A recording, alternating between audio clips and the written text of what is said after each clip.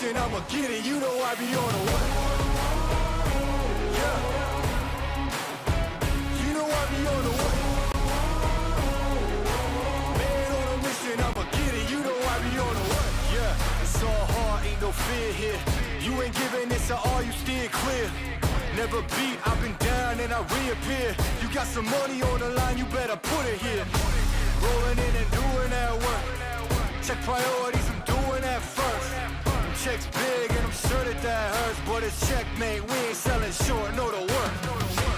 Ain't nowhere to hide. You ain't gotta see me come and keep me on your mind. Cause I be on the way. Yeah. You know I be on the way. Man on a mission, I'ma get it. You know I be on the way. Yeah, man, we coming for them bags. If they said I couldn't have, get the team.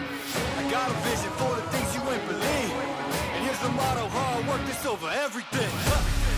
It's that comeback. I'm calling plays, hit the pass, then the run back. Yeah, I'm far ahead and gotta run laps. But we ain't letting up, we never done that. Ain't nowhere to hide. You ain't gotta see me come and keep me on your mind. Cause I be on the way. Yeah. You know I be on the way. Man on a mission, I'ma get it. You know I be on the way. Yeah, I'm on the way. On the way. Yeah, on the way. I'm on the way. I'm on the way.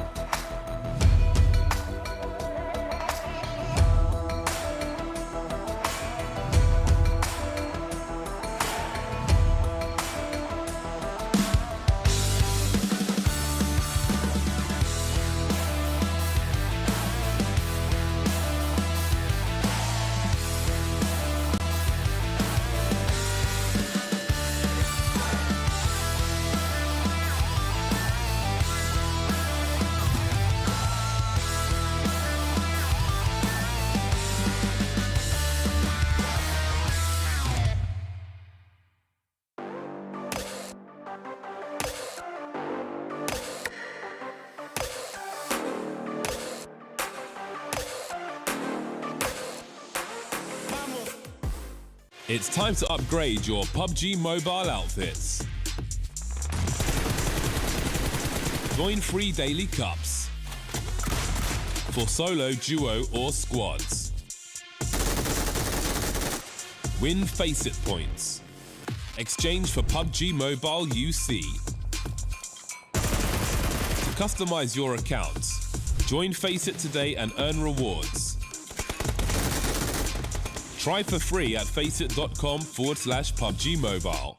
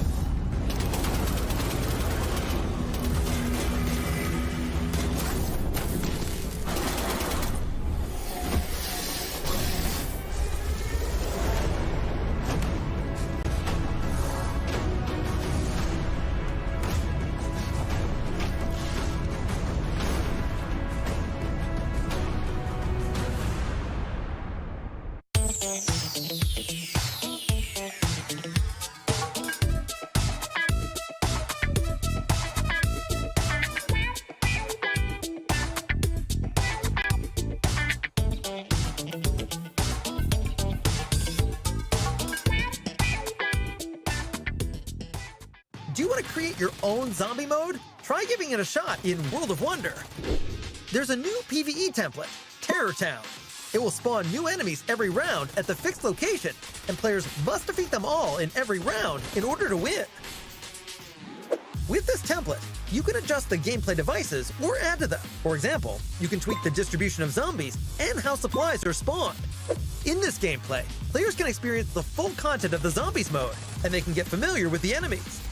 Additionally, some new enemy types have been added to the PvE enemy spawn device, including huge zombies and exploding zombies. Enemy health and attributes can now also be more finely adjusted, letting you create exactly the kind of PvE gameplay you want. If you want to know how to quickly eliminate zombies, be sure to try out the new PvE template first.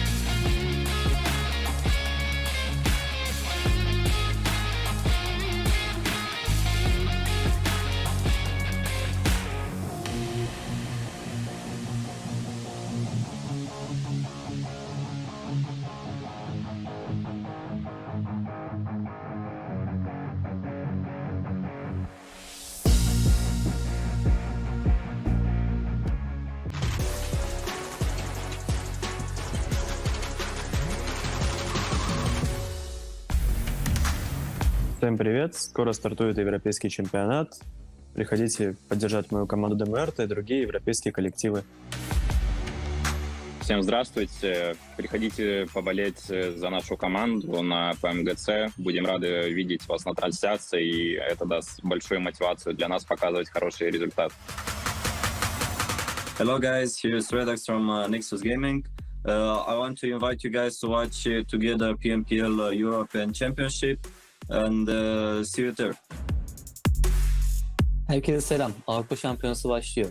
Yayınları kaçırmayın ve bizi desteklemeyi unutmayın. Merhaba arkadaşlar, Avrupa Şampiyonası başlıyor. Yayınları izlemeyi ve bizi desteklemeyi unutmayın. Görüşmek üzere. Hi, my name's John Allen, and you'd better be watching the European Championships of PUBG Mobile, because we are going to be coming at you thick and fast with all the action. Make sure you stay tuned.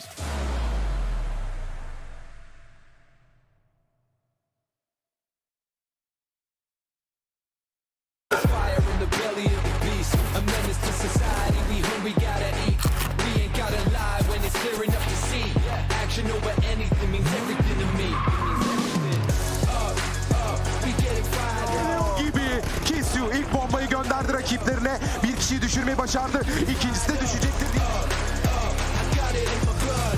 stop to it. Over the top of the wall, he goes for one, hops out, finds a second. Engelledi ama Tron ileriye doğru hamle yapmaktan geri çekilmiyor. İleriye doğru hamleleri yapmaya devam ediyorlar. Son yere çekildi Tron. Mermileri göndermeye devam ediyor. OZAROX oyuncularını bir yere çekti. Bir skor garanti.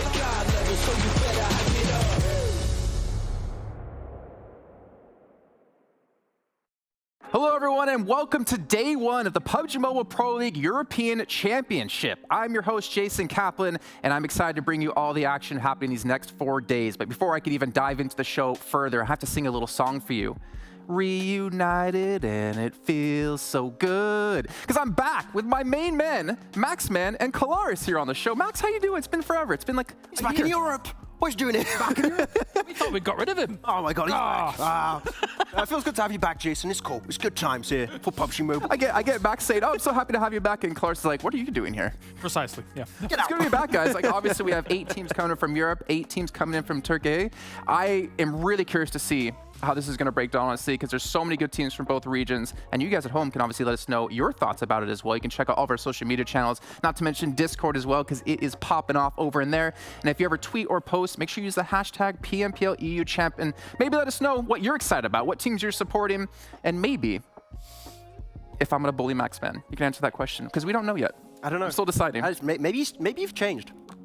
It has been a year. No, you haven't. Well, no, it's PMWI, right? Not too long ago. Also, we have a survey going on for you guys at home to check out and fill out for us. We'd love to hear your feedback about the show, feedback about talent in particular. Some of them, I don't know, Max. But obviously, let's know your thoughts. You can check it out over in the YouTube chat. But gentlemen, like, this is going to be a very interesting tournament, right? Obviously, you have 8 of the best teams from Europe, 8 of the best teams from Turkey. But you also have PMGC around the corner, and that's what this is all building up to, Kalaris. It's very important for all of these teams. I mean, of course, also with what I would consider to be slightly volatile results in their respective regions on either side as well. I actually don't know how this is going to work out. You could see some big upsets go on for those top 5 spots for PMGC.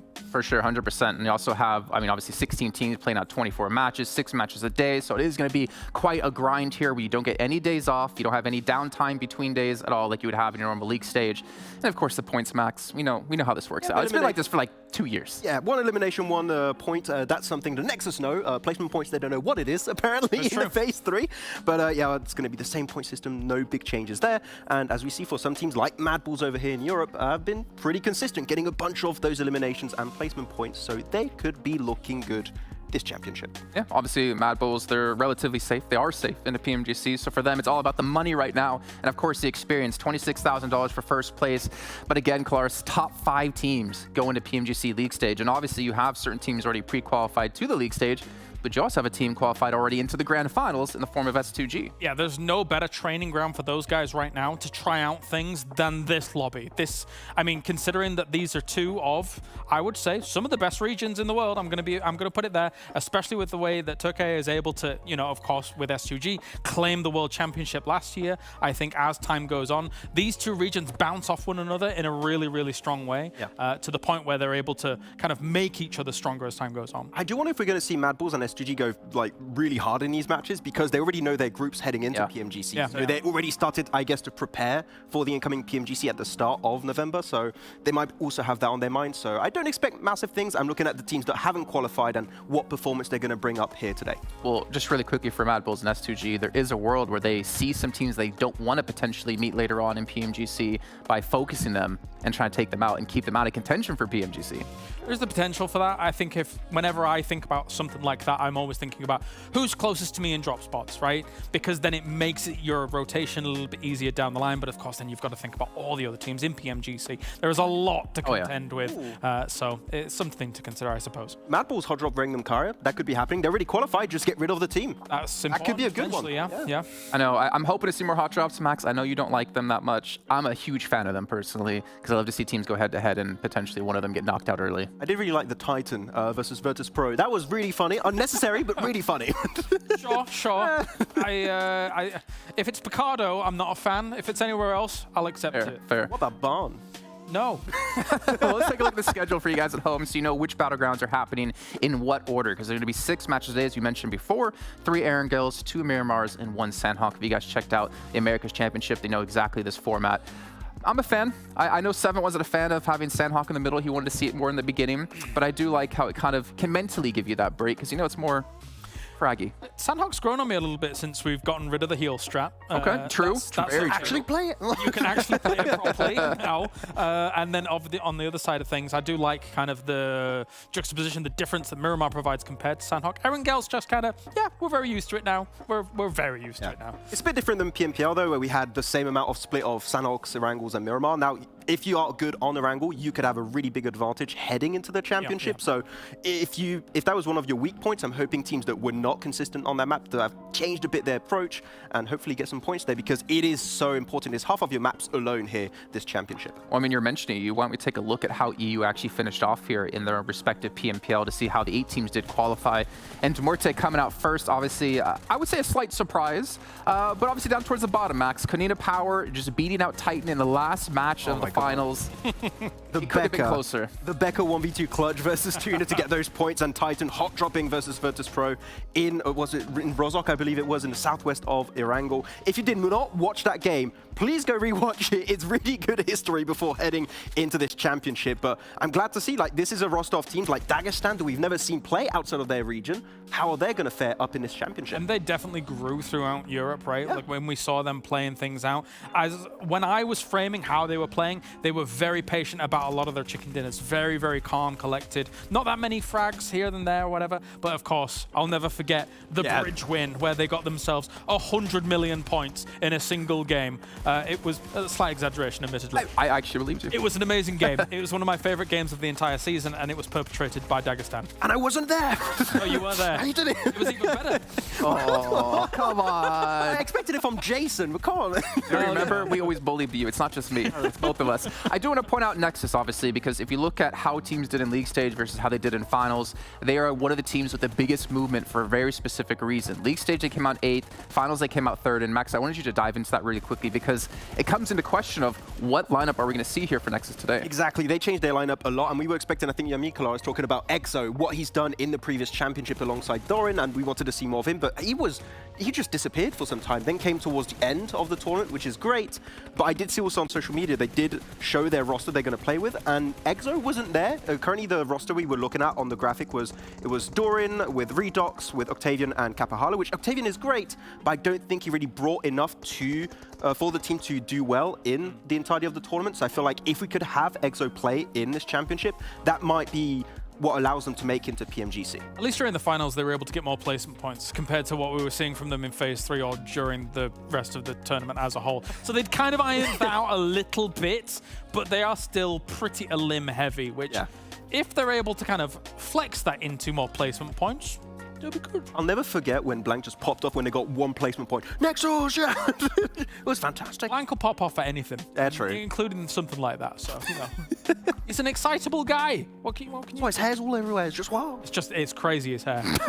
Crazy is one adjective to use for it. It's not the adjective I would use, but it is one indeed. Let's actually take a look at how Türkiye did in their region and see how the 8 teams did qualify, because it came down as well to the very final match, just in a different position on the board here, as we can see MELISE beating out S2G, even though they tied at 157 points because of the 4 chicken dinners, 3 of those, I believe, coming in on day 1 of the event. I think it's fair to say, Kalaris, this is unusual.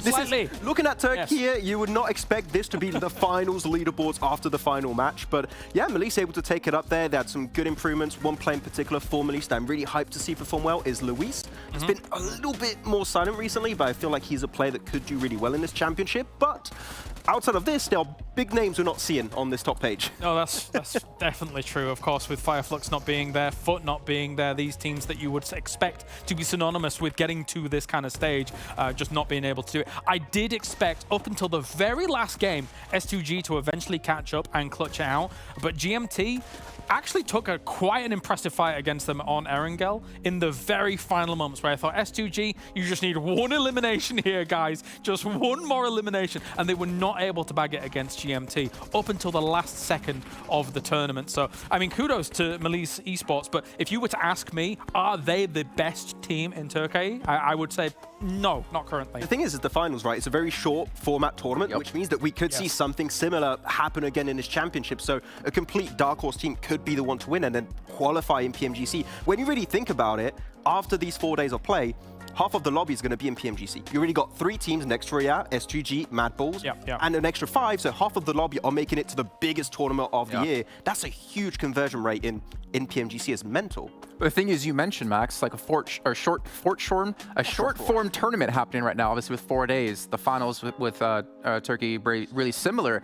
But then you look at like a team like S2G, and I have to bring them up obviously because the fact is they were second in league stage, they're second in finals. If we talk about a team being able to play both kinds of formats, I think it's very important to be able to do that when you have things changing up on you so drastically, like PMGC League Stage versus PMGC Grand Finals, going to be completely different. And we can actually see a little bit of a comparison between our top 2 teams from Turkey as they look at the finals up against regular season. And you can see MELISE 8th to 1st, SOG holding steady at 2nd. Yeah, of course the placement points going a little bit lower. That's because so many were taken away by MELISE and their good circles. The MELISE got himself, they got a few decent circles coming their way, but overall SGG, compared to Spring, we had a big amount of doubts for this team, but I feel like they were just able to change the entirety of their approach to these matches, and now they just feel a lot more confident. And KAOS, my favorite player of the region, is popping off, so I'm glad to see it. He's pretty good. Hell yeah. I think for MELISE, a big question mark for me is how, if they're going to iron out their edge play. That was a hard sentence to say. The reason I say it is because by the end of the finals, in the last game, for example, their edge play, they clearly seem a little nervous about their approach towards circles. Bam, go out in 15th. Compared to some of the games where they were getting circles, which seemed a little bit more structured, a little bit more stable. So we'll see during the tournament if they do have to kind of play out an edge situation. And I think also when they got some compounds where they got a bit lucky on the circle, they're not scared to also push out of their position to try and confirm those wins and get more eliminations. They're not just hoping the circle keeps coming their way. They are willing to push out of their location. So that's a good approach to have heading into a championship, because you know the European teams that they're going to face up against for the first time, they're also teams that are not willing to give up space. So it's good that they are willing to punish teams that are taking fights outside the blue. But the fact is, like the skill level of this lobby has drastically gone up from Turkey now having to compete against the 8 best teams from Europe. So doing plays like that might not work out for you. Talking about edge play, I don't know if they're going to be able to get away with playing edge the way they were maybe sometimes successful to do so when you have teams like G.GLADIATORS just waiting for you on the edge as well. But as you look at EU, comparing obviously our top 2 teams up against each other from the finals and the regular season, I mean, MUERTE 5th to 1st, not too big of a change. MADBULLS 1st to 2nd, not big of a change. It is nice to see, again, another team, at least from Europe's side, have that kind of confidence and stability to be able to maintain performance across 2 different types of tournaments. There's a potential parallel that I want to draw between MUERTE and MELISE, which is actually for MUERTE, I felt like they gained traction throughout the phases. Their early game was very strong and they were willing to take fights brilliantly. But as time went on across phases into the final, they learned that lobby and they were able to take that early kind of aggression into the late game and then convert that into victories. Only having a short amount of time here to kind of make those adaptations against Turkey, I don't know if that's capable of doing so. So again, similar to MELISE, it's like, are they the best team in Turkey right now? No.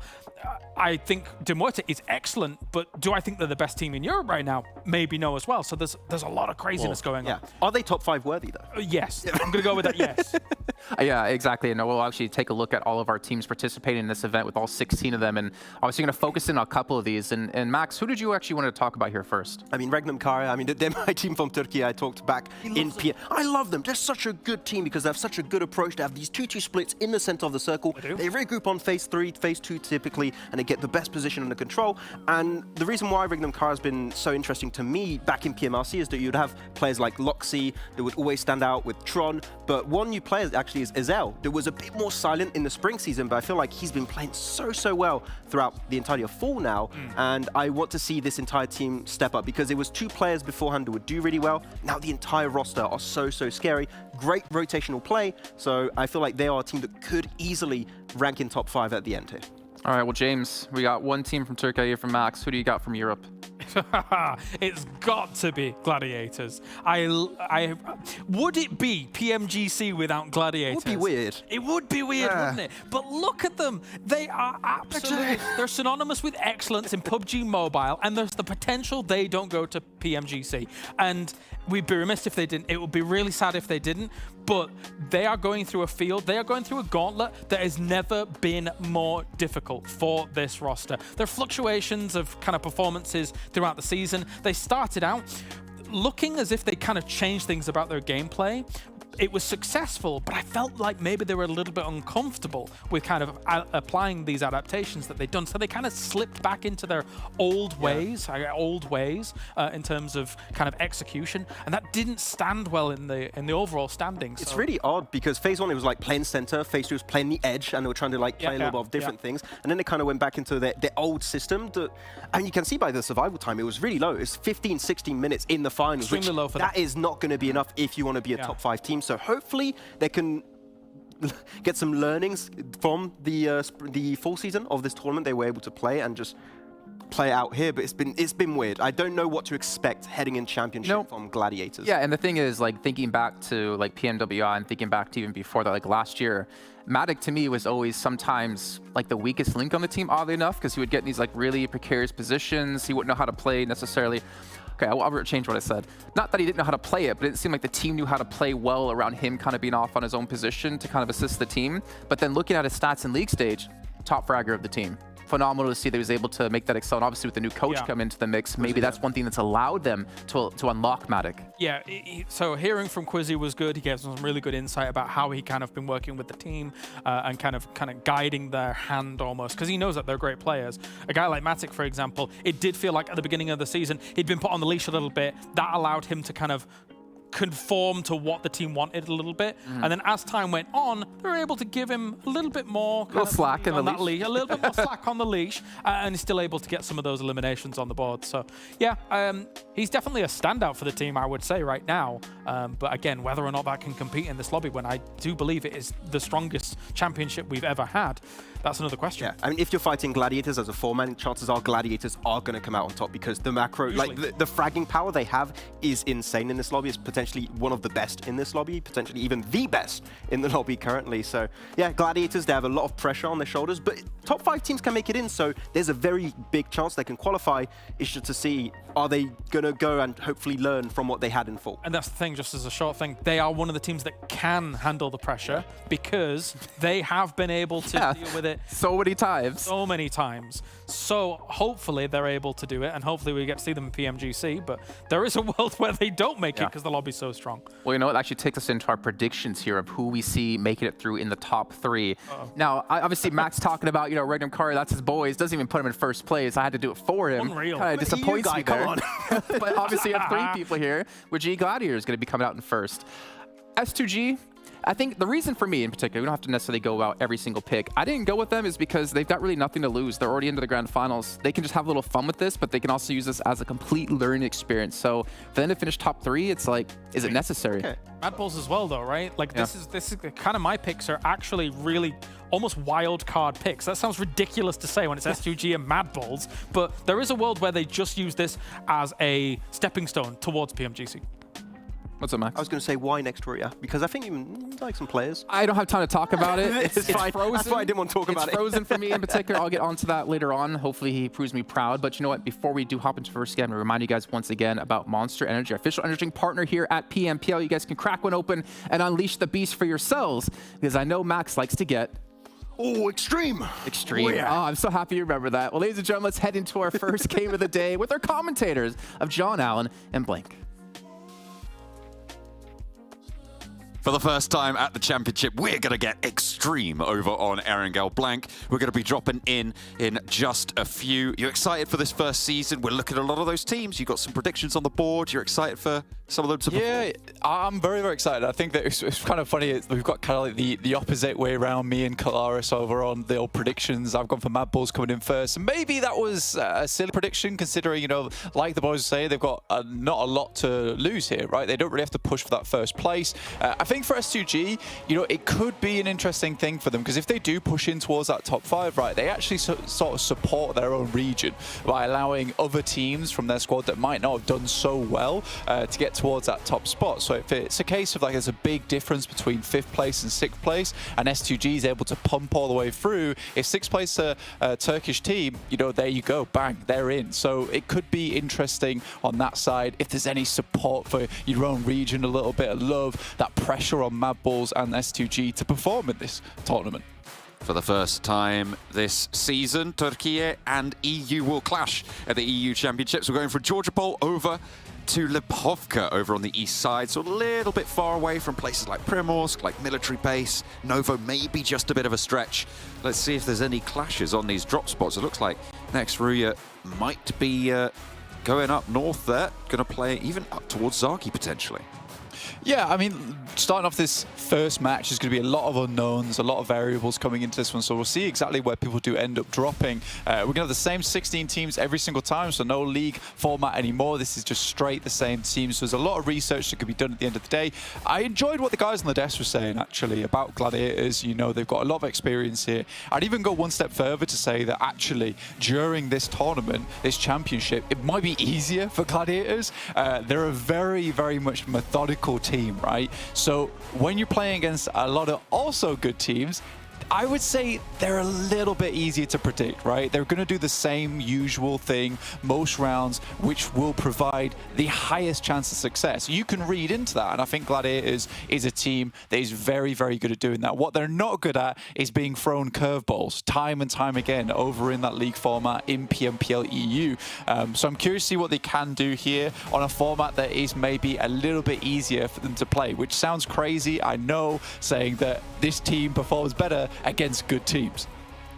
Sometimes, you know, it's just how you read. It takes a little bit of craziness sometimes to upset the balance, but hopefully the Gladiators will stay on the level. The circle pops down south. They're going to have to make their way down there pretty presently. With the playing path on the north side, a lot of teams going to be scrambling for positions on this south. Potential to cross early over to that Sosnovka military base. Likely going to end up there if the circle sort of goes where it should do, in inverted commas, right? Always a should rather than we know where it's going to go. It can throw us curveballs time and time again. It looks like Gladiators are going to be leapfrogged from North George and have teams ahead of them moving around Everest.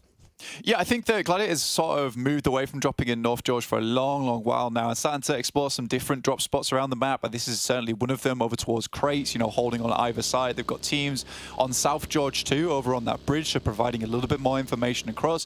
So I like this from Gladiators. I think they've realized that there's far too many times where their tournaments have just died because teams have dropped on them in North George time and time again. I think I remember a tournament where it was, in fact, Major Pride that was doing that to them every single time, maybe every other game. So pretty difficult to play around that. So now Gladiators have a fair few different drop spots. Nexus on our screens right now.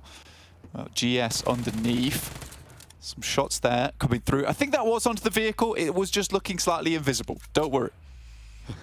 Galatasaray trying to get out of there. Trying to get away. Doran sending him on his turn round away. Looking fairly safe, a little bit of damage, but nothing too dramatic. BRA have taken a little bit more damage, actually, and they've managed to deal some to Major Pride, who have lost two. This is just to the north of that west bridge to the military island blank. This is around that ferry pier area, around the mouth near Milta. Yeah, I think Major Pride gets a little bit greedy here, right? You're playing in a different type of tournament now, making this really quick wrap down towards the south side. It's not ideal to go for this maybe on the first match versus a region like Türkiye. It's difficult, right? It's not simple, and I think Major Pride has sort of expected people just to lie down in front of them there, especially when their usual drop spot just underneath Sunken City. Right now, it's just going absolutely horribly for a lot of teams, just desperately trying to razz it across the bridge right now. Interestingly enough, it's almost entirely teams from the Türkiye region who have gone for this bridge crossing early and fast. Whether that's something that we'll see happen again, if that's just a stamp of the region, we'll have to wait and see in this lobby.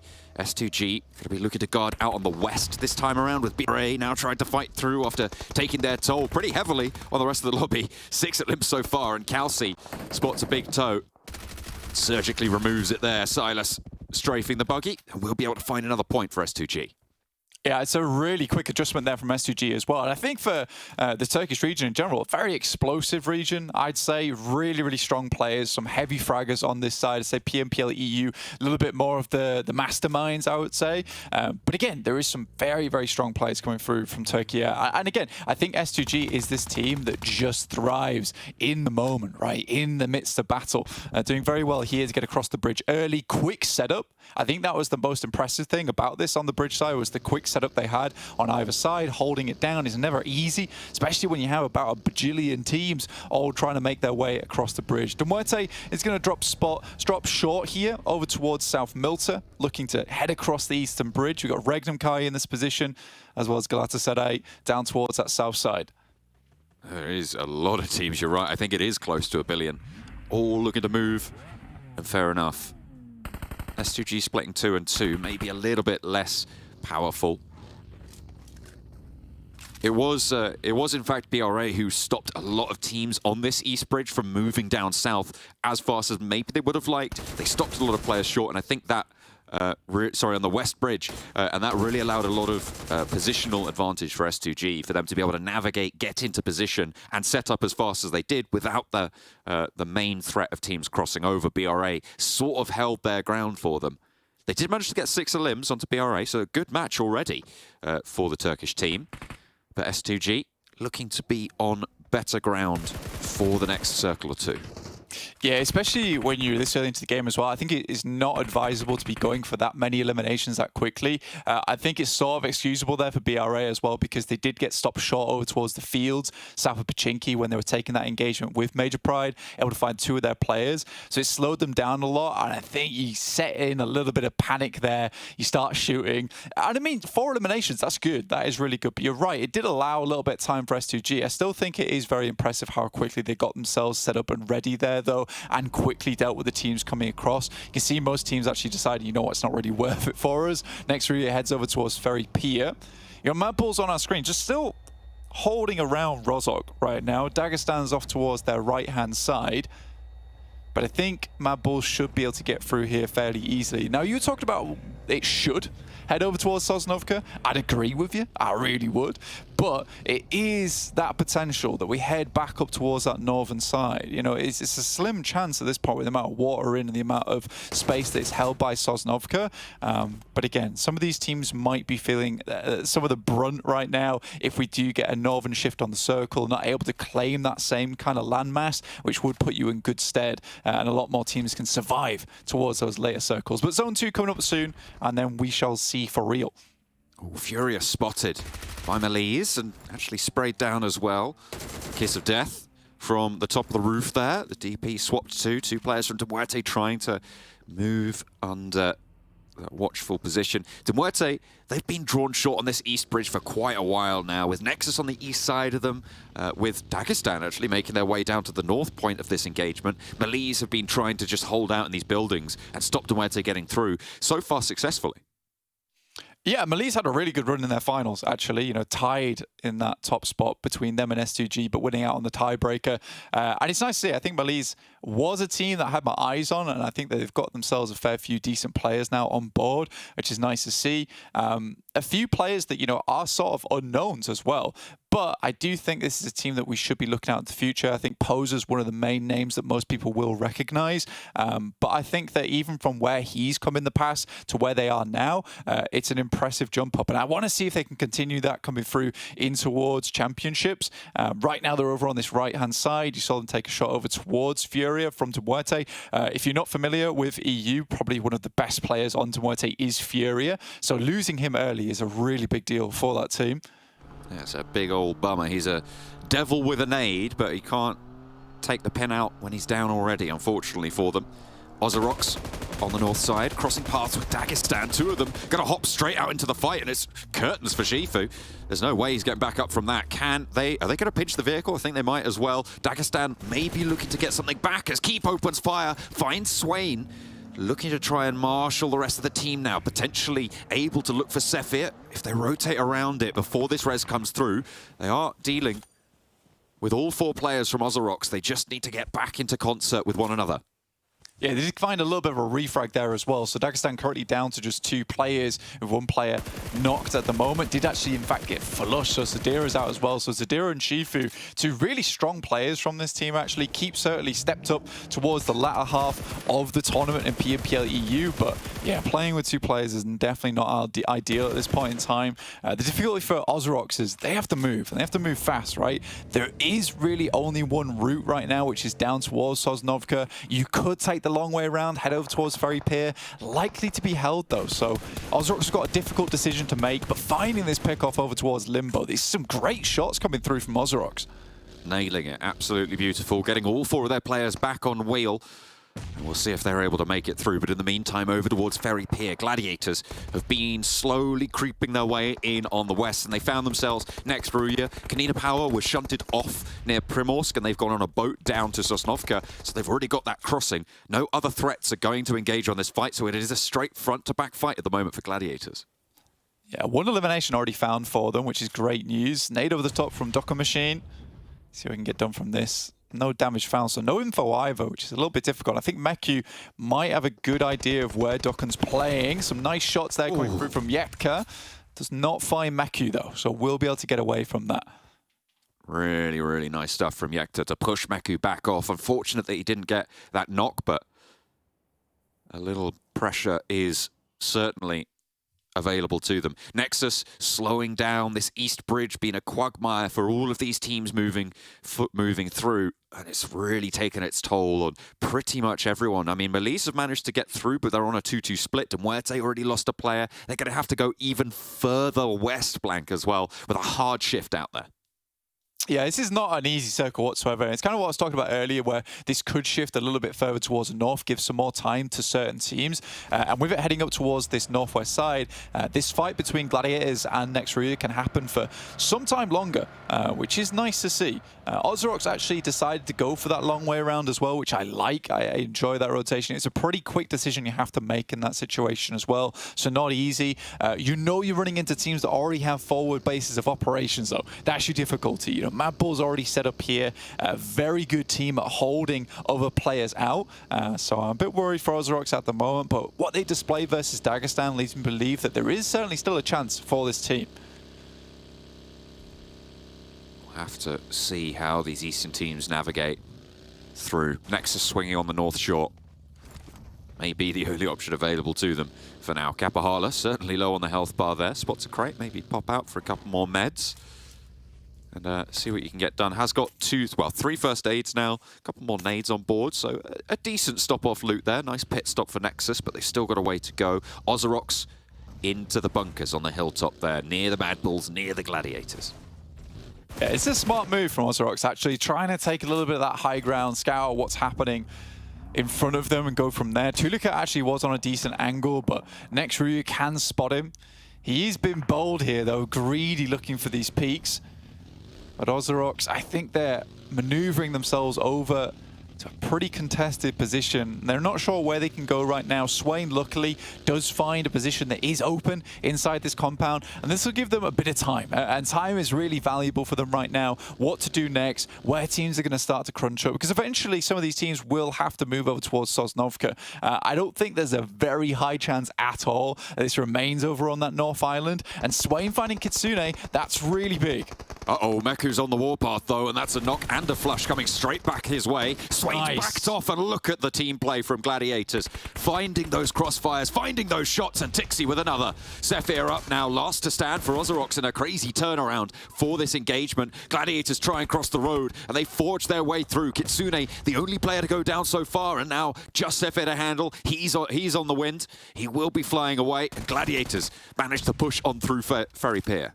It was a seriously good reaction there from Gladiators. You know, Kitsune could have easily gone down. I like they prioritized keeping him up. I think Gladiators start to understand, you know, as a 4, this team is very, very strong. As soon as they start losing players here and there, though, that's when things do get fairly difficult for them. But very, very good response. Really quick reaction time from them versus a team that we saw just decimate versus Dagestan. Obviously, not the easiest road path in towards the circle for OZAROX, but there you go. Gladiators are able to hold it down. Next circle, as I said, not likely at all to remain on this north side, so a lot of these teams need to start figuring out how they're going to cross. But S2G's had such a stranglehold in this game for such a long time now. 6 of our 14 teams, Blank, still on that North Shore. Make that 5, because OZAROX did just get eliminated there over towards Ferry Pier, losing their last player. But all 5 of these rosters are going to have to figure out their way through. It is very, very tough stuff. BRA, they're still on the bridge, by the way. They've been there for a while. Remember, they were guarded out by S2G, who have just been such a force controlling these crossings on this northern side of the Sosnovka military base. It is really, really strong ground control for them. Yeah, there was certainly better spots that S2G could have taken to ensure them a longer game, right? But I think that they're just very confident in the way they play. They've been firmly holding these teams on the bridge for a long, long time now. It's very, very well done. Nexus, surprisingly, are able to get themselves over towards this western side. Not easy from where they were playing. They're right over towards the edge of the pier, looking to swim across. Perhaps RÜYA has had a very, very similar decision to make for themselves. And Kapahala, the last to get his toes wet. Staying dry for now. Equipping the water wings. Doesn't want to go down here. Gladiators moving on the north side of him. He'll have outlook over onto the shoreline. Stop RÜYA from slowing them on the far side, but the blue zone will push. In the meantime, a duel back and forth, and it's Frozen to be able to win this one out against KISS from MELISE. And the west bridge now starting to get crossed, but you've still got this outpost from BRA. 2 players still holding out. Zerich, Serpentine across, goes low, goes down as their BRA duo able to hold him out on the first push. The MADBULLS are down to 2 as well. A spray over towards Tulika, but he's got an answer. There's shots from the mainland. That might be S2G chiming in. Good amount of info given, though, from that push from Zerich. It's not easy to make that play, but you have to do it sometimes. Great initial start off there. They know where the other player is, just pre-firing the angle. Frozen will have to heal this one up. Last player now from BRA. 9 eliminations, though. A fantastic game. Sort of a salvage, in fact, but that will be more than enough. Kitsune spots over towards Frozen, looks to try and finish him off. BRA will go down, and he's just trying to stay out of sight lines from Kitsune. Oh, and he managed to get the first aid off as well. A little resupply off the body. How much further can Frozen go for the MADBULLS? BRA, you're right, though. They had 6 eliminations, got to this bridge, and I think phase 2, and have been able to hold out for quite a while. So a successful game to open for BRA. We'll see who's going to try and stand up there with them on that 9-point mark. Next, RÜYA getting across, proving to be treacherous. Meku dancing around the boat with Yekta. Redox has just taken a back foot there. The blue zone not upon them just yet, but they're right on the edge. And they know it's dangerous. Look at that. Meku steps up onto the beach and will be able to get the knock. I love that from Meku as always. Like, you do realize I can just go onto the beachhead. Like, we could swim around here all day long. I think it's likely now for Gladiators that they're probably going to go down, but they've had a good run of it. It's been a fairly decent game in terms of where they've been playing. Nexus, RÜYA, both in similar situations, but Gladiators seems to have the upper hand most of the time. S2G, though, again, in a very, very fantastic spot on this north side, pretty much controlling the hillside to themselves. Galatasaray could be a bit of a problem over towards that east side, so we'll see what they can get done. But S2G with Silas as well as Calci over towards that eastern edge, they should be able to hold them out, and Razy here is just having a field day. There is very little that's going to stop this shooting gallery from getting worse and worse on the northwest point. Next, RÜYA with Doku Machine already up and onto the rock. Gladiators gonna need to find something special to not only get Meku back up, but get past this wall that sits in front of them. S2G and next RÜYA with both of those angles. Meku somehow still not going down fully. Matic will expose himself, but Doku Machine's too quick there. Kitsune needs to find the trade, but Matic's down as well. And Wolf will be able to turn, and it's a 2 versus 1, but Kitsune's not quite done just yet. Just the 1 player remaining. Tixi with the last chance for the Gladiators, as the MADBULLS similarly getting taken down, and that's the Gladiators out of it. Dude, that could have been very different if Tixi had been able to get up sooner. And considering he had a great angle, just a little bit late on that one. But Matic really definitely held his own. Every single player there from Gladiators made a very difficult fight almost possible versus RÜYA, who had got to that beachhead a little bit earlier than them. And I think overall, you know, each player on Gladiators had themselves an individual moment. For us as individuals, we've all gone with S2G as our predictions on this game. I think it's very likely they take this one away. No one else is really in an amazing spot alongside them. And with the amount of power and aggression they've showed in this match already, I think it might just be the correct play. with KASIK team, the Alpha team roster picked up by KASIK team. On that south side, maybe with the high ground they're able to do something, but it's going to be so difficult. Look at the hill that sits in front of them. They might cross out to the... they might want to cross out to the west, but they've got KONINA Power to worry about. They might want to cross out to the east, but they've got two other teams both looking to push through on this valley that sits in front of them. So whilst they are on that high ground and relatively safe for now, KASIK team's position is tenuous. Yeah, realistically for KASIK team, in the next around 30 seconds, they have to clear a lot of space before they can start moving in. Kelsey scouts out over towards the middle side, calls it free. Right, Tron has made his way over towards that position though, so Kelsey's information is a little bit outdated now. We'll see if that comes back to bite them. And I think that, you know, if you were calling this game, you know, S2G, yes, it feels like they've had a little bit of circle look, but towards this position on the map, you really do have to be on the swivel all the time. You need to be constantly watching for GALATASARAY moving their way up on this eastern side, making sure you're holding out the teams coming up the beach because they can get a swift backstab on you. So S2G has been very proactive, real busybodies during this game. They've grouped up to deal with next RÜYA, and it's gone pretty well. Silas now going to divert his attention back up to this hilltop, re-establish control over that.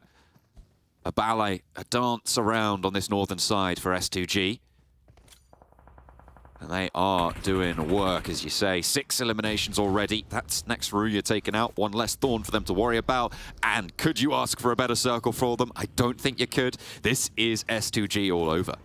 Yeah, they've been really swift here. They know they need to start taking control because I think they understand the teams is most likely over towards the eastern side, so they want to get a little bit more of a foothold here in this circle straight away. You see Kelsey move straight up towards Loverzin. Loverzin has to swing wide, so there is information passed back. So this is great for S2G. You can see exactly why this team was the champion of PMGC last year. They are just so good. And it's nice to see they haven't fallen off too much, right? I think they've had some unfortunate tournaments here and there, but where it counts now in championships and making it through up towards the PMGC once again, they look really good. Oh, for sure. They are absolutely stellar, a force to be reckoned with. I think we all have them in our top 3, if I'm not mistaken. Or was it Jason who didn't have it? I'm not sure. Maybe one of us, but either way, S2G definitely a terrifying prospect, especially when they're in these strong positions and when the circle shifts up like it has done just here. It's going to take something special to take them down. GALATASARAY trying to peek in on the eastern side, but they're not in this next circle, Blank, and it's going to be so tough for them. This is the next RÜYA hold against the Gladiators on the northern shore. It was always going to be a difficult crossing, and honestly, I don't think the Gladiators probably could have made that in very many timelines. Yeah, even if they did take down next RÜYA, they had to deal with S2G at some point. This is actually a fairly decent game from Major Pride. The fact they've been able to get this far into it as well. Now KONINA Power moving up towards them. Black-White makes the push, but Becker crawls his way up, really plays the long game there versus Black-White in this situation. But 2 players down from KONINA Power. Black-White might have just secured a placement there for Major Pride. In the meantime, GALATASARAY really struggling versus the onslaught coming through from S2G right now. Realms down 2. And they know it's handled. Look at RayZ. Look at the wide swings he's going for. GALATASARAY, they are just the starter for the rest of this circle. 11 eliminations to kick things off, and S2G are making a statement here, Blank. They are forcing their name into the minds of everybody else on this battlefield. Can KASIK team take them down here, the only other 4-player roster? Yeah, this is kind of S2G to a T though, right? Once they get rolling, it's very hard to stand in their way at any point at all. And you saw that as soon as that fight, like you said, it was concluding immediately. They're on the prowl on the rest of the map. They're looking for more openings, more avenues where teams might try and sneak their way in. So it's really good play from S2G. You know, they're playing extremely quickly in this game, which is something they started out with as well over towards that bridge crossing. You know, keeping up that kind of momentum for the length of these games and how long they go on for is not easy. And S2G definitely making it look easy. They are seemingly effortless in their, well, as yet unclaimed triumph, but we're all imagining it is only a matter of time. Again, RayZ moving forwards. KASIK have managed to keep themselves as 4 players alive, which I think is a pretty decent achievement given the state of the circle. They had to move down that hill that they sat atop of. With all 4 of them there, they managed to get 3 into this next hard southwest shift on the circle. Yeah, for Kazakh team, you know, under the many banners they have been this year, Sly Europe, Alpha, now Kazakh, I think they're one of the teams that is very good in an end circle like this. Unfortunately for them, they're very cramped in. What Kazakh team does best is usually taking a lot of space in these circles and crowding the teams and the opponents in front of them. And right now, because they haven't really had too many avenues where they can start to push through again, it's getting a little bit difficult. Razy there with the Lynx AMR as well, so that's going to be one heavy hitter. If you can open up a fight with one of those bad boys hitting, you know, the fight will be very difficult for Kazakh team. With them all being grouped up like that, it's not really that out of the question to hit a decent shot with the Lynx. Naomi still surviving for Major Pride. They lost 2 of their players pretty early on, Blank, so top 4, certainly a result for them.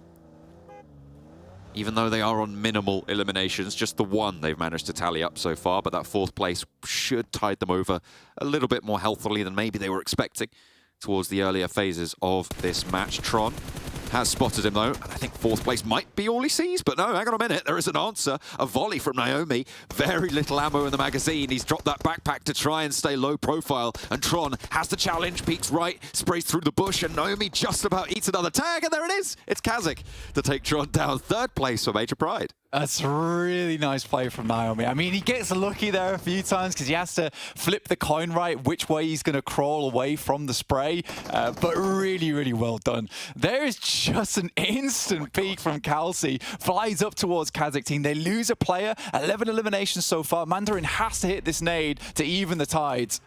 Looks pretty good, but it just banks left off the tree there. Unfortunate, and Reflect remains down and isolated from the rest of Kazakh. Razy being that left flank for them. For S2G, they're going to play back onto 2-2, and this is the speed at which S2G play. Kelsey and Hamzy keeping that pressure onto the Reflect knock. They know that they can't allow Kazakh to get back into this one, but they have a lot of control of the circle, and they can just leverage that. They know they're more central.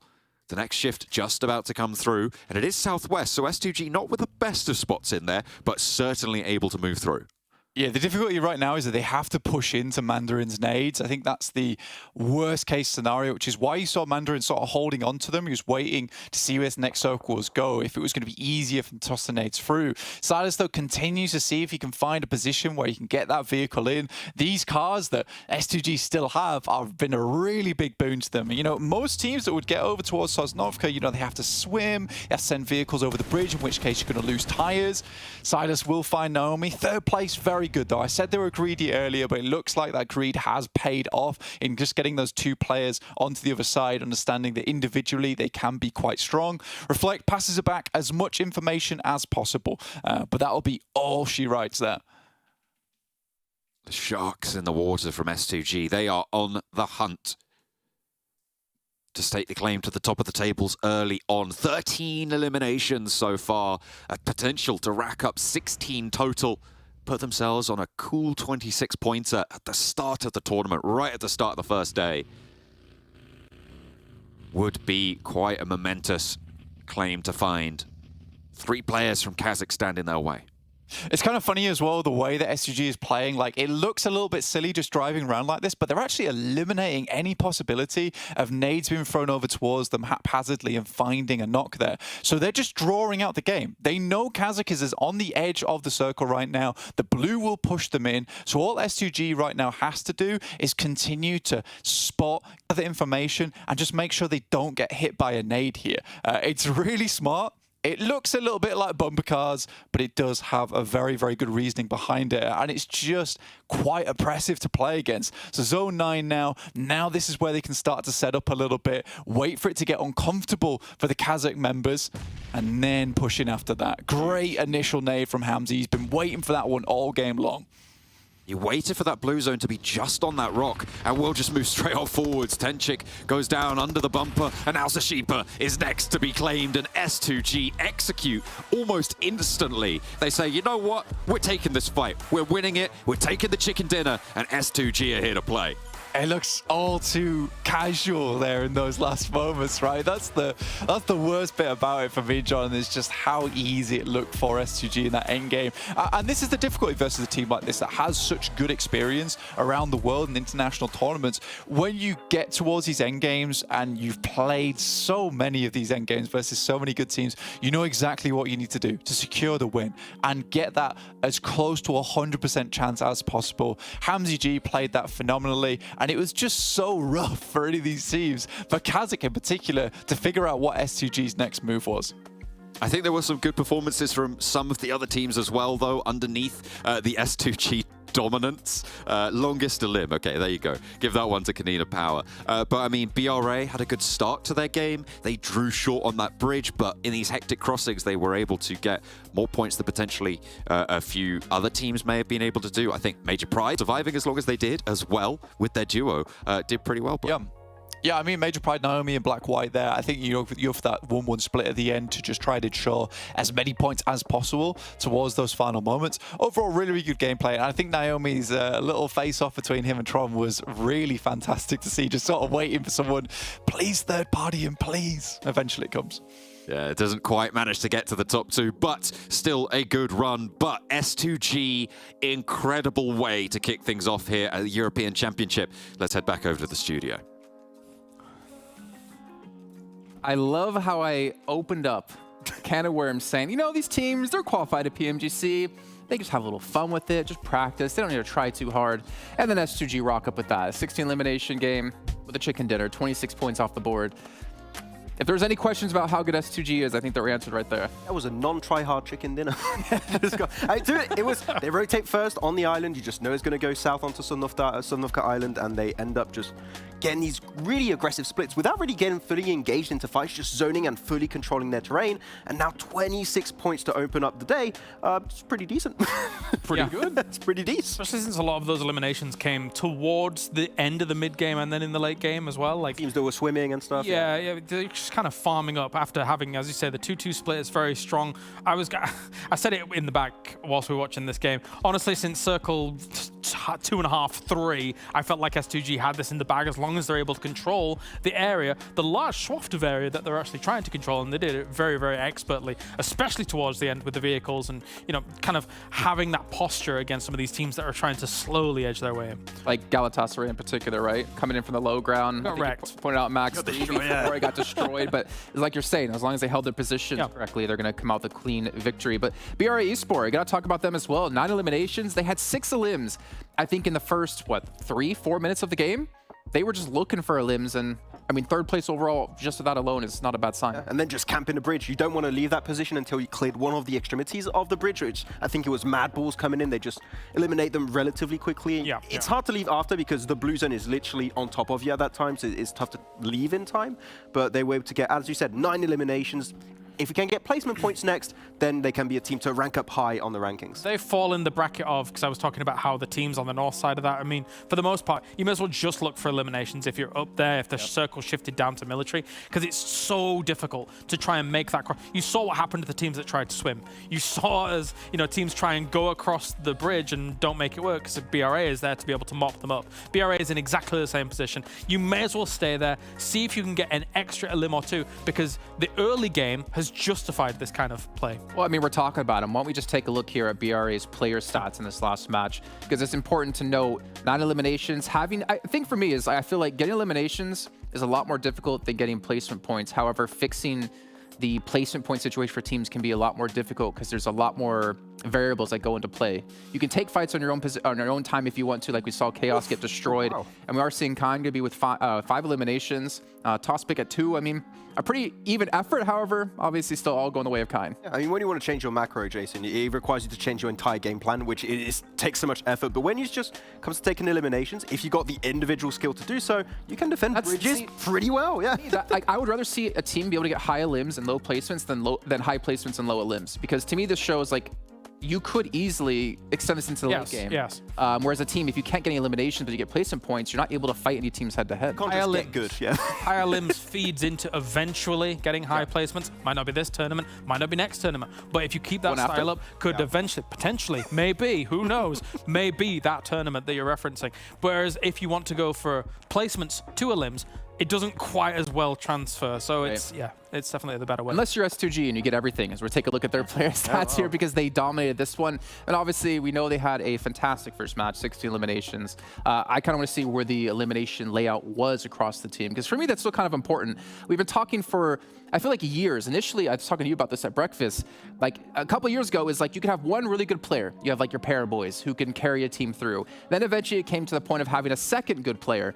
But now we're starting to see that teams need to have like 3, potentially 4 players who can be the stars of those teams if you want to be a title contender. I mean, look, 6-4, 3-3, that's in terms of eliminations. That's a great ratio. But look especially how one-sided it was. Look at the damage received. You would not even be able to eliminate 2 players with the amount of damage they've taken. That's how low damage they took, because their decision-making was really respectful of teams around them, and they only took fights when it makes sense, especially that Galatasaray fight on the eastern edge. They just push it, win it 3v4, by the way, just to show that they can use their terrain to their advantage, and they know when they have a fight in the bag. I mean, you said it as well, Jason, whilst we were watching the game. They looked comfortable.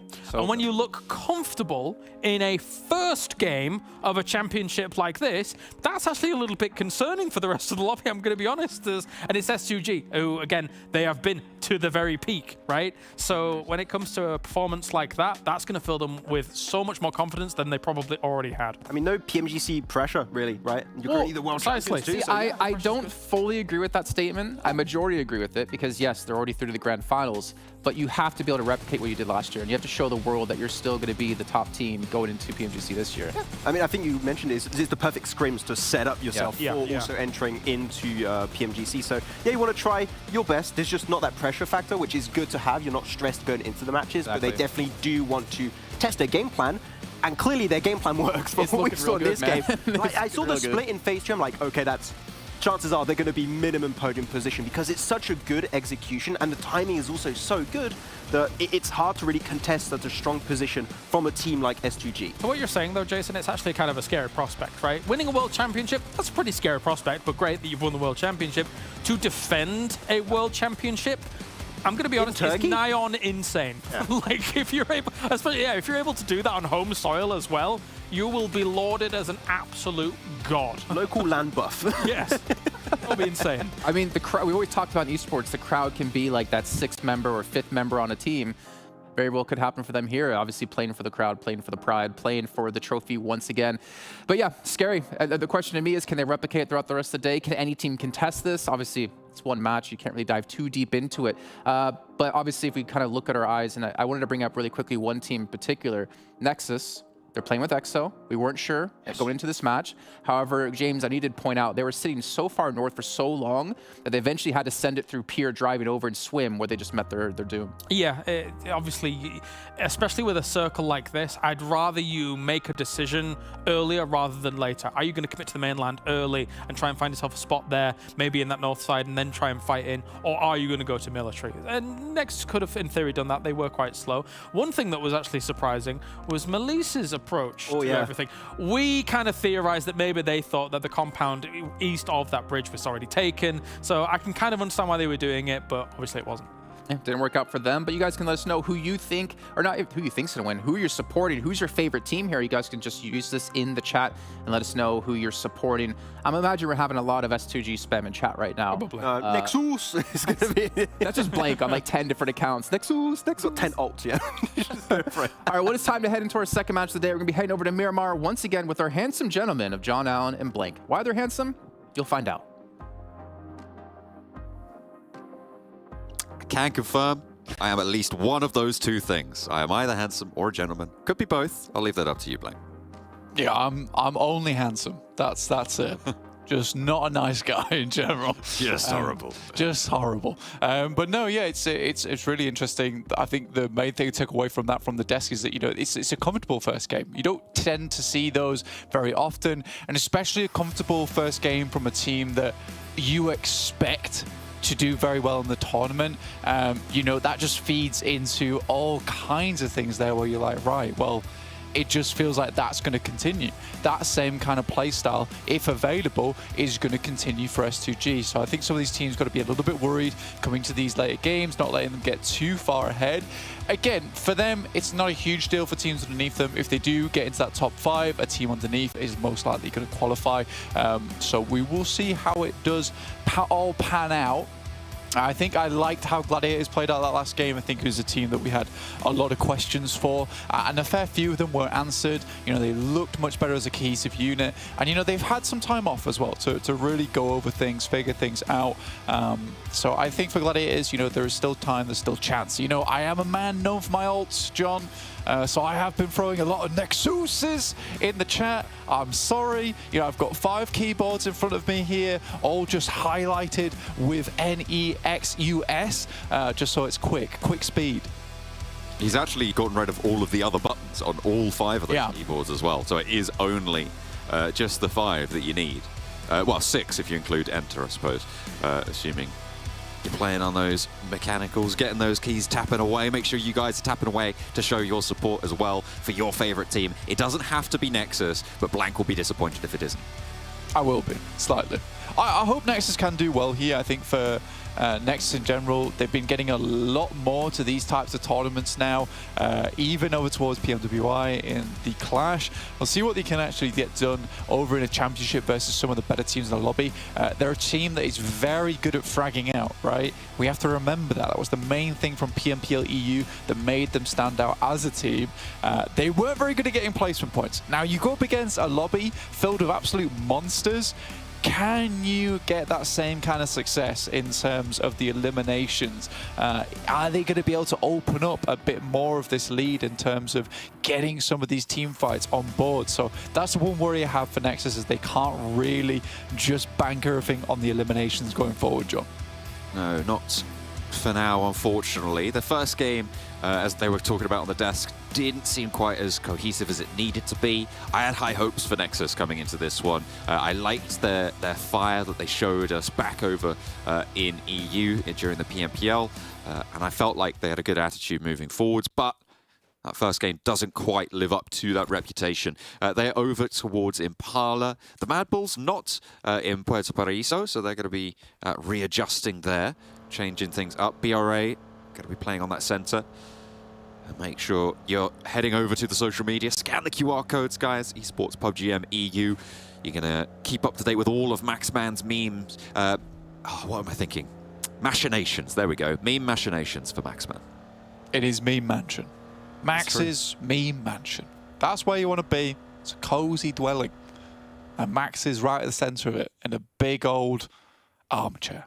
All right, and he tells you stories of bygone plays in PUBG Mobile. That's what we like. So head over to Max's Meme Mansion on the social medias. Find out all about it. Read about it all as well. Get it done. It's important. It's really, really important. It's a big old dusty tome that he just pulls off the shelf and blows the dust off the spine. And shows you his beautiful memes. What's not to like? KONINA Power in Los Leones will be taking up a lot of ground there, with Dagestan to their south side for the time being. Looks like just REGNUM, KARYA in Picado, S2G on a long split between Crater Fields and the North Picado Hills. So they're taking up a nice central area in this next circle around that sort of power grid position. It's sort of interesting that MADBULLS are moving away from Puerto Paraíso now, up towards El Pozo. I kind of agree with the decision as well. I think far too many times, yes, they were getting some decent games on these southeast shifts on the circle, but towards the end of PMPL EU, we did have an issue where, you know, we'd get these southeast shifts and that they would get so heavily boxed in towards Puerto Paraíso. Teams would be taking up so much ground so quickly, and it's not always easy to get out of Puerto Paraíso early on towards a strong spot. They did have some decent games from that position, some pretty tough games as well, and still find a success off the back of it. But I do think with this, El Pozo being open, I'd just take that 9 times out of 10, honestly. It does seem to be the wiser choice, you're right. I'm interested to see how this adjustment goes through, especially that it's closer to the Gladiators on the north side, La Copperia, their normal drop spot. They're playing up there now and playing split over towards the Crater Fields with Tixi as well, leaving him as that outpost. You've got Galatasaray over to the east side and a little bit more central. It's KAOS and also MELISE looking to take those shots over towards Slay. Does manage to tag a couple of bullets, but not going to be able to find the knock just yet. However, the team is rolling on up, the pump action in hand. 180 on the vehicle, pull up, and he is just going to get chopped down by it. Kissu in. CEO later puts the final bullet in with the auto shotty. That was an unbelievable rock up. And I loved the way that he got the car in. And, you know, I was playing PUBG Mobile with Jason, I'd drop an easy parked right in there for him. Because that was one hell of a 180 flip on the vehicle into the backside of the building. If it was planned, most unbelievable play. But most likely, it was a happy accident. Really good play there from MELISE Esports. This is twice in a row now we see them get really, really quite into the thick of it very early on in the game. They're not afraid to take position, which is very, very nice to see. And it's what you want to see from a team that came first place in the finals coming through from Türkiye. So great stuff. Great stuff overall. Now they have control over towards San Martin, which is a very nice little focal point for the rest of the game. KASIK are underneath them. And S2G dealing with problems of their own, with MUERTE getting up close and personal towards them. MUERTE, another team from PMPL EU that gets very aggressive early on, particularly on a map like Miramar. S2G, the power that they had in the last map blank was that they were able to establish and control a lot of ground with a wide split. A lot more teams are going to put a lot more pressure on them, I think, in this position than they did have over on that military island high ground area that they were able to just roll around, stop people crossing, force everyone else to fight off against each other. But if they hold this split for too long, we have seen the central areas of Miramar circles just get bunched up, get too crowded, and in the end spelled the demise of teams that try and stay apart for too long.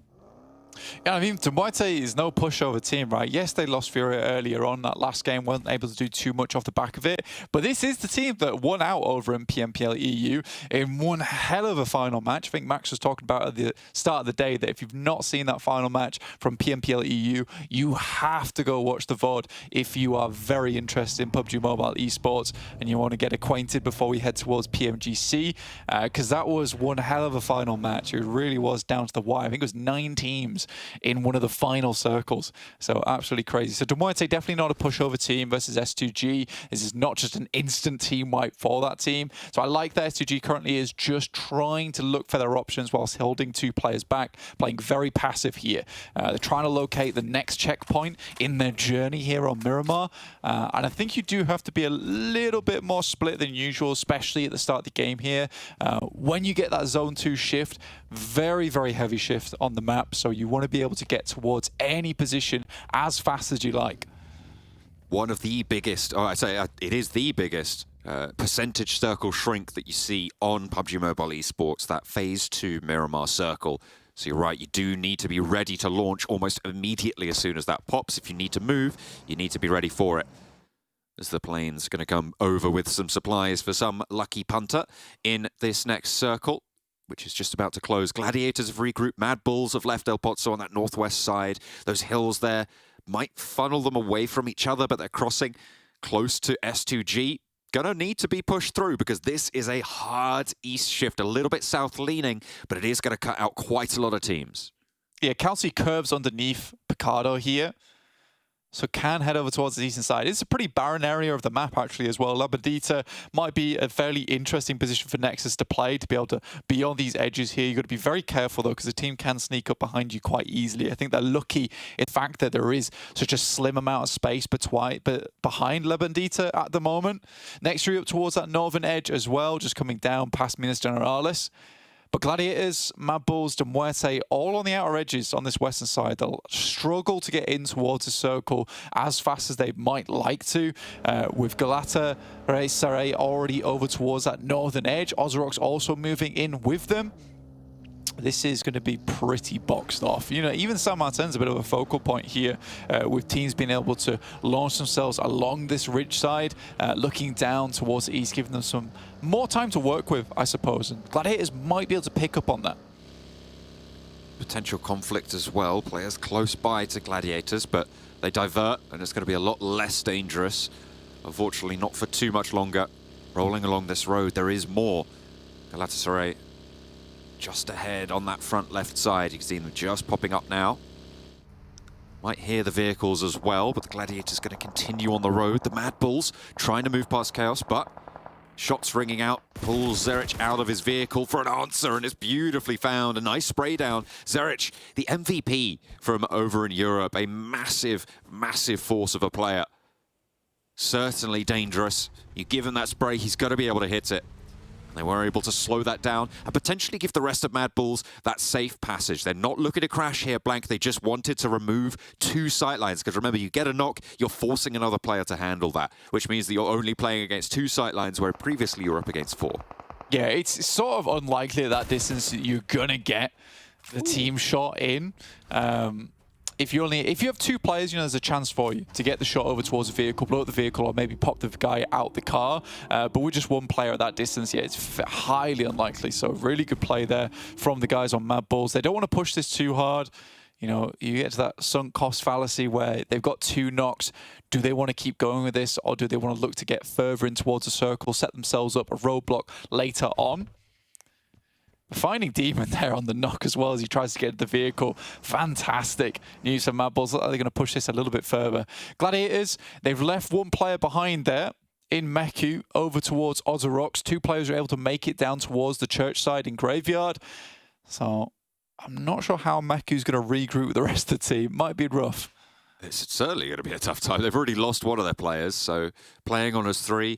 Sure, that duo has the position into the north side of this next circle. I mean, if they can regroup, if they can get Meku back together with them, playing as 3 from here, not the end of the world, but it feels a little bit like Gladiators have returned to their old foibles a little bit on that rotation, Blank. I mean, we've criticized them before for just sort of sending in without too much of an idea as to how they're going to station themselves up when they get there, and it seems like this has just happened again, so we'll see if they can put the pieces back together. MADBULLS still making this a real difficult time. Just trying to drive around. You can see Demon by the wheel, just about scraping past the edge of these bullets, but the smoke, the fire now underneath the bonnet is going to really slow them down. Yeah, they have to jump out. They can't afford to keep driving that vehicle any longer. 6X here with the Scar as well on board, and the Mini 4 team will make it very difficult to maneuver their way out from these buildings. For Gladiators, I think it's less of an issue that they don't know where they're going to station themselves. It's just getting past these positions towards spots that might already be taken, right? You know, this is a game-winning play where you go and try and take Church and then play off the back of that, especially from where they were playing on the map in La Cobreria. It's not easy.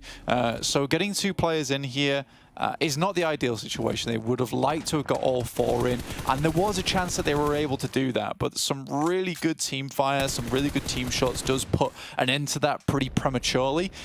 So for Gladiators, they're not able to set up. And I think you're right, though, that this playstyle isn't working, though. Even if they know where they want to go, even if they know where they want to head up, I think they need to go back to some of their ideas from the past of when it's okay to play edge, and then when it's okay to try and send for a central spot within the circle, a strong spot at that.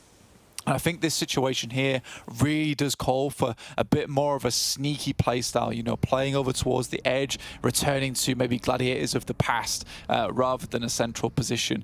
If this was further up towards the northwest side, sure, I'd say go for it, send center. But it's very likely that teams around the map are already in position around Graveyard and where NEXUS is currently playing. So I don't know, man. That's sort of luck of the draw at that point for Gladiators. I don't think you can take the luck of the draw style, though, when you're playing against teams that can take advantage of almost every single opportunity that you present exactly through the rest of the lobby. It's sticky. It's sticky. We'll see if they're able to get those hands washed in due course. But the MADBULLS, in the meantime, rolling up, looking for a fight. MELISE trying to hold it out. Poser goes well for 1 against Zerich. A decent challenge, and has another one to step out with that DBS. Finds a second knock. Flique flushed away. Tuluka's already down, and the MADBULLS look to be drawn short here. Just frozen, and he's already taken shots as well. He's taken damage and needs to be very careful. The last player to stand, if he goes down, that is it, and that will be indeed all that MADBULLS can do this match. Galatasaray finding those final shots over towards them. And again, look, KAOS go down afterwards. They don't get any eliminations over towards KAOS from spending so much time over towards that northwest edge. That would have been time way better spent trying to get in towards the circle itself for MADBULLS.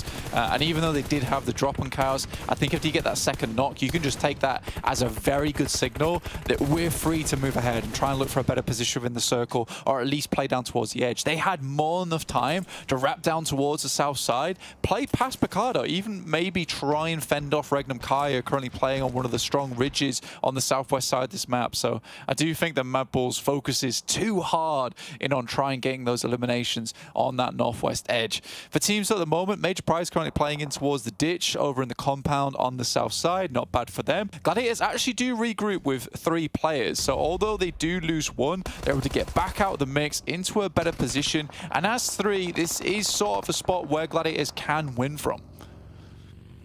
They have managed to keep themselves together.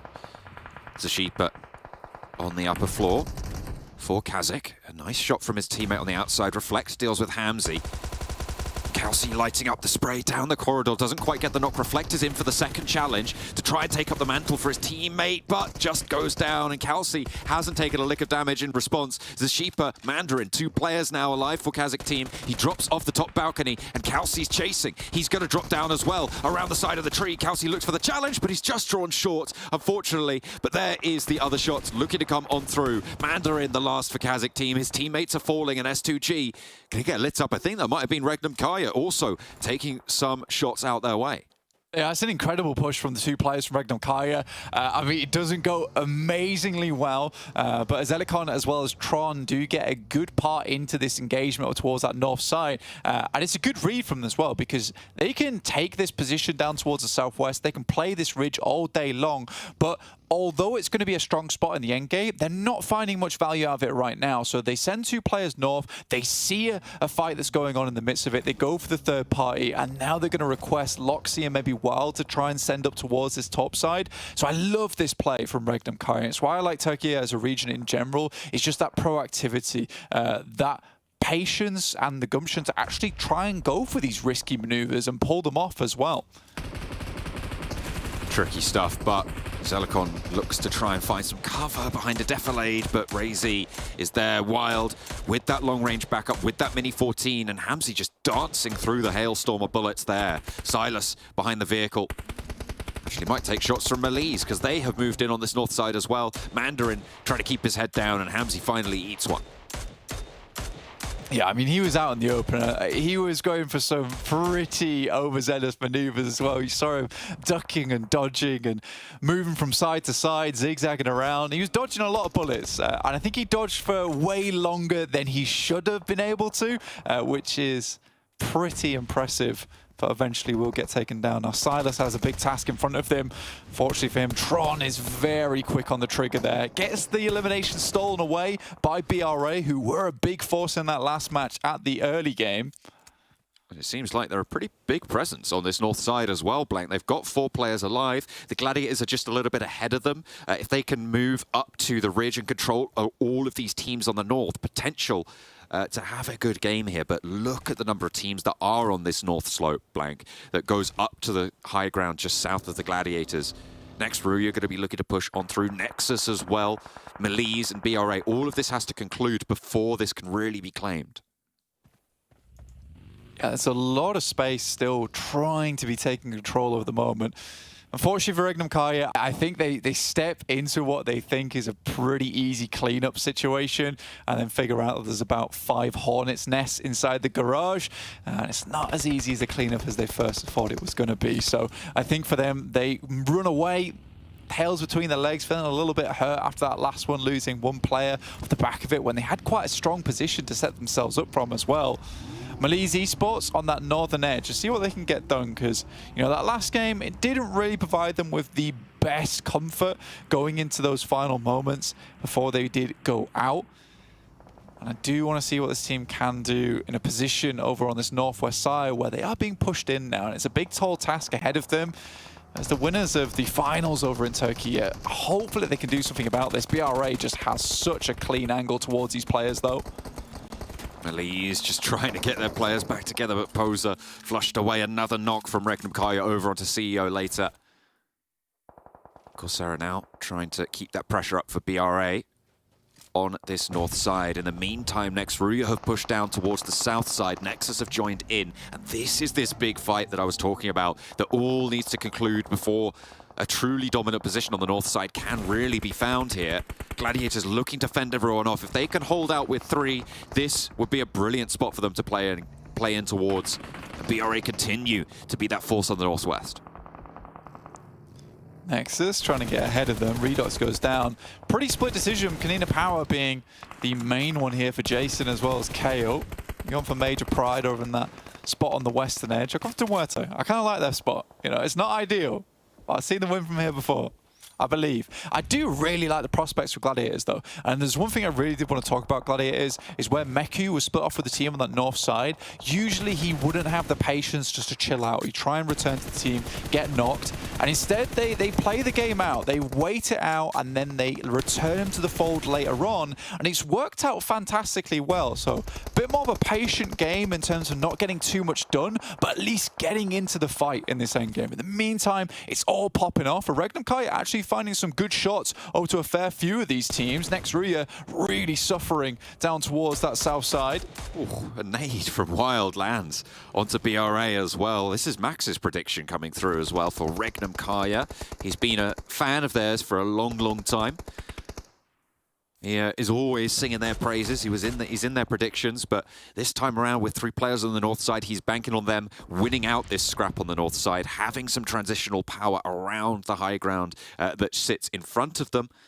With that next shift, it's going to keep a lot of the teams on the south side in. You've got Major Pride still in their buildings. As REGNUM KARYA going to tidy up BRA. And REGNUM KARYA looking for the last player now. With 2 players already looking over towards him, it's going to be pretty difficult to get out. This has to be a god nade that comes over the top side. Sends it high, does a lot of damage. And now they have to go for the heal here. Tron's going to back up, see if he can find another airburst on that one. It's great.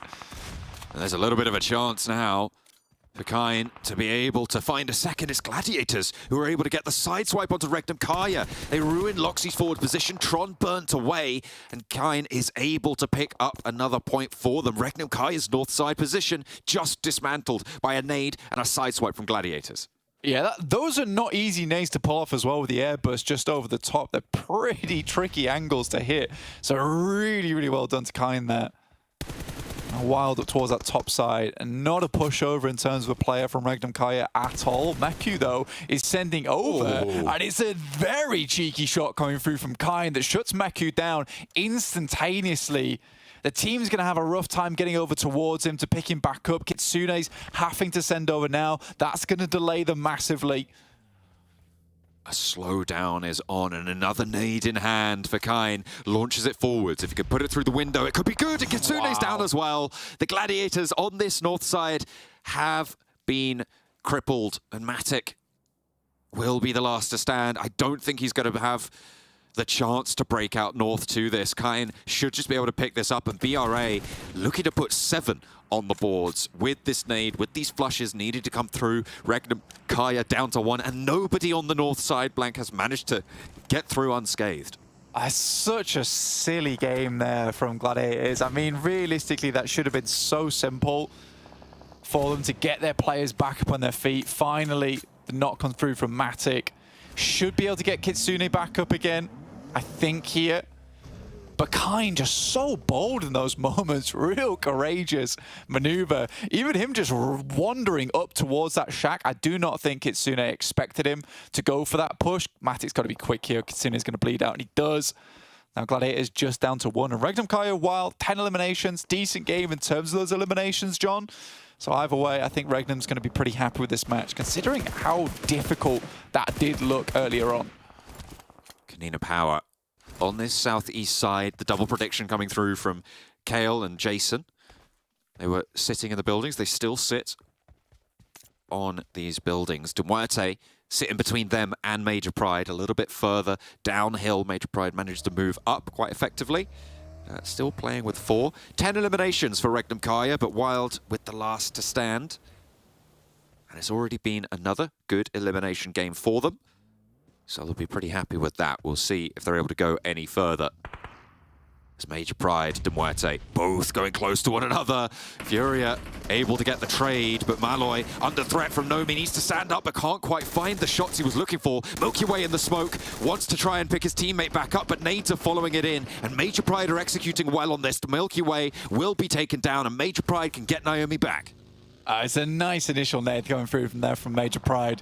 You got to respect that. I mean, that was a position where Major Pride could have moved in very lackadaisical, right? And it could have been a really bad problem for them if MUERTE caught them off guard like that. Luckily, they're keeping their wits again about them right now. Now, that last game getting into a third place, that's very decent. Now they're in towards another top 7 scenario where there's very few players left remaining, a couple of solos as well. This could quite easily be another third place for Major Pride, if not a win, if they play their cards right.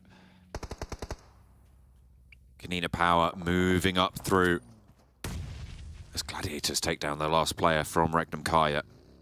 That'll leave them out here of Hayes. Launches a nade forwards onto Zadira. Really well placed there. Shifu doesn't quite take as much damage, but he's downhill. He's running through the storm of bullets there. As KASIK are also eliminated. Players starting to fall. The Major Pride duo will be able to get that res. Dagestan being pushed off this position, and Agori will be on the right angle to find the spray down. Dagestan being dismantled in the center. Yeah, finding it very difficult to hold onto the spot. Look how precarious it is to play around. Palucci with some well-placed nades could just be the end for them. Doran shivering in his boots right now, very nervous from the spot he's playing in. Major Pride have spotted out Matic from Gladiators, and they're pushing up towards him now. Palucci, DBS will be able to find the shutdown onto Shifu. Now looks for more, just keeps those shells pumping into the ditch and buries them. Looking to keep Dagestan out of it, they'll be successful. Doran now keeping his head down for Nexus, just trying to survive. 4 versus 4 is the rest of this engagement, and it is Major Pride, KONINA Power, both looking for spots. KONINA Power a little bit more grouped up here. Nomi on that flank to the north. They've sent Black-White down to the south on the flank as well. I love this spot, this ending. I mean, you see a lot of times players playing over towards this right-hand side here in the ditch until the end game where players get close, start sending nades over the top. Might be a position the Major Pride take up later on just to peek over the top side of. But my favorite part about this whole match so far is Nexus. You got Doran in the center here, just playing it cool, calm, collected. But placement points are on the way, my friends. Certainly at least a third place here now for Nexus is very nice to see. You know, not a huge amount of eliminations found this game, 0 in fact, but we're going to go topsy-turvy on this one. Placement points all the way, eliminations, they're gone. It's the new Nexus motto. Just trying to get on through. I mean, it'll be better than their first match for sure. Finding that third place, but you've got to imagine as soon as he gets spotted, that's it. The question is, does he take anyone with him? Does he take a player down from KONINA Power? Does he launch a nade over into the middle of them? Does he have a nade? Does he have that utility? Major Pride, in the meantime, fanning out, establishing sightlines. Yeah, eventually KONINA Power is going to have to wander over the edge. I think the best thing for Major Pride right now is the way the circle has dropped up. Next one will be Zone 9, and it's just going to continually push in. It will push KONINA Power out into open ground first, and with the shack that Black-White can currently play around, and the building over towards this side as well, I think KONINA Power is most likely going to be pushed out into the open first. Maybe that's when Doran can take his first strike, because there's no way that Major Pride moves over towards Doran's position until the very last moment. So he might be able to take someone down with him. That could spell the ending for KONINA Power, John. This, for me, though, is a real proving ground for Major Pride. I think in a lot of people's estimations, after PMPL EU, they have fallen off a little bit. So to be able to execute from here would be such a great confidence boost. Not only for them, but for the people supporting them as well. This is a team that certainly has fearsome names on this roster. And forwards they go. Nomi over that ridgeline, gets to the next stopgap. Closer to Doran, but closer to KONINA Power as well. This is the little ditch I was talking about earlier on as well. It's pretty decent to play. You can see Nomi already moving up towards it. To be very fast there, and I think KONINA Power is really playing this extremely slowly. And Nomi just gets into this spot without a hit, right? No one even takes shots towards him. So he's a little bit concerned about that fact, but you know, he'll take it. He'll absolutely take it. Nice smoke's been sent out now by KONINA Power, but they do have to continue to push in. And denying these sightlines is fine, but Nomi's in a position now in the back of this buggy to lob overhand nades over towards a spot. This is unfortunate. They're not going to find too much damage over towards KONINA Power, but they're likely to get rid of Doran now. That's actually Major Pride picking up the point and still crunched in. This smoke train, sure, it's good for KONINA Power, but Major Pride have used it beautifully as well. They filled in the gaps with smokes of their own, and look at the fan out that they've been able to take. Can KONINA Power find any picks through this smoke wall? It's so oppressive by Major Pride, and a nade over the top spots Palucci, gets the knock. Black-White burnt, sure, a little bit, but he's still got all of that dip to play around. Agori taken very, very low, has to jump into the smoke, but he's cut through as Black-White is there to step forwards. Becca is next, and Major Pride execute beautifully on that smoke train, on that fan out. They managed to take KONINA Power at their word, and we'll be able to take them down. Yeah, I mean, you can send that smoke train out, and it looks good at the start there, but the issue was that Nomi just gets up to that front position inside the ditch just way too early, and without any kind of backlash either. So for Major Pride, it's just a pretty simple approach of just throw the nades where you expect them to be. There's only so many angles where KONINA Power can get up, and with the smoke train being so wide as well from KONINA Power, you know, Naomi's able to position them at the edge, and there's not a lot of spots that are completely confirmed where Major Pride's going to be, whereas for KONINA Power, quite obvious for Major Pride from playing this circle, from playing this game so long, there's only so many spots that they need to really nade out. So I think a very, very strong game there from Major Pride. They took no chances, even versus MUERTE earlier on in that game. It wasn't as big of a dominant performance, I would say, as the first match, but certainly very, very good to watch for Major Pride. They were able to take that one down. A lot of, I think, quite solid rotations from quite a few teams here, Blank. I mean, KONINA Power on that south side, obviously playing in that compound. They were able to move along the ridgeline fairly successfully to be able to control teams on that north side, which was really the major bloodbath of that last game. Yeah, it absolutely was. It was very difficult to play up on that northern edge. I think there's a fair few teams all trying to make their way in through that location. That's just what happens when you get towards a tournament like this, where so many teams are very, very strong. You're likely to have a massive glut on one side of the map, where a lot of teams have found these little cheeky rotations to get in. But in the end, they cannot quite worm their way through the cracks. Major Pride were able to seal everything off and were, in fact, able to seal the deal. Not only sealed the deal, but made John Allen very happy as the only talent to predict them to win. And that means John Allen actually can be first out in the lead with 6 points compared to a couple of us who have 3, which makes me a little bit sad. But you know what? He deserved it. It won't last. Yeah. What? Well, let's talk Major Pride. Very quiet in like the early to mid game. Obviously, like we talked about before, right? You can play for placements and then get the eliminations. Then end up coming out with 11 eliminations at the end of it. And of course, that final fight up against KONINA Power, they just let the nades do the work for them. Yeah, I mean, here you got 2-3 really good spots, compounds you can play. You had KONINA Power in the warehouse position. You had Major Pride down below in the compound just waiting. And then when all the teams are pretty much dead, they just push up and get themselves like the entire game because they have 4 players still alive and a lot of utility to just obliterate KONINA Power. So yeah, Major Pride, they just waited it out, and here, 11 eliminations to on board. We know this team can do really good, and Black-White in particular, he was a bit silent. Good to see him actually getting some points. Yeah, they took so much more initiative in this last circle compared to KONINA Power, who went almost kind of ended themselves in terms of the rotations they wanted to take during all of that. But I mean, it's kind of by the by here, because Major Pride actually is very adept at closing out games like that. Actually, what I'm surprised about here, Jason, is once again, 7 elims, no placement points. They just want to destroy everything and apparently take the Nexus route of getting no placement points, apart from they did this game. Oh yeah, yeah, with Doran, right? Being last surviving. But the thing is, you don't have to be first place in this tournament. You just have to be top 5. True. Maybe even top 6. Who knows? To get yourself into PMGC. So maybe that's their plan of strategy. But again, I do favor a team that can pick up those heavy eliminations. It was good to see them at least be able to pull that off. Now, Max, man, I know we talked about the curse a very long time ago. You were supporting REGNUM CARYA there. It was, and then you was a good spot. And then you looked down, wrote a note, looked up, REGNUM CARYA eliminated. Then you're like, oh, well, Gladiators actually a good spot. Look down, wrote a note, look up, Gladiators were getting knocked.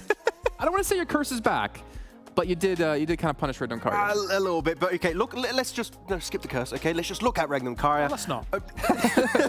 Let's just dive deeper into this curse. I love how REGNUM KARYA plays these positions. They just play Picado and then transition instantly to the high ground southeast of Picado, which we mentioned this many times in this kind of terrain, right, Kalaris, is so strong a spot to play. Yeah. And they have a 2-2 split holding the warehouse and the high ground to put some scouting on board.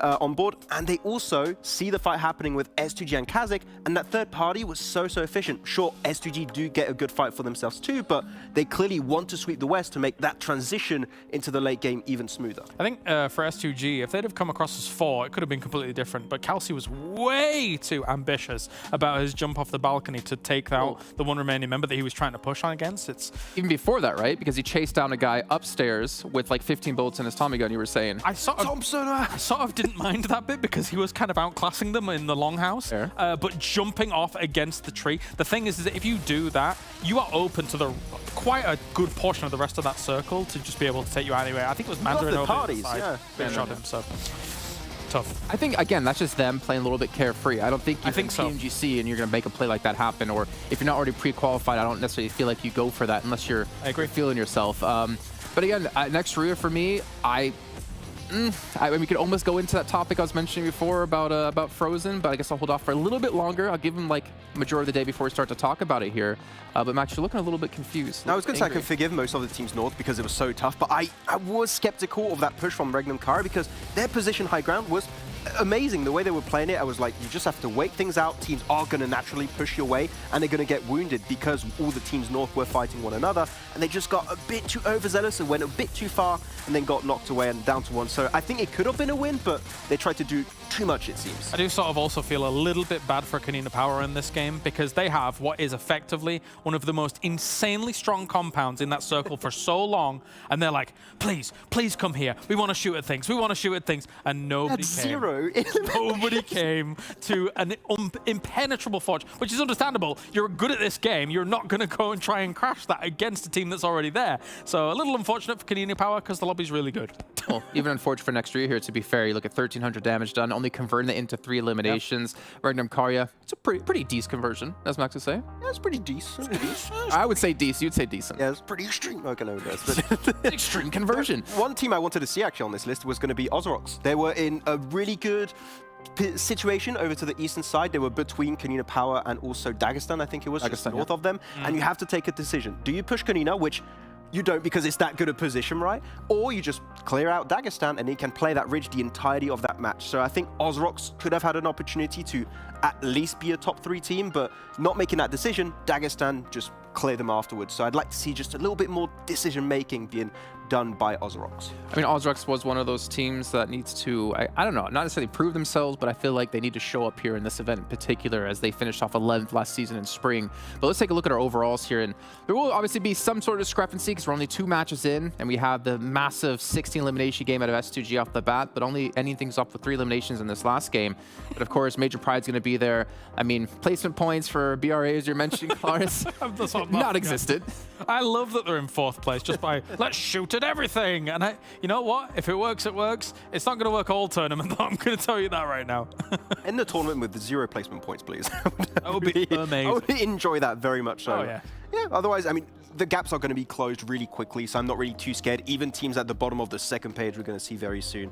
It's going to be okay for them to catch up. One big win is going to be enough, though. KAOS Esports, a team that, for the first time, makes into a championship. 0 points. Rough start, but they can still catch up if they do get some points on board. Maybe. Don't look at me weird, James. I mean, I'm looking at you because you're like, yeah, trying to figure out ways that they'll catch up. They're not obviously out of it just yet, but they definitely were one of the teams who struggled the most when you look at their PMPL region. I think their top fragger had like 50-odd eliminations at the end of league stage, which is a lot of matches. I mean, it's good experience to get for your 2024 season, right? So it's just, yeah, always good. Get into the championship, and you're going to get better for the next time. Well, you know what's also good?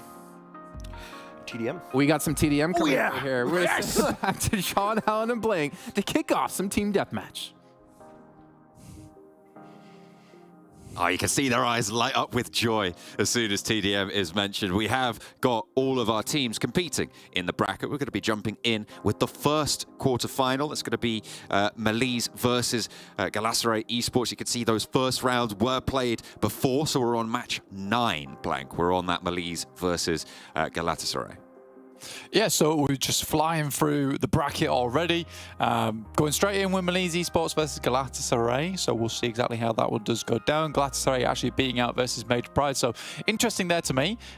They're able to take down Major Pride. Obviously, who just had pretty convincing win there over on Miramar. 30 limbs for the win. We've shrunk that down a little bit. And we've actually moved on over to the Thunderdome, Blank. It's going to be a stadium for these teams to try and duke it out with one another.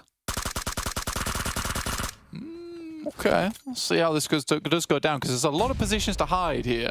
This is... yeah. Oh, kill a zombie for 50 money as well.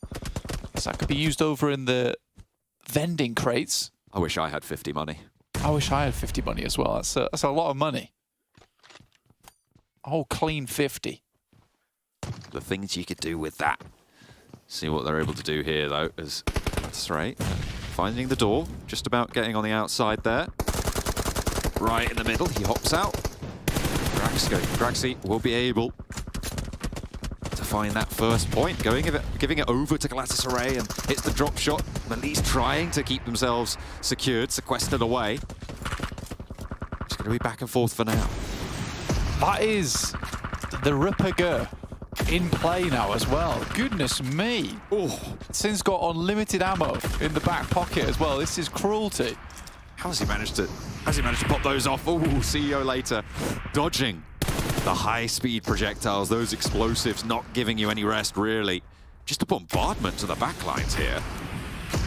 Look at the damage he's able to pour out. What is going on? Yeah, now I can see why Major Pride lost. GALATASARAY, they've got the idea on lock. They know how this game's played out. Get the RPG, the Ripperger, and win. Just blow them to pieces. You know, it takes efficiency, it takes skill to be a powerful demolitions expert. Was that taking his teammate down? It looked like it might have been 2 there, but certainly the RPG a dominant force so far. And it's up to 150 money there, Blank, for killing a zombie. I don't know where the zombies are, but, you know, they're hiding. They've got a big prize pool. Nice one. Raxy racks himself up another point with the Ripperger. Oh, you love to see it. The Rockets tearing them to pieces, double the scoreline, but MELISE has a staircase and the DBS as well in that close range position. It is really tough going though, just explosions left and right. The DBS also a new addition to our TDM shenanigans, because I think it's not usually allowed. The M114 is the typical weapon to use. There we go, the other Ripperger, the information passed back with the 17 eliminations now for GALATASARAY. It's going absolutely wild right now. Oh, bumps CEO later off the C-suite. And Will... oh, there he is. Way back to the top. There's the zombie. That's 200 money. He's got 200 money. The zombie didn't even know what hit him. I think everyone was trying to take him down for that money. Pockets bulging right now with 200 money. This is... later goes down. I'm surprised that MELISE haven't picked up the RPGs themselves. Yeah, it's not super tactical. It is just sort of right now, just send the Rippergers in the general direction of MELISE Esports. And I think because 50 money was accumulated by GALATASARAY early on, look at that! What? Oh! Inhuman Ripperger reactions! He's able to just blow to pieces, mate. Right into the sea. I'm pretty sure that's a spleen flying across the window there. Have to get that one cleaned up, but MELISE looking to take control now. Near some of these vending machines, keeping themselves nice and supplied up. Are we going to see a return to action? It's still at first to 30 points, Blank. And he's got 2 Rippergers! Oh, goodness me. He's going to be able to hot swap them. He's dual wielding. Oh, my days. I'm curious why MELISE aren't allowed Rippergers. They're just... they're busy. They're too busy. They're too busy getting blown to smithereens, Blank. That's what's happening. GALATASARAY Just running in.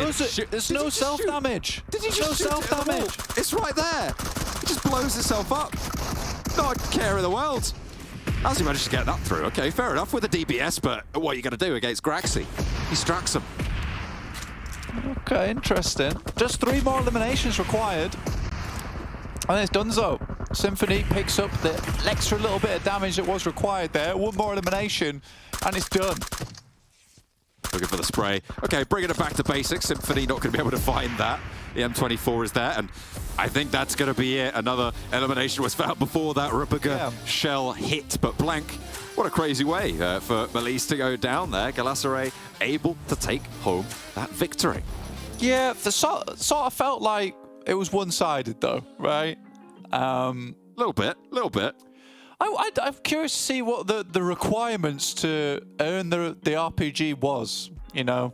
What was the requirements behind that? Was it the 50 money? Is that what swayed it? Did the zombie... really nicely. Yeah, maybe to the vending machine and just spits it out. And you have to unroll it. Who knows? But either way, Galatasaray were able to take that one down, and they will be moving forwards. We'll see who they're taking on. We've got another TDM coming up for you later, Blank. But let's move away from the zombie killing, the 200 money bulging out the pockets, because we've got a whole bulging game of action for you. Back over to Erangel. Back over to Erangel. You know what? That was fun. That was fun, a little bit silly, and now we're back to the championships. But we do have one more after this. See if the RPGs get back involved again. So, getting straight into our 3rd match of the day. After that last match, a Major Pride winning on Miramar versus KONINA Power. Just cast your minds back before the TDM shenanigans. Oh, back to basics, Blank. We're going to have to calm down. No RPGs, no Rupigas in this one. Southwest, northeast. And we can chill out for a little bit. Looks like Nexus are going for the split West Coast drop that we all know that Kelaris is a big fan of when you're denied your original drop spot for Nexus. That's normally over in Milta and Milta Power. So they are going to look for that area on the west side of Gatka. Yeah, I think a lot of teams should be able to get to where they'd like to play. You know, Rozhok open, MADBULLS likely to drop there, KONINA Power down towards that south side. Nexus, you know, you talked about before, heading over towards this western side, it's decent considering you can't drop over towards Milton Power or even towards Kameshki. Gladiators up towards that South George position around Hospital. So again, we saw on our first game of the day, it was S2G taking the win over on that south side. See what they can do here. You know, they are in a decent position over towards Gatka, but a very, very hard shift over towards that eastern edge jump. A really, really difficult path for those teams on the west if they want to move through that central area.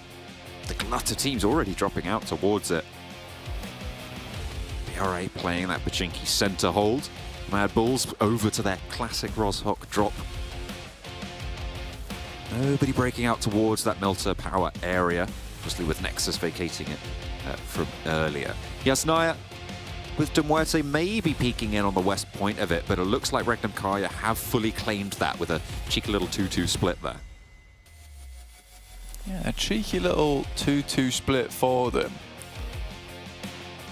You know, that's really bold though, right? You do that if you really want Yasnaya, right? You don't want anyone else in Yasnaya. You take both sides. You'll let anyone else in there. Sort of cruel in a way, but I like it as well. They do have a player heading up towards the Harry Potter Tower on the northwest edge. Loxy. And I think that's a Zelicon alongside with him over on that eastern side. Just trying to battle out versus teams. MUERTE doesn't head over towards Lipovka first, and I kind of respect that move from them. You know, they hold their split over towards Prison, a little bit further off towards the western side. If the circle does shift further towards the east, they know they can always retreat back over towards the compounds near Lipovka, understanding that it's currently free. It's a good initial play from them. No one really around that sort of an area, so still staying on the split. Looking for those regroups potentially in a minute or two after this loot comes through. And they will just maintain for now. Are we going to see another BRA pop-off right at the start, Blank? Because they, as the desk has highlighted, have got 0 placement points so far. It is all on the back of those eliminations. They're up in 4th place, 16 points. It's good to see, but maybe wanted to get a little bit deeper in. You can see them spreading out on the north side of that Potato Hill rotation, moving further east. It don't need placement points where they're going, which is into the top 5 apparently. You know, hopefully at some point they will start getting them, and I think it's somewhat understandable from the games that we've seen today from Bra as well, just because, you know, on their first initial game they had to fend off versus Major Pride, and then they quickly had to regroup and refigure things out as they head down towards the south side where they were delayed. On that second game on Miramar, I don't think anyone could have really expected the amount of teams that were going to hold over towards that northern edge on the ridge side. And I think Kind did a fantastic job either way to get as many points for the team as possible despite their positioning. So I think they could be pretty happy with that, and I was fairly impressed with what they've been able to do. But yeah, I would like some placement points from this team at some point. KAOS, 16th place, not looking good, but even more surprising, probably to MUERTE, currently running with just the 1 point after 2 matches so far. Really does not feel very MUERTE-like of them. It is a team that sometimes has their bad moments as well, because I think in some of our phases during the league, they really dropped off quite a bit, and it wasn't until the finals that they found their groove, their tempo. And again, I think it's a similar story here. You just don't have that long, though. You don't have that long, though, to bump those points up. No, it's just the 4 days, 6 matches each time, 24 matches total, Blank, and it's longer than some stages, to be fair, than some sets of games that they'll play, but when it comes down to it, it's certainly not long enough to be allowing games like these to slip through, to be showing these sorts of weaknesses when you have shown that you can be a lot stronger in other areas. Again, a slow start on the loot for Gladiators. I say slow, they're just behind a couple of the other teams who have started to leave now from around this sort of area. Maybe looking to pick up that loot, get their feet on the move in about a minute or 2. They are on the northwest side and probably have some of the furthest and most difficult terrain to navigate on that northwest side. So might be an idea to get on your bike a little bit faster. The team in Yasnaya, they've already left. They're right through to MUERTE as well. They're playing on the east coast. They're moving down, and it looks like REGNUM KARYA want to take control on the east side. Yeah, there are some decent compounds around here, which have some good elevation right to play around with. I think for REGNUM KARYA already finding this one, I'd be pretty dismayed if I was to MUERTE. You know, team just sends all the way in. You don't catch them in the act either because you've got 2 players currently looting in Lipovka. That's Milky Way and Malloy. Best that you do have Fury as well as Korka, who knows this location. So if REGNUM KARYA do miss a beat here, maybe show themselves a little bit too early, get 1 player knocked. There's potential for quite a quick crash here, because I think if you're to MUERTE, you're assuming there's not going to be a huge amount of third parties coming through this early in the game. But again, time is sort of against you here. And I'm not sure how greedy REGNUM KARYA is going to be and allow possibly a knock to come through. Potential to be a little bit slowed, a little bit hampered. Making sure you keep your team all together. The Gladiators are on the road behind S2G right now by about 700 meters, so they are far enough away to avoid an engagement, but they're on the same path, and they're right behind that Major Pride rotation on the north side of Potato Hill. They're near to Dagestan as well when they leave apartments a little bit further to the north, so potential for a traffic jam on the west to develop and get a little bit nasty as well with the number of teams in that area. Yeah, a lot of teams trying to get through. And I think that for Gladiators, this is sort of a game where I'm sensing it as well, John, that they're going to try and send as central as possible. You know, even trying to take up OP Dip might be an idea for Gladiators. they could go for something like that, hope for a Western shift, but try and shunt themselves in as far as possible early on. And I think this is something the Gladiators have been trying to do a lot more recently, and it has been working to an extent. You saw in that last match that if it wasn't for Kine, you know, potentially a good game there for Gladiators, as Max was saying before he cursed them horribly.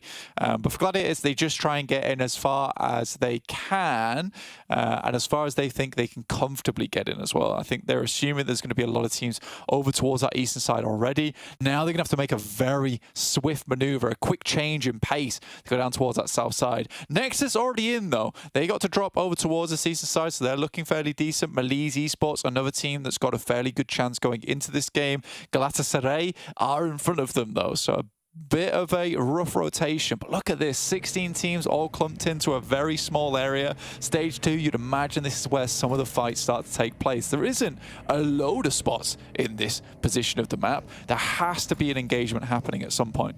Especially when you consider the water kind of cutting out about 30% of the circle around that mouth of the bridge.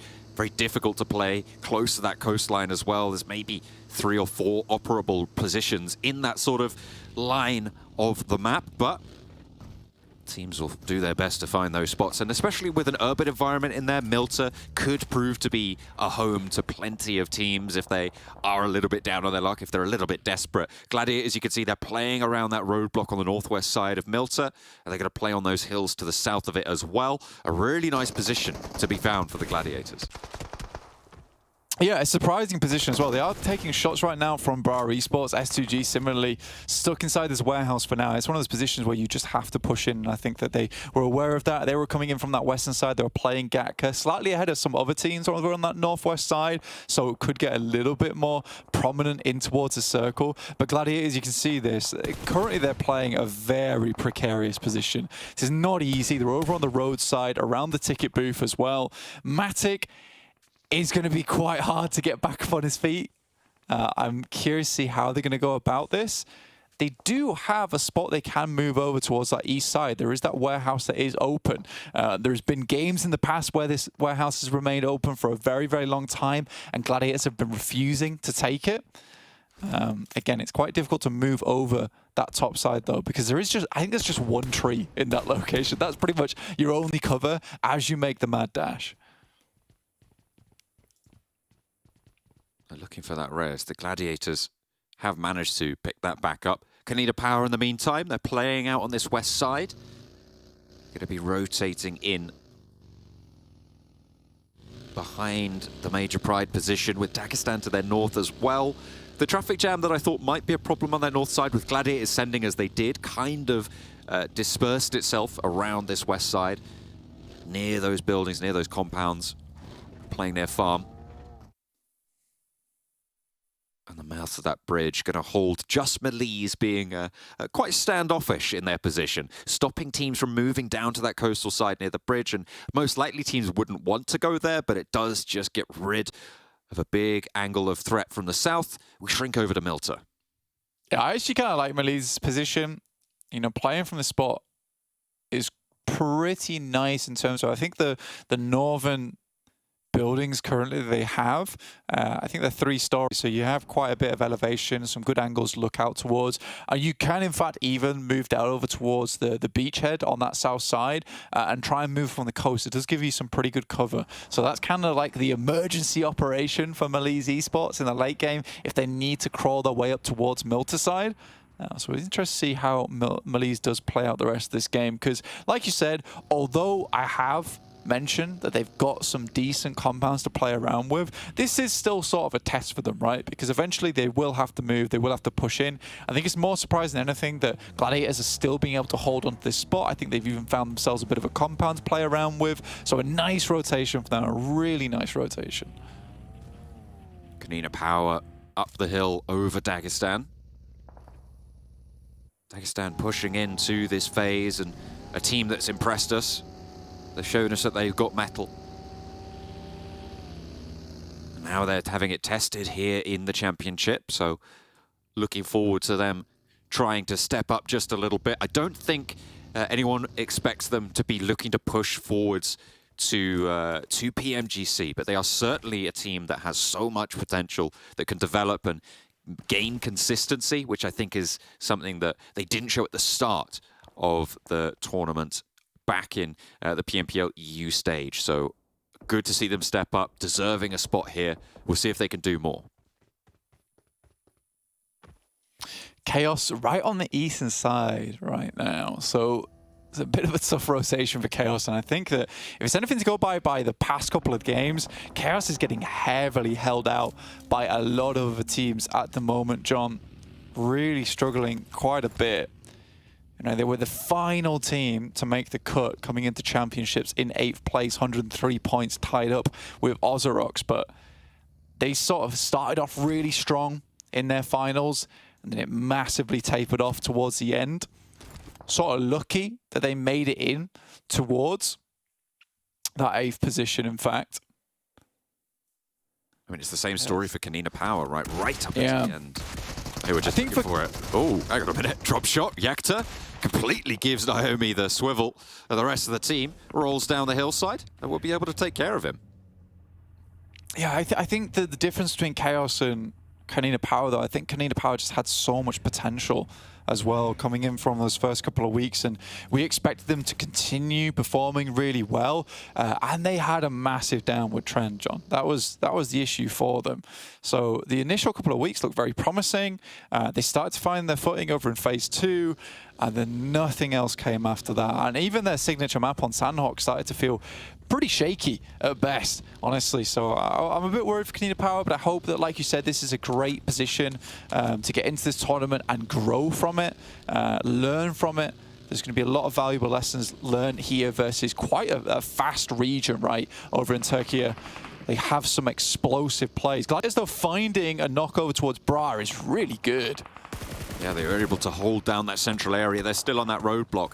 Galatasaray as well on the southwest side of MELISE. Looking to stop RÜYA from moving up from the mouth of the bridge on the southwest side. Galatasaray most likely going to have to move forwards. REGNUM KARYA have gotten into this northwest side, near that warehouse, near that position up on the top of MELISE. A really strong position if it shrinks that way, but likely they're going to have to leave. The Gladiators, in the meantime, they've left. They've moved closer to BRA. They've left that roadblock, and they want to play in the hills a little bit more. Yeah, I like this move from Gladiator as well, because they get that initial knockover towards Bra Esports. They take advantage of that moment. They clear out the player, and they continue playing from this position. So they sort of just need to hold out Bra Esports, but Bra Esports knows that they're at a man disadvantage now. Galatasaray at the moment, down towards the south side, dealing with NEXUS, who tempted to make their way through. And MELISE Esports, now they have that test ahead of them, right? They have to move towards that northern side. They hear the fighting between NEXUS as well as S2G, and they do chime in fact, over towards Kapahala. S2G is able to finish up the fight there between them and EXO. That has given them the information. But with one player down in Kalsi, arguably one of their best players, there's a chance here for MELISE Esports to take control of this southwest side. Major Pride try to move into the middle and get absolutely dismantled. BRA, KASIK, MADBULLS all taking shots. The central position, that central shack, will be denied to them. Eliminated here. Gladiators on the south as well, having made that heads-up move a little bit earlier. Very difficult to move through that ground. East side becoming a lot hotter here on that descent from the lumberyard, from the top of that hill. OZAROX trying to hold it off. Yeah, Swain already down though from Lord Cedric. Sort of out in the open, really. Let's check in his mobile phone. Falcon tried to hit the deck. He's just behind a little bit of wood there. Not enough to keep him alive as Lord Cedric just sends splinters all over the place. KASIK, though, I really like their position right now, and this feels very reminiscent of how they win a lot of their games and take a lot of control, a lot of space over one particular area, then expand from there. So, good feeling about this game for KASIK. Ooh, a little bit of a trade going through there, but that does give them the chance now as Lord Cedric with the last nade to lob it on over, actually already having Storm reposition though. Will not be able to find it, and again, they're just lagging behind with these nades. They're not putting them forward enough to connect with one another. They're being a bit more tentative. Lord Cedric looking to reposition with Falconist there for the res on Storm. He doesn't want to give them the time, but he's good on the spray. And Lord Cedric takes down OZAROX. Yeah, likely to be over very soon, though, as Tenchik from KASIK actually starts to move up. Circle goes their way, too, so there is now good potential for them. But MADBULLS over towards this western side, looking rock steady. Other teams to move their way in.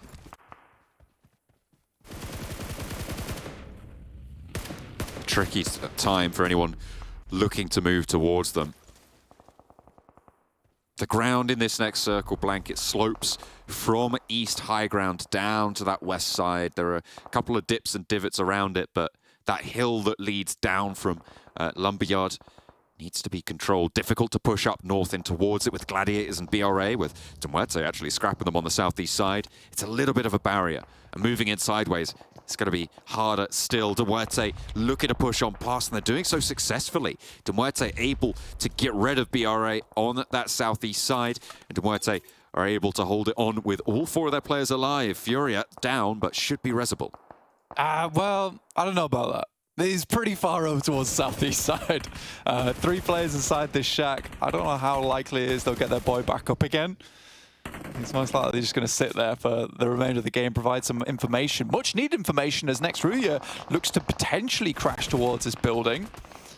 GALATASARAY moving up towards where Gladiators are currently playing. They have played one of the most precarious positions on the map of Gladiators and have done it pretty marvelously, honestly. This south side really starting to heat up as well. MELISE, this is the challenge. You've said this before, Blank, this game. This is their challenge. It's their test. 3 eliminations so far, 3 players to fight on past this roadblock that the Gladiators left. They gave up that ground to move further northeast into the building, into the carriage that they currently hold across the road. GALATASARAY trying to send on through with their last player, Symphony, towards that shack, and he won't be picked out this time around. Luckily enough, S2G struggling. A triple predict on the MADBULLS position coming through from us. We've got a KASIK team prediction from Kale as S2G go down, and I think it was Max on MUERTE. You know what? Respect on the MUERTE pick, honestly. Yeah, they're definitely sort of the underdogs in this game at the moment towards that south side. 3 players. They can make something happen, though. Again, KASIK team, I wanted to predict them, actually, but as soon as I saw Tenchik just push out so far towards that eastern side and get knocked, I just lost all confidence. It's such a Tenchik play as well. He just gets a little bit too far from the rest of the team, a little bit too overconfident at times. Gladiators, though, I am very, very pleased with how this match has gone for them. Ooh! Seemingly going beautifully. All right. As well as Kisyu just handles the roll-up out of nowhere. Dagestan cut down to size, and MELISE still passing their test with flying colours. The DBS rings out for 2. And Matic and the rest of the Gladiators won't even have an eye in on that one. The smoke train blooms, and over towards the MADBULLS they go. There's the spray, and it might just be a little bit too bold for MELISE. The Gladiators able to tear 2 of them. That's some really nice shots coming through from Gladiators, though, on the team shot there. 6 eliminations found this game for Gladiators. Wasn't easy playing on the roadblock. You know, they had to pay the toll itself, even though they were inside the ticket booth.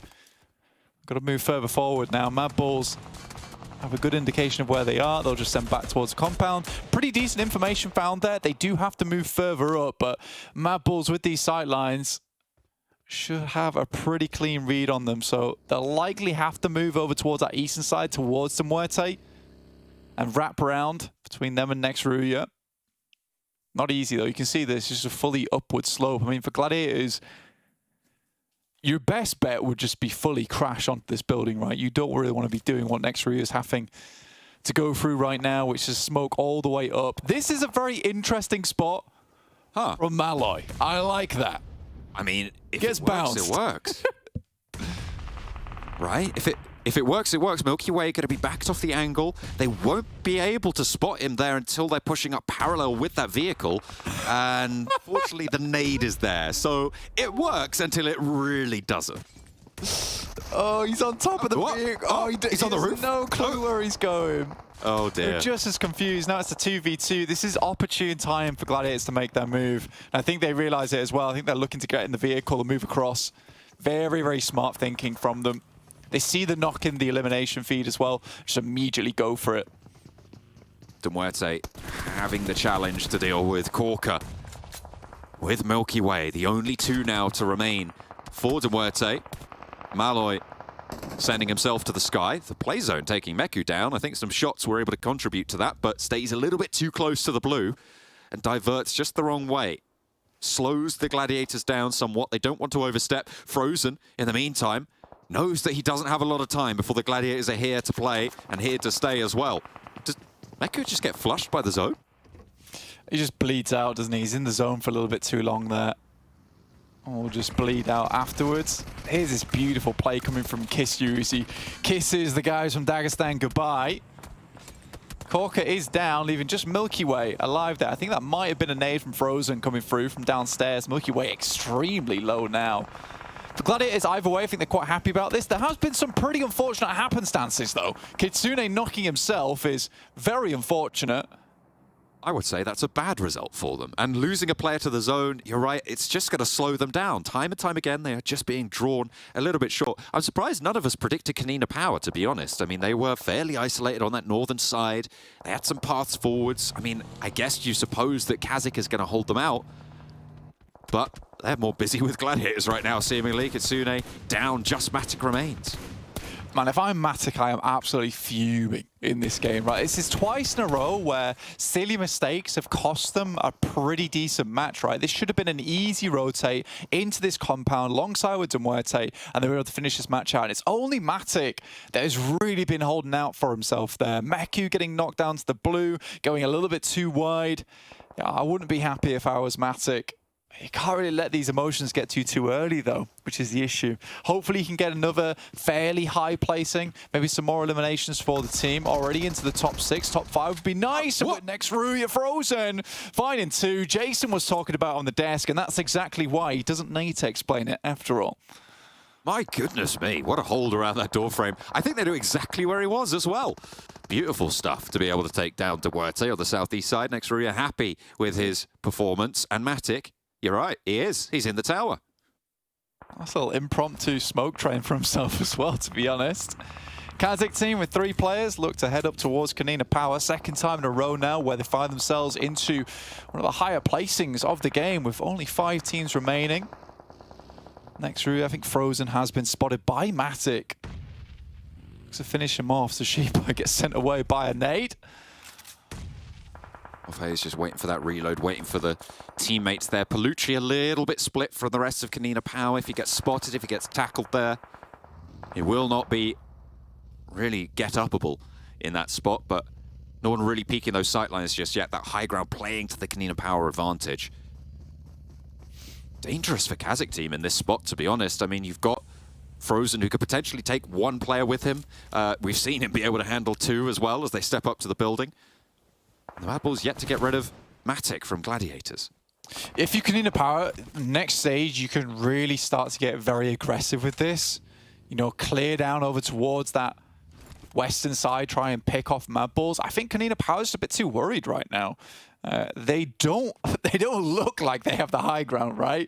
You know, they're not taking peeks, they're not taking angles. They're far too worried about getting sideswiped here. Becca takes a very dangerous little side swipe there over towards KASIK team. Tries to find the information over towards them. This is probably the team that is the biggest threat to KONINA Power right now. If they clear them out, that's when you can start to get far more comfortable about trying to clear out on this western side. But constantly backing off here is KONINA Power.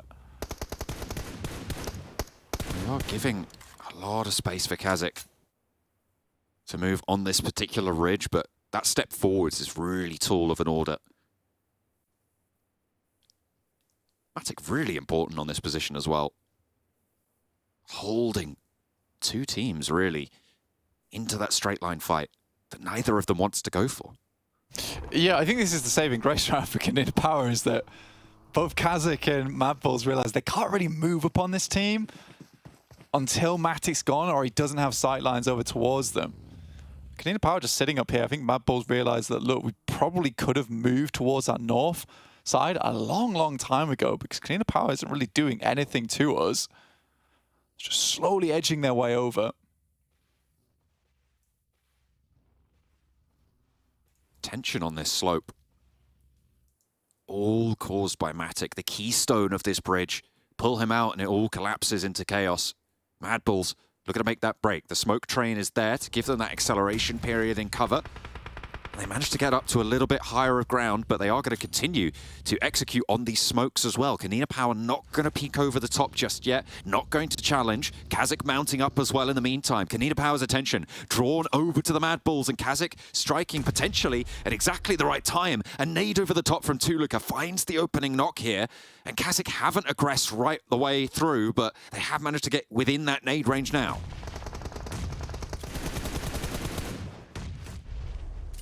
They are going to continue to try and push in, and actually KONINA Power go down a second time as well. Losing that second position, and the nades just continue to ring out and bombard their way through this KONINA Power high ground. KASIK and MADBULLS setting their differences aside. Matic nowhere to be seen on it either, and the KONINA Power squad just getting mulched now up on the high ground. The nades are doing their work. Becca will be the last to stand for KONINA Power. Agori will be flushed away, and the MADBULLS up to 5 eliminations. Looking to try and take down Matic as well, and they will be able to do so. Now it's a straight-up head-to-head 3 versus 4 fight between KASIK and MADBULLS. Well, hang on a minute, they've still got Becca for KONINA Power. A Clutchmeister in his own right, able to do so much work in the final game back over in Europe, but won't be finding anything more here. Mandarin breaks low, but Tuluka tracks him down. KASIK will be falling next, and it is KONINA Power to fall after them. And MADBULLS able to roll across this hillside.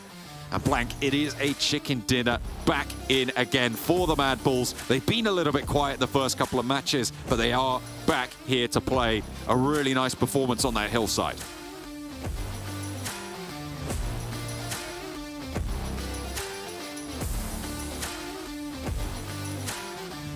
I think we've lost you, Blank. I think we don't have you, unfortunately. But it is, as you were saying, a really nice time-taking, progressive step up for the MADBULLS. Lovely to see that coming through from them. Lord Cedric, with those nades, able to do a lot of work on that eastern side. I mean, credit to him, able to put up the numbers for KAOS as well. So happy for that roster. It's a lot of points, I think, spread a little bit more evenly across the board as well than the first Erangel that they were able to see. We're pretty happy as well, me, you, and Jason, for getting that prediction right, coming on through. Unfortunately for Maxman, MUERTE went down pretty early on. KASIK making it up into second, though. So Kale managed to get that consolation point on the predictions. So keeping up and in pace.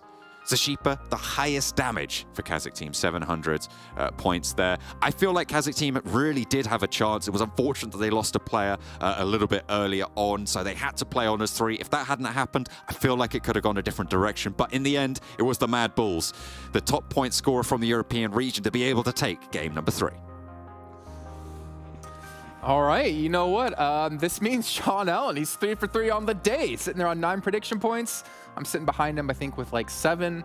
And I don't know what Blink's at because I don't care about Blink. I only care about myself and John Allen, clearly. But gentlemen, MADBULLS closing things out. I do have to say, though, Max. No.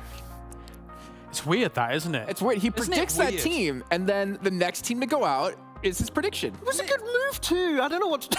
It was decent. They got 1v2 by Frozen. Why so high-pitched? I don't know. We can see MADBULLS here finishing off with 18 total points. KASIK finishing off with 13 as well. And Gladiators, I mean, you were talking about that potential great third party out of them with that next RÜYA fight up against MUERTE, but they ended up going a different way, I guess. After they went to the Southwest, and they just got picked off by a lot of players off KASIK team, which is very surprising. I think that fight is the fight you want a third party, because then you got a little bit of time to heal up in that building, and you can then transition, but then they just go in a very open mouth terrain, and when you have teams on the high ground like KASIK team, you're just not going to survive. And look, 7 eliminations on the game, clearly able to apply pressure from Lumberyard uphill. Yeah, I mean, considering the position that they're in, the fact that MADBULLS actually sees so much control of that final situation. They shouldn't. There was no way like KASIK team was going to be able to dislodge where MADBULLS was taking. And this is kind of why MADBULLS looked so good over in the Europe region. When it came to some of these final moments, some of these final finishes, man, they were almost unstoppable. Well, I mean, Max, you were saying, right? Because MADBULLS didn't have to really engage too early in any of these fights. They had a ton of utility to crack open that final shell to close things out. I want to give a special shout out here to Dagestan really quickly as well. We didn't get to see the fight, but they took down S2G as S2G rotated through into them. And for me, bring that up is based off of, you do wonder when it comes to Europe versus Turkey, like Turkey so good when it comes to close quarter combats, to like just like fire skill. It's good to see that some other teams, like even teams in Europe, aren't really that far behind it and can go head to head with like the best that Turkey has to offer. And I'd even say Dagestan is one of the newest generations of gifted, talented teams from the European region. So there's a lot of potential there. And then being able to play their first championship, I'm hyped to see what Dagestan can do heading into 2024. So I think that this is a team that has a lot of potential there. But yeah, it was a good fight versus S2G because you want to clear the road as you cross that position. So clearing the team Northwest and then onto S2G is a good plan because then you don't have to check your back the entire time. So it was a good game plan, but crossing a road in a circle like this, it's always going to be rough. Yeah. And then, of course, MELISE took down Dagestan right after as they rotated back. Stop it! No, I'm just saying, that's what ended up happening. I'm actually curious if we can see next RÜYA's player stats here, because I know Blink did say, like, Jason's got to be happy. He's been wanting to explain this thing about Frozen for a while. He doesn't need to explain it anymore. And the thing is, I bring that up in particular because back, like, last year, I think it was early last year, or maybe not before that, we saw Frozen, this player, come out of nowhere in Turkey and just be the MVP of the season. He was a dominant force, picking up eliminations against like the old school footballers team, right? And then we get to actually see him play in like a regionals, and he tanked it. And I'm curious because he came out first place in league stage in Turkey with the most eliminations, and then going into the finals, he wasn't even close to it anymore. He wasn't even the top fragger for his team. So for me, I'm looking at him as, can he like break through that pressure, that ceiling he had before, and kind of redeem himself a bit? Because he's always been, to me, that player that can do well in like leagues, but when he comes to like the big events, he can't really live up to his expectations. You've had this segment ready since PMGC Grand Finals 2021. Pretty much, yeah. He's just had it ready to go anytime. But he's been a bit volatile, right? So it's just a player that if he can just be a bit more consistent and comfortable in these lobbies, I feel like he could be one of the top players out there against the likes of KAOS from S2G. So he has so much potential. And he can 1v2 my team also, apparently. Well, that's why, right here. Oh, damn it. That's why Show that again. Show it again. Just 3 times in a row. Rewind that beautiful footage. And then, of course, you see KASIK here, just unfortunately not in a position to really do any much. And then, as we mentioned before, like Flyke with the nades, was able to crack open. 6x on the PPB zone. That was a little bit weird. You know, I did hear rumors that the best sniper in PUBG Mobile was the 6x PPB zone. It is? I thought it was a DBS. It goes, that's how it shoots, yeah. Max is a big fan of the PPB. Oh, I love it. Yeah, the Gitun too, best spot. Yeah. The Bizun in the Gitun? The Bizun in Right. Yeah, sure, whatever. You say. I don't know where we're going with this one, to be honest. Me neither, yeah. But obviously that does kind of round things out here in this last match. I don't know much else to say when it comes to this, obviously having like a Milta zone. Was there any other teams that kind of stood out to you of like, okay, they had some like good insights? I was talking to you anyways. Oh, thank you. Yeah. Just hand up like you're the me, please, sir.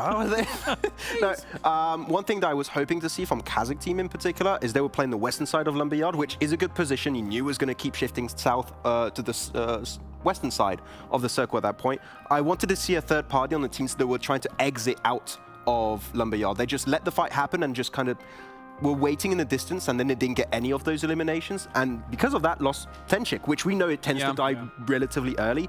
I wanted to see a bit more of KASIK team to try and control that high ground, but unfortunately Tenchik died again relatively early. Well, there was also an opportunity for them to potentially take this one, because you noticed Kalaris Mandarin was like in a really nice off angle, but I believe someone from KONINA Power was able to spot him up before. No, it was Flyke who actually shot him like kind of through a smoke and prevented that angle. But that position, you know, you kind of wonder if he wasn't seen, could KASIK have taken? I mean, without any kind of number similarity in them, obviously losing one person early, you've got to try and make something a bit more bold happen. Trying to find an off angle is that ball player that you want to do. But again, MADBULLS is very well versed at being able to shut it down anyway. If you stay as 3, you're probably just going to get blasted down anyway. So you've got to try and do something a bit more crazy against the MADBULLS' strength in that position. I think even then you don't win, because we saw MADBULLS still have nades and you have trees in play. It's just very easy to counter those positions with nades. So I think it was going to be a MADBULLS win regardless. Yeah, why don't you pick them? Shut up. What's your overall standings? After the 3 matches. I'm just messing. You know it's okay. We'll have fun predictions, okay? Who cares about predictions anyway? As the days go on, his chair is going to get slowly further this way. It's going to be out of frame. Can we do that now? Can we just... S2G in first place. Obviously went out extremely in this last match with only, I think, 3 eliminations. Major Pride right behind them. And KASIK, actually, surprisingly enough, 3rd place. Decent placement points. Okay when it comes to eliminations. And then, yeah, I don't know. But that's pretty impressive. How many placement points does BRA have? That's, I think, 0. Well, considering it could only be 1 if it's going to be anything, because they had 16 before. So if they're in 9th with 17 points, there you go. Show me. I want to see it now. I'm just waiting. Is it going to be the 1? Is Blanc going to pop off about 1 placement point? I don't know, maybe we see next. He popped off so hard he disappeared at the end of that game, so I don't know what to tell you. Well, G.GLADIATORS is going to be sitting there in 4th place. Only 8 placements with 17 limbs. KONINA Power, again, it's kind of the opposite of what we're talking about some other teams of BRA, where they have low eliminations and high placements. I find that kind of interesting, actually, because I've always imagined KONINA Power as a very strong team. Black and White, I think you mentioned before, isn't even playing in these matches at the moment. He's been such a stalwart player of the team. He's on Major Pride now, but he was playing, yeah. He was before in the past part of the team. You haven't been here for a while. That is true. That's what I was. He was on KONINA Power. A year ago, it's been different. Back in my day. Yeah. Oh, no. Let's see the second page, actually, because we want to see what BRA has at the moment. Did they get a placement point? Nope. Oh. Boo. We got to put it in limb. We got to pop up. We're going to get the confites and everything. Confites? I said it. When they get a placement point. I said it the French way. When they get a placement point, I want to see Blanc raise the roof, all right? That's what I want to see. Well, Nexus have 5, but 0 eliminations, which is quite We don't care interesting. about that. You don't care about Nexus? I do. Just brat eSport, yeah. And then Demorte as well, like the reigning champions of Europe, currently sitting in 13th place. It is just 3 matches, just the first day done, so I'm not going to be too harsh on them. But, you know, when you look at S2G and MELISE, they've been able to perform better than they're currently doing. So I mean, it comes back to what I was saying in the pre-show, is that Demorte is a team that does gain a significant amount of information over a longer period of time about a lobby, and then is able to kind of extrapolate from that and then perform better later in kind of these phases. In a sprint like this, it's hard to gain all the information you need about the teams from Turkey in a short period of time. I think that when you look at all the players individually for this roster, they can play, they could win, I think, a tournament like this very easily. They could be a first place team. It's just, again, the information they have entering this tournament, the game plan that they adapt really early on, they can change it, which is great. But as you said, on a tournament format like this, only 4 days, I don't expect them to be first place, but PMGC, they could do the push at the end to get there. I mean, the thing is, it's a short form tournament, and I mean, certain teams excel in different formats, but if you want to be the best in the world, if you want to be the champion, you got to be able to win in a short form tournament. You also got to be able to defend against unlimited Panzerfaust, as we're going to go back to TDM here for the final time of the day with John Allen Blanc. In fact, Blanc was popped off so hard at the end there when BRA didn't quite get that placement point that he did have to restart his PC. I think he's had to go out buy a new one by the looks of things. So it is just going to be me for the time being. But we're hopping into match number 10. That's going to be KASIK team and OZAROX Esports, the winner of whom, of course, will, on the next match, in match 13, play off against GALATASARAY, who we saw able to leverage those unlimited Panzerfausts previously. We've got a little bit of a different map here as well, as the teams selecting their weapons. It's first to 40 again this time around. It was 30 back over in the stadium. They're looking a little bit smaller than usual, though. Look at that. They're having to play around the furniture for this one. I believe these are community-created maps and have been submitted and validated, so congratulations if this is your creation. I love to see it. I'm a big fan of these miniature maps when they come around in various different games, but this time in PUBG Mobile, it's looking pretty clean, Look at the art in the background as well. For the moment as well, there are no Panzerfausts in hand for the time being. We'll see if that changes as nades continue to rock backwards and forwards. Not really finding too much ground either way. An orb in the backline there for Falconist, though. Reflect peaks up a little bit too high. He's going to have his block knocked off there.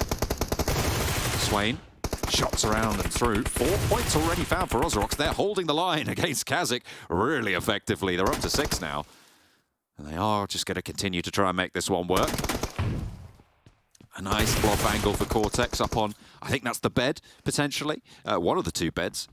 It's a bit of an odd layout, to be honest, having 2 beds facing feet towards each other. I'm not sure how I feel about that. I feel like there's definitely some feng shui missteps going on here, but there are certainly not misstepping for OZAROX. Unfortunately, Cortex, though, does place his feet just a little bit too booky. And KASIK are able to find a little bit of equalization here. 4 points between the 2. Swain playing up close and personal. Storm still leveraging that sniper sight. Down the sidelines. Swaps over to the M4. Puts the damage down range. Sashipa peeks out. The orbs are doing lots of work for Falconist and the rest of OZAROX. The jump shot from Swain. Doesn't quite have the backup to trade it, but it's 5 points now in the lead still. And it's first to 40 once again in this format. Cortex going down next. At a 4-point gap, still very much assuageable here. No zombies seeming to spawn in the middle of this one, though, so no points, no gun machines, no Panzerfaust to be seen. For the time being, anyway. Anything could happen, though. You never know. We'll have to wait and see. Nest ducking around. I wonder what this is a miniature form of that he stood behind. I'm not entirely sure what that could be. It looks like a bar, but I don't know what it's small. With a small version of. Well, I'm willing to hear submissions, willing to hear suggestions. Reflect. Spraying down underneath, looking for one, looking for two as well, and it's evens again. KASIK have managed to find a little bit of a resurgence here. Clambering up the lamp underneath the pillows. The Sheeper looking to get comfy here on the high ground for KASIK. With the Groza. A lot of power on those side swipes. Reflect does go down, unfortunately, but still very much in striking distance. First to 40. 7 minutes, just a little bit less than that, actually, left on the clock. And they'll look for more angles here. Tenchik getting that shot down onto Cortex. Taking him to task, nicely found. A lot of cover given by these pillows. I don't know if feathers and pillow coverings really should give you this much of protection from those bullets, but either way, it's going to work out for him. Sashipa tracks back, a risky dash through here with the ankles spottable. Making that cross is really, really dangerous, but Sashipa's managed to get through. Unfortunately, though, the team spots him, and OZAROX able to handle that off angle. Cortex looking for the spray, and OZAROX put a second up on the lead. Bringing it back to where it was. Mandarin cannot handle the jump straight, and Falconist able to put another up. Around the side, shoulder peeking, getting info. Exposed a little bit to Reflect on the ramp, but can't really step too far forwards with Cortex as he is, but the drop down might give them a little bit of an opening to spot Falconist here, but he's staying safe. Cortex crossing back into the middle. The nade, the high ground is dealt with. Again, over on that bed, on that pillow position. They're not going to be able to find it. The Groza with infinite ammo is terrifying. Just spraying it down and down and down again. 5 points between the two teams, and OZAROX have managed to re-establish their lead here. Swain wanting to vault up on high as Sheeper wants to stop the cross. Playing all the way back in their spawn. And Swain not going to give them the satisfaction of a peek just yet. Might have to challenge for a second, but no. 4 points, 3 points now as they shut down the gap. It is neck and neck here as we reach halfway mark on the points total and on the timer as well. 40 the objective. Super close. Sashipa perfectly cooks the nade and immediately blasts them out of existence. Still, though, 4 points remain as the gap between these two rosters, between these two teams. Challenging around the edge. Storm with the challenge and wins it out as well. Really nice and healthy for a second. And that is OZAROX opening a lead, a pretty substantial one for the first time this match. 7 points between them. Make that 8 as more continues to flow into the OZAROX coffers. Oh, just looking to try and keep this one under control and try and time it out. 4 minutes and 20 seconds left now on the clock. 26 eliminations to 18. Make that 19 as Tenchik has re-established himself on the high ground. Swain tries to break out and does get shut down in the meantime. 6 points now the differential between these two teams. OZAROX letting that lead slip just a little bit. KASIK mounting an offensive with that nade pressure towards the middle, but Storm too quick and equalizes on the trade to try and find once more that lead to open up. Down past that 4 minute mark now as Swain wanting that challenge. Wanting to try and find a little bit more for the team. 28 to 21, 7 points between them. Sashipa needs to get Swain down here and he manages it. 28 to 23. So Falconist jumping with the auto shotty. Looking to pump the shots down range as Sashipa the only casualty. A really nice trade for KASIK, but is it too little too late? 31 points on the cards for OZAROX and 24 for KASIK. Nade over the top for Mandarin, not really going to find too much there. Mandarin around the side. try and keep that spray down, but 33 on the cards with 3 minutes remaining. 7 eliminations now needed for OZAROX. I have no idea how TenChic didn't go down there. Storm sailing all of those shots wide, but finally manages to land half of that health bar. Has damage, and Falcon is back with the Orm. A nade looking to go long here. TenChic needs to keep his wits about him, but it's short. This side of the bar, not quite serving it up. Nade doesn't quite get the challenge they were looking for. Still 7 points remain for OZAROX to claim as Zashipa. A challenge again up to that high ground. He was able to find one, and it's TenChic actually to get it done. Reflect clambering up the bedside lamp there. Wanting to put some pressure on. Storm in danger. Cortex catches an ankle, but Reflect vaults up. Cortex stays safe for now, as does Reflect. But around the pillows, Cortex looking for the shot. Thinks maybe he's dropped back down. Is he aware of the angle? I don't think he is. The strafe across just as the heel kicks in. Keeps him in, but 5 now points remain for OZAROX to claim this victory. In match number 10, Swain does go down, and they are struggling somewhat here. KASIK mounting a resurgence.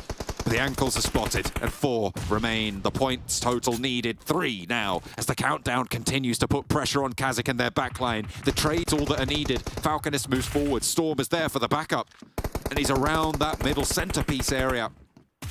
Mandarin needs to hold his nerve, but can't quite do it. 38 now on the tally. TenChic caught completely unawares, but Reflect has his back. 2 eliminations flow on through, but now with just 1 remaining, it's needing a miracle. Cortex goes down first. 34 to 39. OZAROX want to put it down here, and Storm will be able to do so. Underneath the bed, it is going to be night-night for KASIK team. OZAROX move into match 13.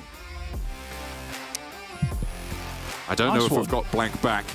I don't know if he's back on. Are you here? I'm here, yeah. I've returned. I just thought I'd let you cast that whole map out. Because I'm a nice guy. I just thought you deserved the royalty of that moment, you know? Just all the glory to yourself, bro. Hey, you know what?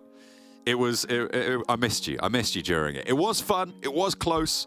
At 40 points this time, the threshold. I'm seriously sad that I missed TDM, honestly. There's a tear in my eye right now. That's fair. You know what? I know what will cheer you up, Blank. What? Sanhok is coming up next. Oh, yes. We're going straight into the jungle. It's your favorite map. You absolutely love it, as does everybody else. And I'm sure we're excited to see how this lobby treats the dynamics that Sanhok will throw at them. Yeah, I do love Sanhok. It's definitely top tier. Top tier in terms of a map in general. I'm excited to see how the teams from Turkey actually will deal with this map overall, just because it is gonna lead into their more fast play style, right? You know, moving them towards those positions.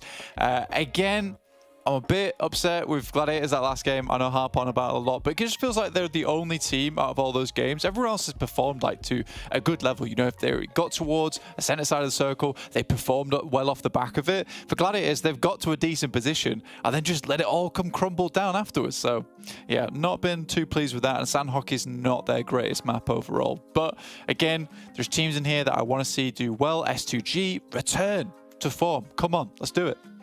I mean, you say the Gladiators have just been a little bit crumbly. They're still in 4th place, like very, very close in that top pack. So oh yeah, they could salvage be first. Games are there. They could be first. They could be That's first. true. There is like, but this is the thing is that I think they're doing well in terms of getting to a 4th place. Great news, but it feels like games that should be getting them so much more points are just not there because they're making some of these silly mistakes. And this really was a tournament to prove to everyone, look, we're not just the team that's going to be a 3rd placer all day long. This is going to be where we absolutely thrive, you know, in the championships. So for me, those silly mistakes, especially at the start of a tournament where you can gain yourself a nice big lead, that stuff hurts you in the long run. Certainly not making the most of your opportunities when you are at this stage can come back to bite you. Playing path, pretty chill, Blank, on the east side of this island. Yeah, very chill indeed. I think most teams are fairly happy with this one, you know, be able to get towards their spots quite easily. Gladiators heading over towards that northwest side of the map. Not sure if they're going to play on the hilltop or towards Camp Alpha as of yet. MADBULLS very much confirmed to be playing over towards Ruins. And REGNUM CARYA, they'll be taking up Painan. Nice and easy position for them. With KASIK team, or previous KASIK team, as well as Titans, not making it through a case of self-sabotage over in PMPL EU. Painan now is completely open to a team like REGNUM KARYA to hold all by themselves. MUERTE lose and knock right off the bat to our early game brawlers in BRA. They are just out for blood time and time again. They haven't fully been flushed out just yet, and in fact it is a lone ranger from BRA to move on down. That's Kain on that south side. Doesn't really have the immediate backup of the rest of his team, but they are picking through Camp Charlie and moving into position to maybe find more of MUERTE. They will have to do so pretty quickly though, Blank, because that is a hard north shift. Yeah, that's pretty grim. These are typical circles where, you know, a team like NEXUS could do very well off the back of this. It feels like NEXUS is that team that if they don't have to move too much on Sanhok, they tend to get themselves some quite significant games. Fortunately, most of the time they do have to get a move on from playing in KAOS. This is one of the few circles where they can actually just hold their ground. Right now, Milky Way trying to get towards the rest of his team as fast as possible on the regroup. Not sure if he's got any meds available, but BRA is hunting him down, chasing him. I mean, this early on the drop, you've got to expect that MUERTE may be a little bit lackluster, as you say, on those meds. So just getting back into the fold where maybe your teammates have managed to loot up even a bandage at this point might help. But instead, they are just going to run away, get out of dodge. And I think this is probably the wiser decision with the buildings as cover, with these rocks as well, that you can navigate around. The high ground position will not be able to spot you, and you do want to be getting this loot on board. Unfortunately, there are a lot of teams around this area. There's nowhere really for MUERTE to loot. No, they're certainly struggling. I think this is a position on the map where MUERTE has struggled a lot of times in the past as well, playing in Camp Charlie. You know, a lot of teams do bunch up towards cave side, and then they find themselves just locked in combat between either side. A lot of the other games, though, MUERTE was sort of the big dogs in this area, right? They were the ones to be scared of. Yes, they would get into the mix, get eliminated here and there, but take a lot of names with them. Here versus BRA, who is seeming to be one of the more scrappier teams within lobby.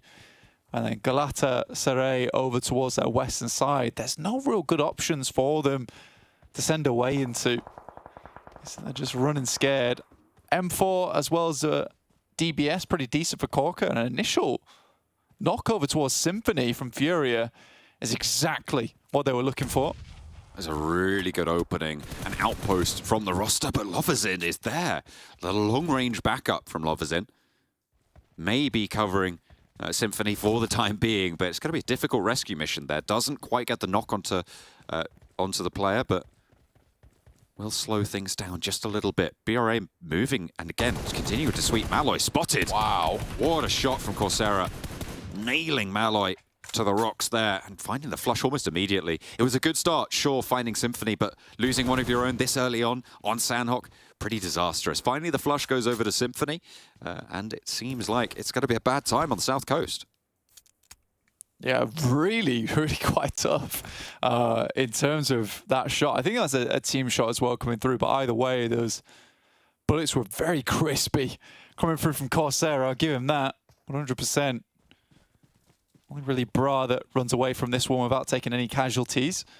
I think they're going to continue to sweep down on this south side, open up a lot of space for themselves going up towards the west side of Quarry, and it looks like they are just kind of starting to try to set up to fan out, to lock these teams in towards Sami. Next RÜYA on your screens, just passing by on S2G.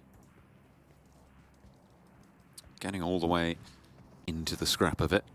Paradise Resort on the north side, invaded on the south. Next RÜYA, Frozen leading that charge in. Kelsey a little bit split. Frozen still playing aggressive here. Shots coming through from that high ground on the north point of Paradise Resort, backing them off the hill to the south and leaving Frozen in a position where he can't really get much done. He realizes that, grabs that vehicle, repositions and swings back down to the southwest. Yeah, next RÜYA right now. I think obviously you would kind of like to try and get further up towards the side between them and S2G, but I like why S2G positions. Head towards that northern side, backs up just a little bit, creates space between them and next RÜYA. Either way, for next RÜYA to start moving up, there is going to be an initial shot that could be taken over towards some of their players. And this is typically a position that NEXUS is playing, which is really nice if you have to move south off the back of Paradise Resort. So this isn't ideal for NEXUS, and S2G currently holds all the cards in front of them. It's a pretty tough hand to make fold. Got to bluff big if you want to take him to the river, but S2G certainly got the power to make it there. Positions to the northwest of them a little bit more sparse now. Tricky to make it work. Galatasaray, spot Palushi. As Raxi able to crack off a couple of shots his way and gets the flush as well. Of Hayes not able to get retribution. Just a little bit of damage. Becker is across the way as well, but this rock, perfect cover for Graxi to stay up. Yeah, sort of interesting as well, honestly, with so many teams currently still down towards the south side. You got KONINA Power, you got Galatasaray, you got MUERTE, Bra, as well as MADBULLS, yet to make their way in as of yet. Trying to clear out these coastal edges before they move up towards Camp Alpha, potentially, towards Hattin, and potentially cross over on that eastern side of that island. Next circle soon, though. Next is still in a good position. No one's really found them as of yet. They have fallen prey to a backstab over on the north side of KAO a few times, though, which is sort of worrying me where OZAROX is currently sending. So if they learnt their lesson, they keep that north side locked down. Ooh, keeps a lot of water in on this next circle blank. Still, fairly simple navigation for Nexus, you'd hope. To keep themselves safe on that northern side, as you say. Let's see if they're able to make it through. It looks like Dagestan aren't going to be stopped going for this cross. Hang on a minute, I'll take that back. KAOS is there. They are ready to hold that out a little bit deeper on in, and Dagestan, who managed to get keep through already, are going to be playing on that coastline now. They've lost a player, have Dagestan on that crossing. And they will not be able to get that one back. That's fully flushed. The Gladiators making their botation now over the north side. Again, another team that can actually head in towards the top side of KAO here. Another dangerous team, but OZAROX is quickly setting up. Potentially even 4 teams to move that way via boat, so I wouldn't be surprised if OZAROX does take shots over towards Gladiators. And this is where you've got to really be careful, right?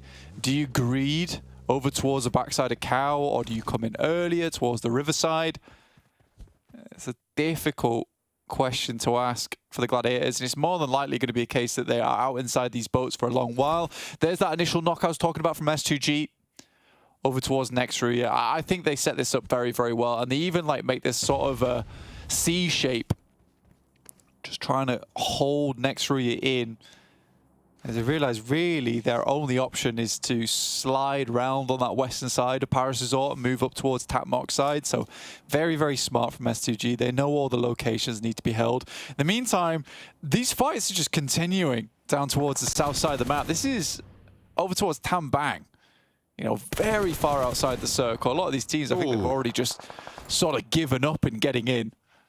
Of Hayes actually was able to get that shot down onto Graxi. Stepped up out of the water. Perfect team shot time as Becker had been repositioning, and with that Overwatch on the hill for such a while, was able to get the team shots down. So nicely found. Allows Of Hayes to keep going. MUERTE have broken out of that hold on the southwest side as well. Playing on as 3. They're just passing Camp Alpha now.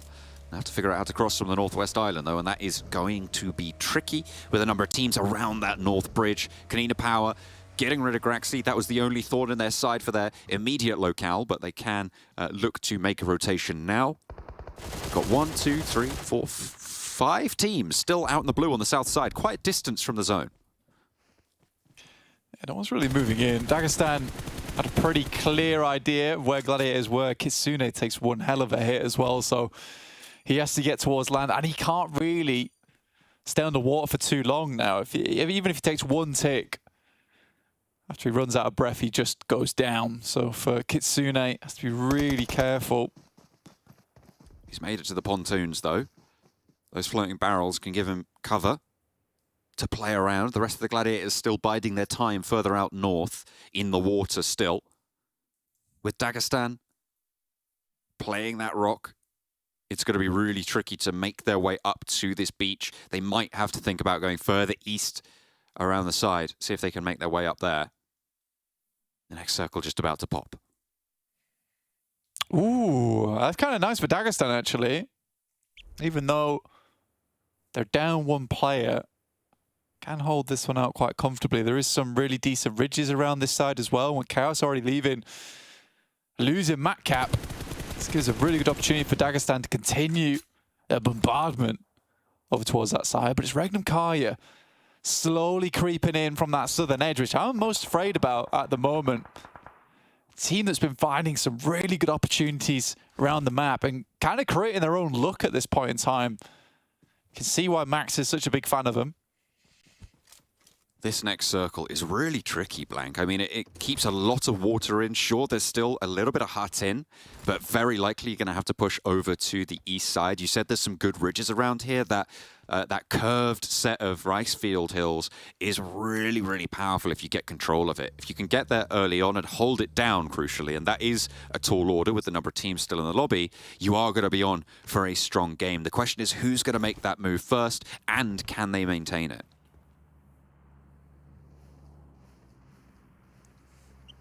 The biggest difficulty for most teams before you even start thinking about those rice fields, though, is this eastern side around Tapmok. It's quite a few buildings, quite a few compounds, actually, littered over towards the southeast edge you can move into. It's really going to depend who makes that first pot of call. The Major Pride make a pretty risky maneuver, quickly send in over towards a compound on the roadside. They can start taking shots over towards Nexus, S2G, next RÜYA as they try and make their way in. Very wide wrap coming through from MUERTE. You know, this is a team that I didn't think would remain in this game for too long, but they've made it up towards Hatin. They're currently removing players from KONINA Power. Really well done.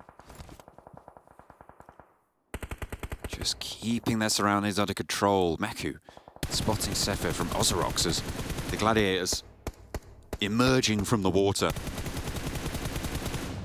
Holding on to this north side.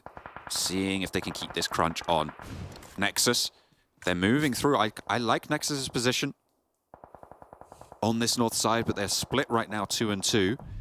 Not being punished for it. And they have got a lot of control over the teams to the northeast side of the MELISE, struggling to make their way past. Getting across that gulf, they'll have to swing through the Nexus position. To MUERTE, in the meantime, close to Becker. Nade in, but it's the wrong window. I'd take that back. It was the perfect window. Milky Way bounces it back. Spoke a bit too soon there, didn't you? But yeah, MUERTE take out KONINA Power. They do have MADBULLS in front of them. Took that opportunity to get ahead. It's just kind of cruel as well, because I think MUERTE's played a pretty decent game to get this far inwards. Again, we're going for the same sort of Gladiators play style. Nice shot over towards Swain. Same sort of Gladiators play style right now, where you just leave the one player that didn't make it to the rest of the team. They've just got to chill. They've got to wait the game out, and eventually you're hoping to regroup with them later on. So this could have been a case where, you know, Kitsune is just down and out, not useful to them whatsoever. But if they are able to regroup them later on, they have a 4-man team. So I like this move. They're just not requesting him to come over towards the team. He just needs to wait this out. In the meantime, they're clearing on this side. And there is a chance for them to actually regroup as a full 4-man. I mean, I made that slightly guttural noise because of the circle shift here, Blank. It goes over to the river. I mean, this is brutal for all of these teams out on the east side. Nexus are doing well to fight through this lumberyard near Tapmok. As OZAROX go down out in the water.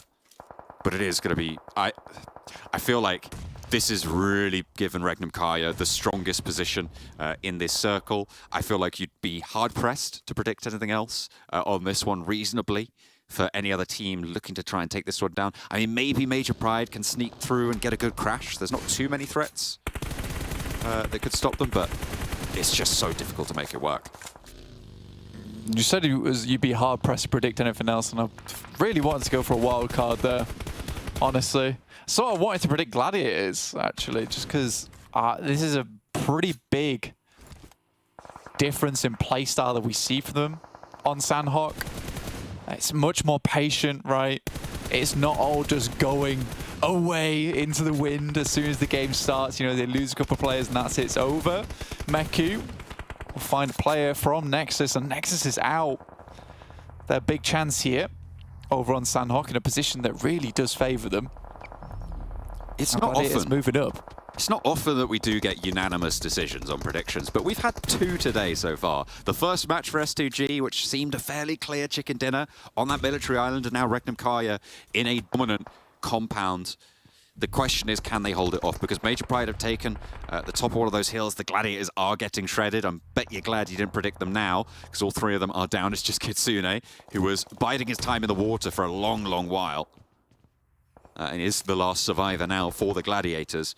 But unless someone cleanly wins the fight over in Hatin and then somehow gets across the river, I feel like this has just got to be a REGNUM KARYA. What can Major Pride do about it? Yeah, I mean, it was either the circle moves firmly on towards Hatin, or at least as far as it can, and then potentially there's a different winner. But yeah, for REGNUM KARYA, this is one of the few times where this spot on the map is extremely useful, right? A lot of times, you look at this position, it becomes a little bit obsolete towards the late game if you start shifting over towards Tap Mock. But this position here, in this circle, which doesn't happen very often, is so, so strong as you're slowly able to move out over towards this lakeside, start peeking teams from within cover. Nice initial knock, though, over towards REGNUM KARYA. It's not going to matter too much, though, because they have such good staying power in this location. I do feel sorry for Gladiators, though, because this is a crazy circle. I think that the 3 players from Gladiators assumed that it would be Kitsune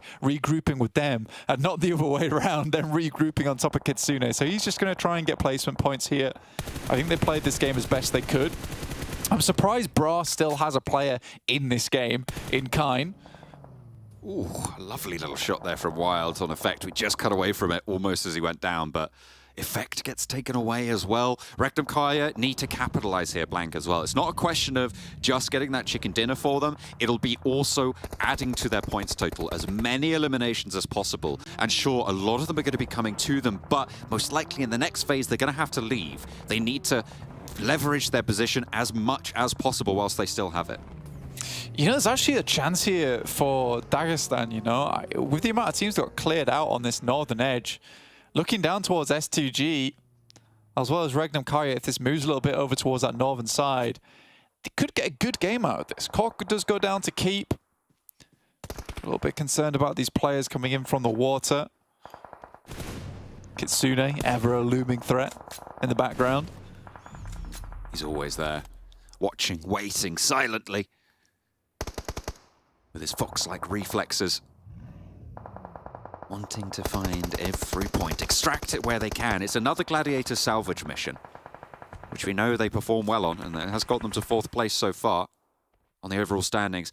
I mean, with the circle doing this, it's kind of, it's kind of forgotten at this point. But what can you do, you know? REGNUM KARYA, they're just still in it. Yeah, this is a difficult game. I mean, MADBULLS actually do have angles towards them right now. It's just they're so far up towards that north side with little to no cover. And they're already setting themselves up in preparation for teams banking towards the beachhead itself. It's really smart from REGNUM KARYA. They realize they don't really need to deal with S2G this soon just yet. The teams over on these ridge sides have to fight each other first. It's very smart. Dagestan taking a knock over to Shifu. That's their east point position, a little bit further down the hill. S2G trying to stay on that high ground for as long as possible, but they're going to have to move with this zone. It's just not the case for REGNUM KARYA. They have so much freedom, as you say, to just control these fights.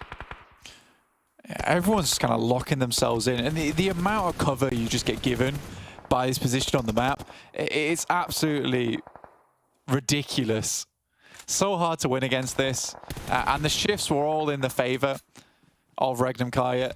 2 teams go down at the same time, and Gladiators do get a 4th place off the back of that. Very fortunate that he goes down just a little. Oh, in fact, a 6th place. Oh no, I lied to you guys. Oh dear, it's all right. 6th place is not ideal. 6 eliminations, not too bad though. They get 6 points total on this match for their efforts, I think. Maybe. That's what it's showing on my table. Anyway, MADBULLS on this western side, just trying to fight away from this coastline. They've done well, to be honest, to keep 2 of them alive on this crossing. Dagestan not going to be able to find it. Are you kidding with this circle? I mean, seriously?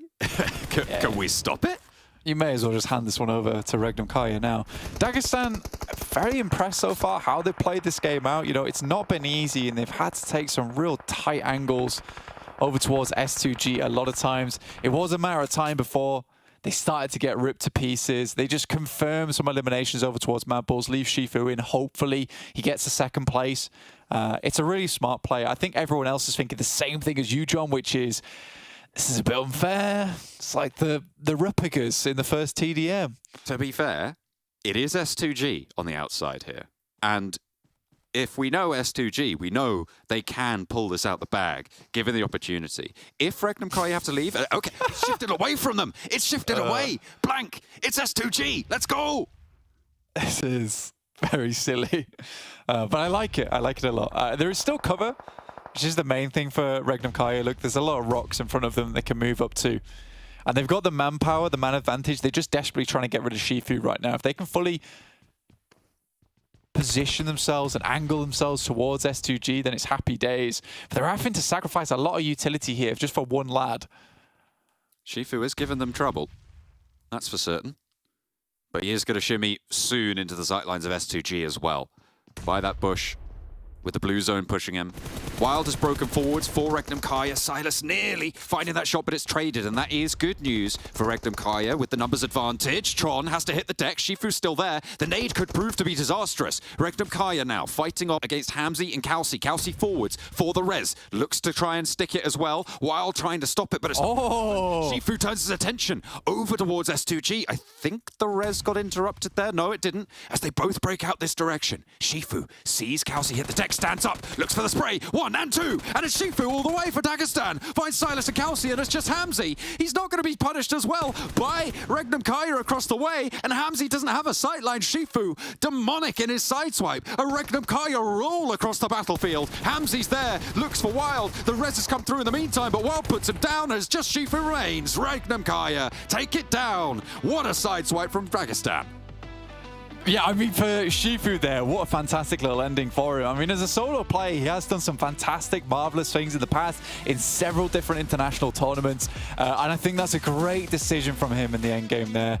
He realizes that all the cards are in the favor of REGNUM KARYA, and he was looking for a second place. They left him behind for the exact reason, so he does what he was destined to do, which is to take the fight to the team on the outside edge. As soon as he saw that initial knock come through, he just thought to himself, why don't I just help the team with the better position? They don't have angles over towards here because it dips down over the top, and they're having a tough time themselves.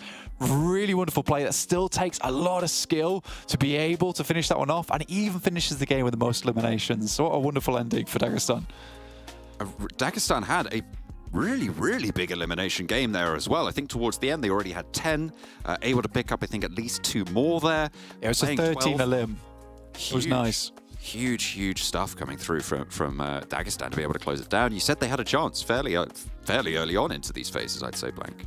Yeah, I mean, to be honest with you, it kind of changed, right? Because I assumed that they would play from that ridge side. They don't. They take the other chance of going for a second place and clearing out the teams on the north side. In the meantime, we're going to clear out as well and send this one back over to the desk. It's time to upgrade your PUBG Mobile outfits. Join free daily cups for solo, duo or squads. Win Faceit points. Exchange for PUBG Mobile UC. To customize your account, join Faceit today and earn rewards. Try for free at faceit.com/PUBG Mobile.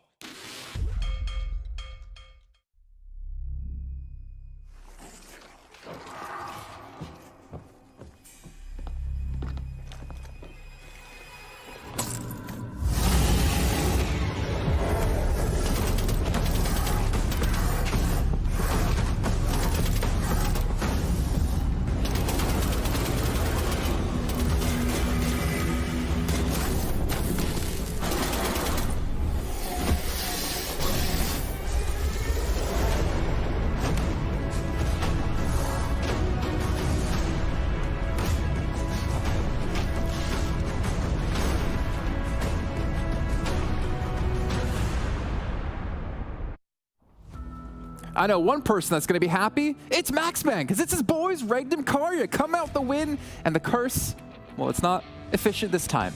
And I predicted them. Yeah, but we all thought it was Blink here in the studio for a second.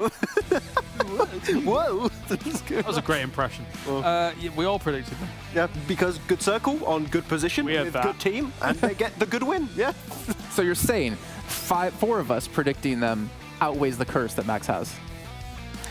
Can I just? It took a lot. It took a lot, yeah. It took a lot. And you guys, you saw SCC try there, but obviously REGNUM, KARYA, I think you brought up Kalaris, like the position they had, the compound they had for such a long time.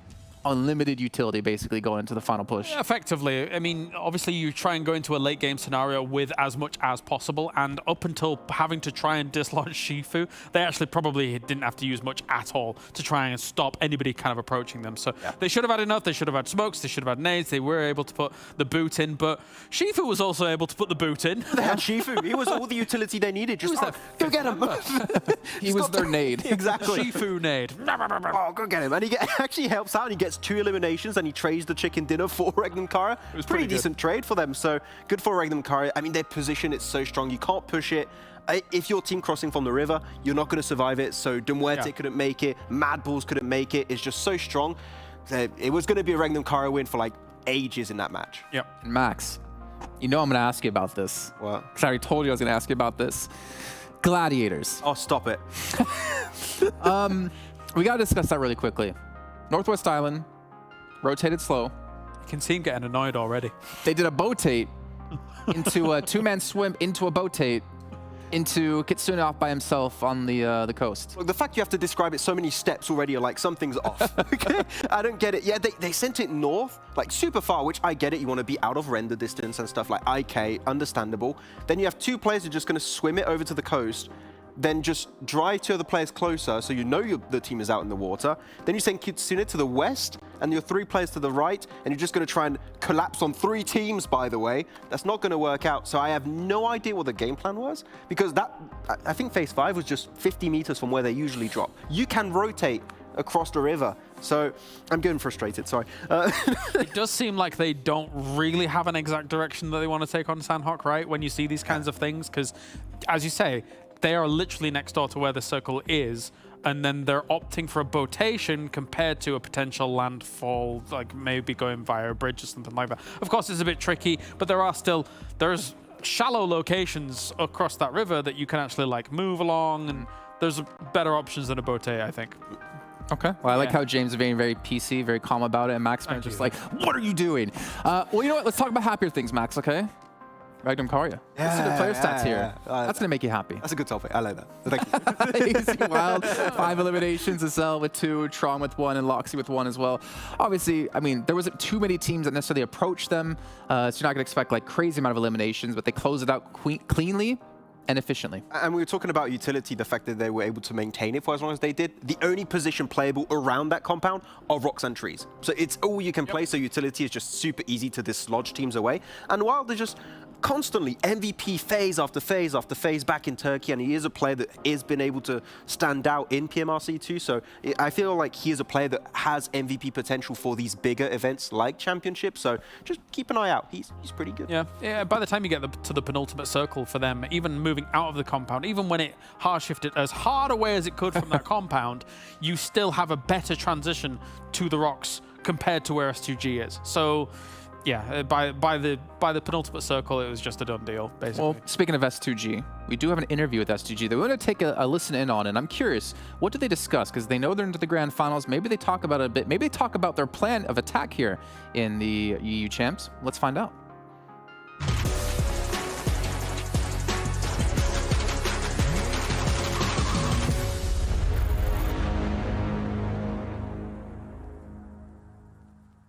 Avrupa Şampiyonası röportajlarında bu sefer yanımızda S2G'den Kalse var. Kalse hoş geldin, nasılsın? Hoş bulduk abi, sen nasılsın?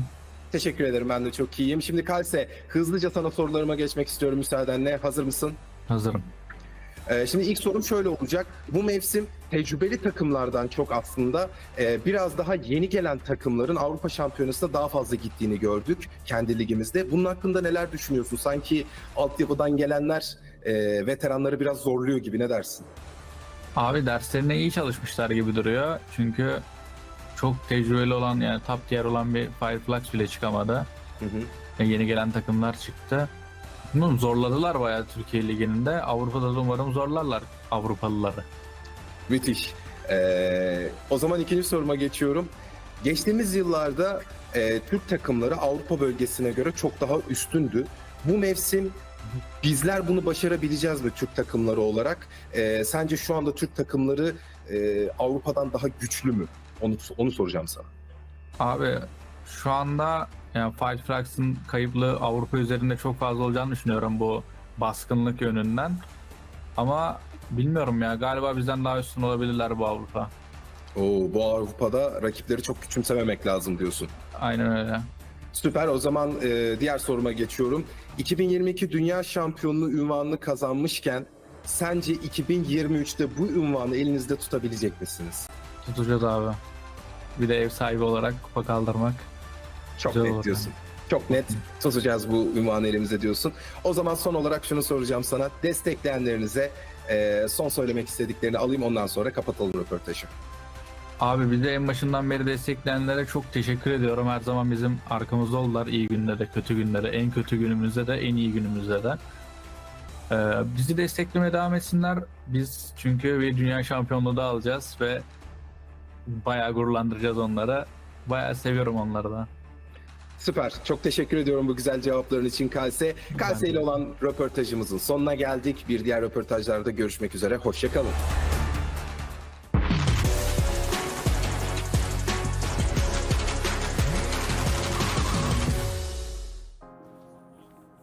You know, it's kind of funny because you hear Kelsey thanking his fans who have been supporting them since the first day, and I look over at Max, and Max is like, "That's me. He's talking to me. He's like, I am the only fan of this guy." I was hoping he would say your name at the end, be like, "Oh, big shout out to Max, man."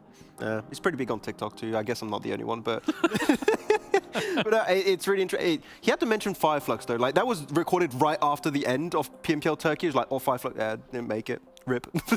Pretty much. Interesting to hear that he believes that Fireflux is actually one of the teams that keeps the Europeans in check when it comes to the championships as a whole. Where I don't know, I think Europe so far has done pretty well today. In 2 of the games, it was pretty Europe dominated, but we've only had 4 games so far. I mean, historically, it's only Fireflux that won. Yeah, historically, it's only Fireflux and Gladiators that won, so it could be a new team this time. Yeah, or it could be Gladiators again.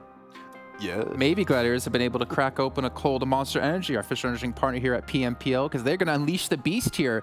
Not on Sanhok, obviously, as we just saw, but potentially as we head over to our final Erangel of the day with our commentators of John Allen and Blink once again. We've got another Erangel tasty chicken dinner up on the menu for one of these 16 teams that's going to be jumping on in. Are the Gladiators going to find a non-salvage game? Well, we'll have to wait and see.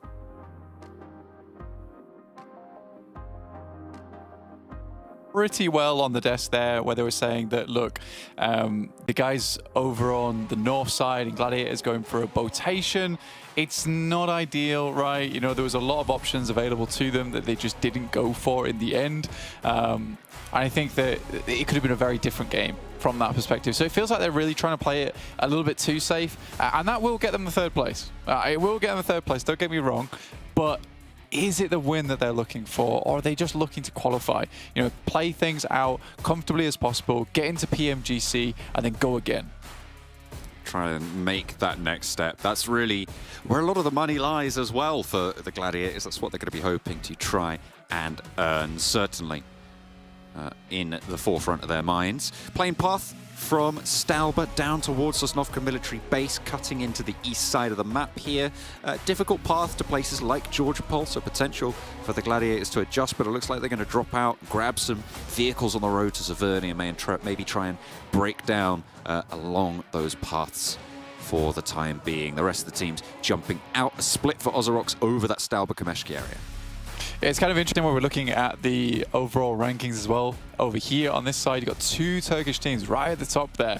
Underneath it, 6 EU teams all battling out to try and catch up. So very, very curious to see what these EU teams can continue doing, because I think so far, like Kyle was saying on the desk, they've done very, very well. I don't think this is super Turkish dominated at the moment. Obviously on that top side, REGNUM KARYA coming off the back with that big chicken dinner over there on Sanhok, as well as some other teams underneath doing extremely well, including S2G. You know, there is definitely a chance here for EU to take some of those top spots by the end of the day. With a circle that's as fair as this, you know, this is maybe the chance here. I really want to see MUERTE start getting back on the tables, though, because they have just not been looking good. It's necessary to step up at this point. It's a pretty short run, 24 matches. It's the same number of matches each of these teams will have played in each respective league stage back in their previous phases. So it is not the longest of time to put your mark onto this tournament. Most teams will be looking for top, most likely 6 at this stage, with S2G certainly coming out the gate swinging. It's currently sat at the top of the tables, most likely to push that bubble down a little bit lower into that 6th place. So that's what we're kind of looking for right now. The Gladiators wasting no time in picking up a point, struggling to get the rundown onto Demon, but they just pop out with the shots instead. Grab another vehicle as well, add that to the Armada as Meku gets the first elim. Pretty aggressive there from Gladiators. Just barreling it through now over towards the western side of the map, finding KAOS on that run up towards Severny. Pretty rude of them, all chilling in the pink vehicle right now, matching their colors displayed in game. I like that, you know, but color coordination, always nice. It's the vibe. It's what they're going for. Major Pride were turned away at the door of Severny. No room at the inn, and instead they will have to head out and down towards, well, kind of the same area that Gladiators have just moved through. Rozhok occupied by MADBULLS. We know that that's normally where they're going to be. Major Pride are going to know that that's where the MADBULLS will be. So I'm wondering where Major Pride are going to pull up here. Or if they're going to divert, maybe try and get towards Sunken, or maybe even as far afield as North George. Zaki, potentially. I mean, that's a little bit weirder of a prospect, but it's not completely out of the question. It's not a 0% chance, I'll put it that way. It's a tough run for them if they head up to Zaki. I mean, you still have to double back, right? But I think with the playing path, you can maybe assume if you're Major Pride that most of the teams will be coming in from that eastern edge. So they can happily head up towards Zaki and then move back down. Kind of confirmed, or at least kind of confident, that there won't be a huge amount of teams in their way coming back from that northwest side, but it's likely going to be either underneath Sunken or like a split loot drop in Ruins, which isn't ideal. It's not the best of loot in that location, but you've got to make do at this point if you are Major Pride. I think it's already fairly decent. They're able to get over towards this side of the map, because it is extremely cramped over towards that center side of this circle right now in terms of center drops too. Dagestan, as well as MADBULLS, KASIK team, REGNUM KARYA, S2G, and BRA Esports, all very terrifying teams in their own right, just all clumped up towards that central side of Erangel. It's a pretty tricky circle as well. Cut down the middle with the river. Make your decisions. Probably not in this phase. I imagine phase 2, stage 2, we'll see a couple more decisive shifts from these rosters. S2G getting on the path, getting on the road, and disengaging from BRA. We know how aggressive this team is, and denied their blood. They will not be sated just yet. Not just yet. I mean, they're looking for it, though. Certainly looking for a bit of trouble is BRA Esports once again. OZAROX heading up towards Kameshki. Team that's been struggling a little bit, I would say. They're trying to stay out the action for quite some time. By the time they come in again, typically getting picked up by some of these other squads within the lobby itself. That's a little 180 flip. Oh no, Kabahala actually was trying to go that way, so. Bit of a traffic jam. Getting blocked off there, a bit mean from Nexus, but they have a far way to go as well. With GALATASARAY over towards our western side of MUERTE. Not a pushover team in MUERTE either. They're fairly decent at holding that position down. They have that solid stanchion position, stopping teams as best they can. We're on board with REGNUM KARYA, though, coming off the back of their chicken dinner on Sanhok. I mean, it was kind of given to them, but they did play well to be able to pick up those points and to be able to execute in those last moments with the utility that they still had on board. Max was happy. I was happy it put me up for 4 for 4 correct chicken dinner predicts, Blank. And I will brag about that until the downturn comes. It's tomorrow. That's 0 points. 100%. Yeah, call it now. That's about right. I mean, to be honest with you, I'm fairly surprised I've got 3 out of 4. Usually my predictions do not go this well at all. I am not amazing. I think it's because a lot of times I will just pick up random teams that for some reason I'm like, I think they could do it. I think they could win. And then I'm wrong each time. And that's okay. That is okay. I just sit happily at the bottom of the leaderboards. Not at the bottom right now. No, I'm not actually. Who is? Max. Max, man. That's surprising because Max is actually really good at predictions. He's a very smart boy. Smart cookie, that one. Yes, definitely. I think I would say, in theory, he won back over in EU, though technically Gennaro was able to beat him out just at the end, I think, if I'm not mistaken. She was able to get quite a good prediction run, but she had much fewer games. So Max had a longer, strong streak, and I respect it. Certainly, out of all of us here, he did the best. Yeah, which is why we do have to keep paying attention to REGNUM KARYA, because he has some pretty good confidence in this team, and so far, I think they've been doing very well. I think even if you look at that last game, right, it was a bit of a given, but you have to use that utility correctly. It's not like they were going against a easy team in S2G over towards that eastern side. There's definitely a world where some more of those shots come through.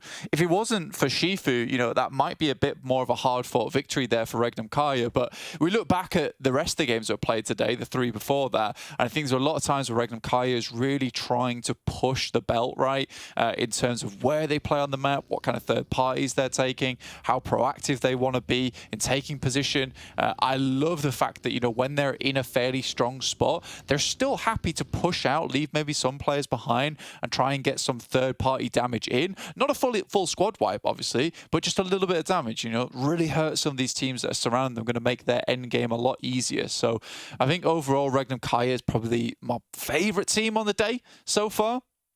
Dagestan, close second after that one. Maybe just Shifu really pushing that one over for me. But next circle comes through over towards the eastern side. Again, a map where I want to see MUERTE do well here in match 5.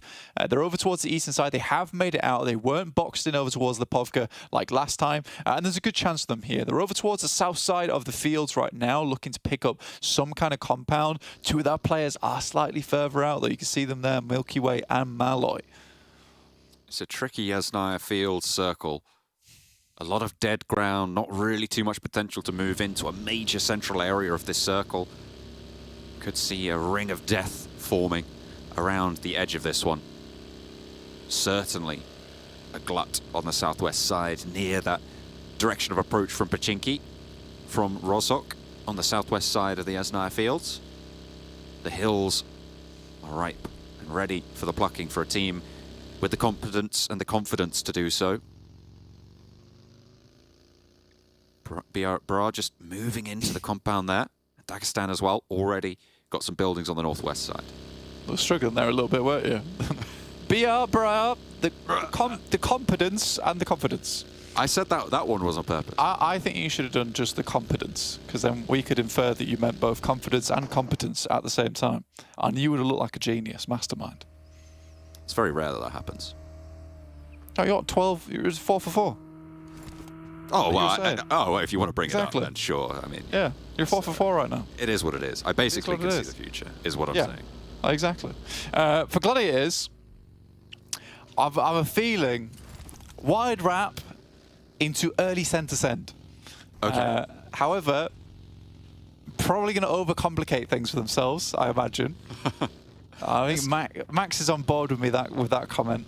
Let's get a little bit deeper into that. Which of the Gladiators dies on that approach? Meku. I think Meku is playing sort of backstop for them a lot of times, so it does make sense that he goes down early quite a lot. Been happening quite frequently, but he has his moments, so you can't really fault him. Looking at some of the teams in the lobby, though, Major Pride are moving through off the back of their win on Miramar today. Looking fairly nifty with it. So happy to see them get another strong game here, especially with them really not having the finish that they would have liked over in the PMPL EU finals.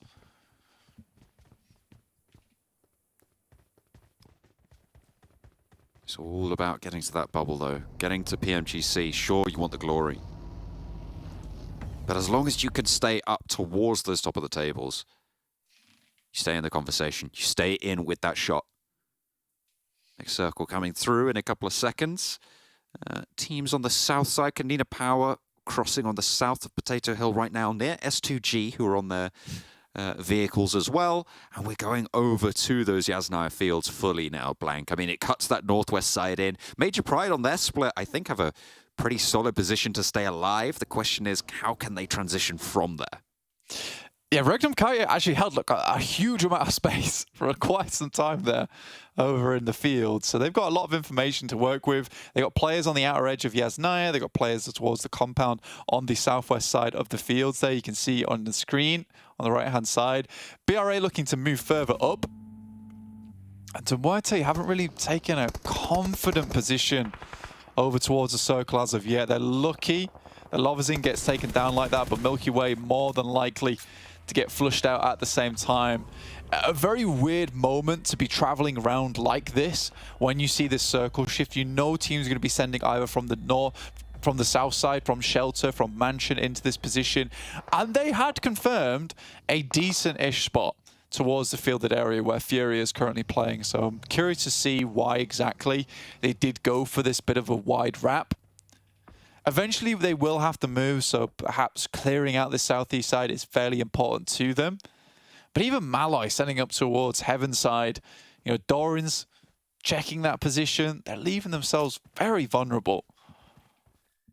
A long line for MUERTE. A lot of broadside onto them. Staying safe, tantamount important.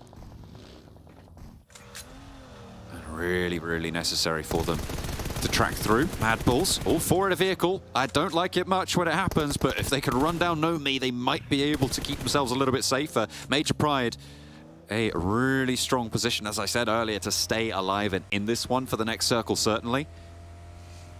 Maybe struggling on transition, but with the position that they have in that gas station near that water tower, they can regroup over to the side and get a decent chunk of land under their control. Nexus not so lucky. They lose Kapahala as they try and swing down and regroup onto that area. KONINA Power trading back and forth. Doran looks to light them up on the side. Like Palucci having to hit the deck, but Becker is still there. Doran seen and in the sightlines, but the buggy has his back and has the cover for him. The smoke, look at a bloom, and that's an M24. I'm going to lay down the 7.62 and will be the spray from the M4 in the end to be able to find the shot. Nexus are going to be swept aside. That's KONINA Power, bottom qualification team from the EU region, coming on through. S2G handling business in the meantime. Yeah, it ripped to shreds there. Felt very bad for Doran, honestly, because his spray through that smoke was almost magical.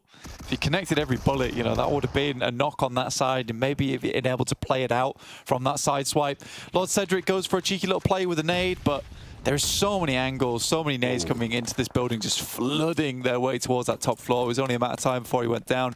KAOS has been pretty lackluster. In the meantime, MUERTE, they're going to take up Wizard Tower in the dead center of this field. They're not moving from that position. They're done once they've made that rotate. So they're banking on this game being a good one. You have to make it early, though. You don't really have too much of a choice to make this later on, as a team most likely would have already picked it up. In the meantime, Major Pride moving on towards REGNUM KARYA. Wild will finish off one in black-white. 2 players left alive. Major Pride in a similar situation. Really heads up for Major Pride to try and make this move now, but REGNUM KARYA, look at us. Wow, what a nade from Effect. Perfectly placed, perfectly cooked as well. He's got to look for the flush with that one as well. It's got to speed things up, certainly, on those knocks, but Nomi and Naomi both down, waiting for reses. The shots come through, and it's actually Gladiators to pinch the point from the north side, the west end of Yasnaya. Can Effect keep them going with 2 players from REGNUM KARYA there? Ready and waiting to take this fight. KASIK can move in and potentially third party here. They're playing in a super strong compound on the west point of these Yasnaya fields. They aren't third partying it just yet. Maybe look at a diet down a little bit more, but no. They stay all 4 together for KASIK on the other side of the road. Loxy lobs the nade on through, and that's a double flush. Finishing off one there. Nomi will get picked up by Meku with a Mini 14. think for Gladiators, though, I think if I was Gladiators, I'd love to push down towards this building, but it's a smart decision they make because they know they want to clear out this western side as well, John. They want that safety from the MADBULLS, from S2G as well, who have been looking to cause trouble. Certainly did over to KAOS, but now their attention probably has to turn to KASIK at their forefront, but the engagement to their north cannot escape their attention. They do not want to allow that one to get away from them. But shots over towards KONINA Power have a lot of suppression on that angle. Dagestan wanting to move past MELISE. And they break wide, they break separate as well. Different buildings, they'll play across on the compound. Nade in the meantime from Bra over onto KONINA Power, and KONINA Power are down now. Kitsune swipes over towards REGNUM. KARYA takes a big hit, and Matic even sending over towards this top side. Shot out by the MADBULLS. Nadenham for Loxy and Wild could be the difference maker, taking down Kitsune. Maku's rocking up towards the backside. This is fairly visible by at least teams in Yasnaya. Decide to make the push now. With MADBULLS losing one player, they think this is the best time for it, but Maku falling to Realm is a really big deal. Certainly, as the flush goes over the Wild, the Gladiators playing with 3, REGNUM KARYA with 2, but the backup, as you say, from the teams on the southwest of Yasnaya, super difficult to make things work. The MADBULLS are suffering in the meantime to S2G. 2 players from S2G are down, but the MADBULLS playing in a similar spot just across that road. They're looking for the res. So are S2G, trying to keep themselves back together. The MADBULLS have lost Frozen fully now, but the circle shrinks away. Blank, this is desolate circle right now. MUERTE pretty happy though. One last player now for Gladiators. I think it's Matic once again. So 1v1 here. That's going to threaten the res on both sides. Go for it. DBS in hand for REGNUM KARYA. Res comes out a little bit quicker here. Smokes down again. You wonder how many nades the boys on REGNUM KARYA have left, if any. And for Gladiators, I think there was a chance there to continue taking shots over towards MADBULLS and hold them out before you made this push towards this compound. Because, you know, the angles coming through from Galatasaray were already a lot for Gladiators to handle. The shots from the backside coming through from the MADBULLS, I think that was too much. It was way too much for them to deal with. And there was time to spare for the Gladiators. Loxy once again with a wonderful nade. And another one too. Kitsune getting picked up now by Matic. Loxy still has one more nade in the pocket. Tixi goes down to Flique from MADBULLS, who have pulled themselves back up to 3, and they are into this fight almost entirely. S2G are moving in on the south side, but they're more likely to be turning their attention to KASIK now, who have lost 1 and 2 as well on the knock. Nice roll up from S2G. Sorry, just the 1 actually went down as Matic goes down next to Flique, just nading them, bombarding them, and the Gladiators will fall fully. There is no road from them from here on out. S2G move on through. Tenchik wants to get back up, will be able to find his feet here, but Zashipa has to hold down against 3 from S2G. They go for the trade and the spray in through the window, but it's just not enough. Tenchik is down, and the flush comes through. Rezi caught, though, on the crossfire. And KASIK are putting up a fight, but it's just Mandarin to remain against 2. A nade in the right place. Might be able to find what they're looking for. Mandarin needs to arc it perfectly. Pretty decent with the nades is Mandarin, but opts to go for the top floor. Another lovely nade coming through from REGNUM KARYA, assisted by Galatasaray in Yasnaya on that south side. They have been stalwart on this position. No one's able to force REGNUM KARYA out. They seem like an easy target every single time, but they are biting back. If they can get rid of the MADBULLS, there's chance. Blank that they can resupply on all of these crates that litter the floors around them, get more utility, get more nades flying on through. As Galatasaray still yet to leave Yasnaya, they don't need to just yet. A very split decision again. I agree with Jason. MUERTE, Central. It's going to be difficult for teams to push on. With Bra on the south side as well. It's going to be difficult for everybody to move through this open ground near them. Slap bang into the center of the circle. You've got to imagine they're in for at least 2 more phases as well. Yeah, I think the difficulty with MUERTE's spot is that everyone wants it, right? This is typically the position where if you can hold on to it, great. But as 3 players, you're likely to get crashed on by OZAROX, by BRA. And if BRA crashes position, OZAROX is going to come soon afterwards. Especially now with this circle. MUERTE is going to have to be very quick on the swivel here. You know, this will be a real test of their strength.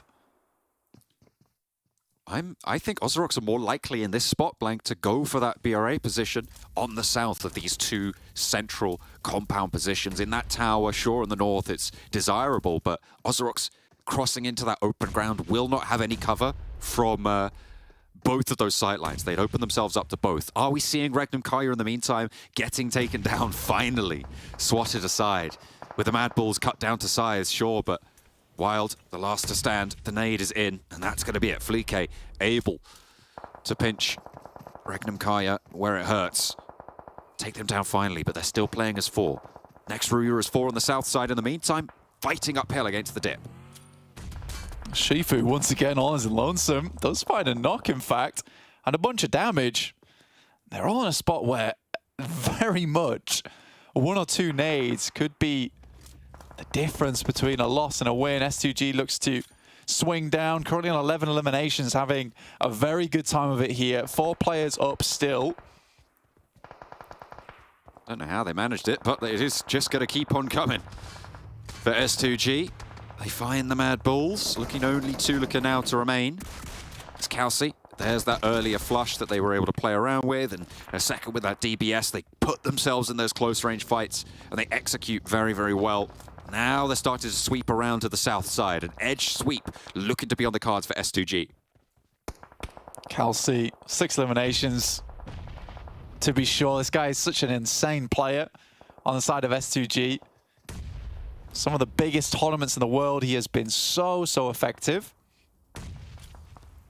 So MUERTE keeping things cool and collected in their position. Very fortunate on this circle shift as well. Remember, they had to confirm this position early on. You don't really go anywhere else after this. You're locked in for good. OZAROX moving slowly in from that eastern side. Galatasaray, I'm surprised no one from Galatasaray actually took a knock on the exit from Yasnaya. So really picked their moment quite well here. Although S2G has been on absolute fire this game, they're starting to get into a bit of a struggle bus scenario now. 1 nade for Shifu remains. Who's going to get it, S2G or next RÜYA? Well, S2G had them last time, right? Shifu was able to take them down, so maybe it's next RÜYA's turn. RayZ has a challenge of his own, though. I think that might actually be coming through from next RÜYA. They're peeking up, but they might be able to spot him on this ridgeline. They're trying to move forwards, and Galatasaray, you're right, no one really challenged them, with S2G causing havoc on that west flank. MUERTE really the only team that had strong sightlines over towards the exit there.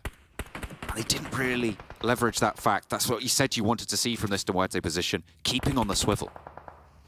Yeah, it is tough though for MUERTE, obviously in that spot.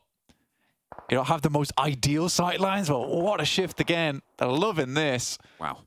You know, this really feels like, you know, they've gambled and they've won 5 times in a row here on the circle. S2G locked into their position. Dagestan with Shifu as well as next RÜYA. They both have the move, and I think S2G is going to look to confirm it down towards this south side of the map. Clear out the players that are still remaining. Oh no, Shifu.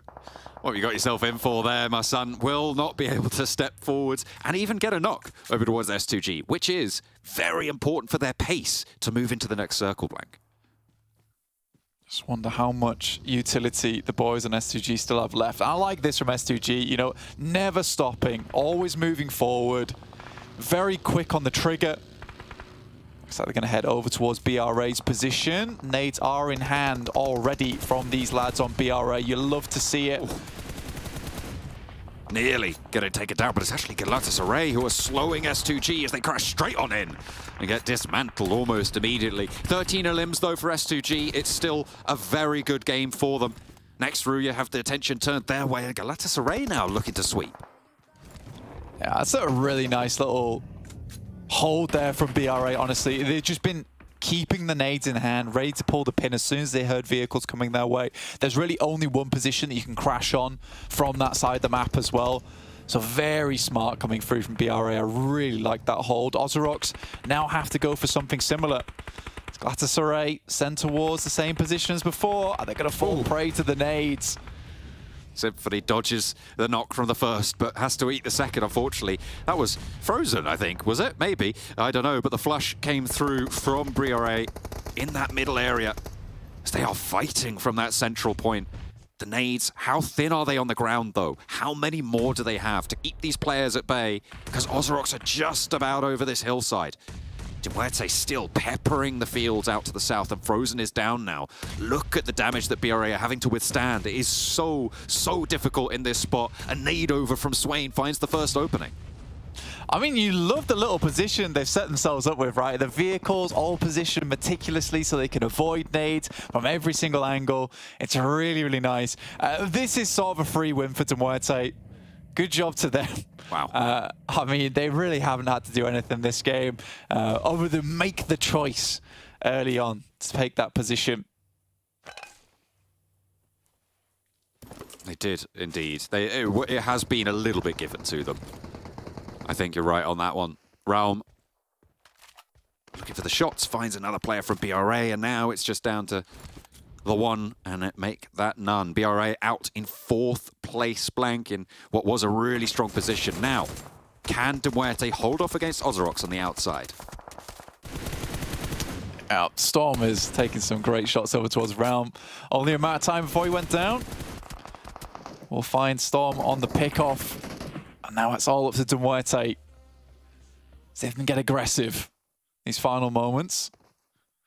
Still a bit unsure of where the players are advancing from. We see Furia just jump peeking at the moment over the top of the crate. But that knock will slow them down significantly over on Swain's side. We'll have to pick up the vehicle. That's going to outline a general location of where OZAROX is coming.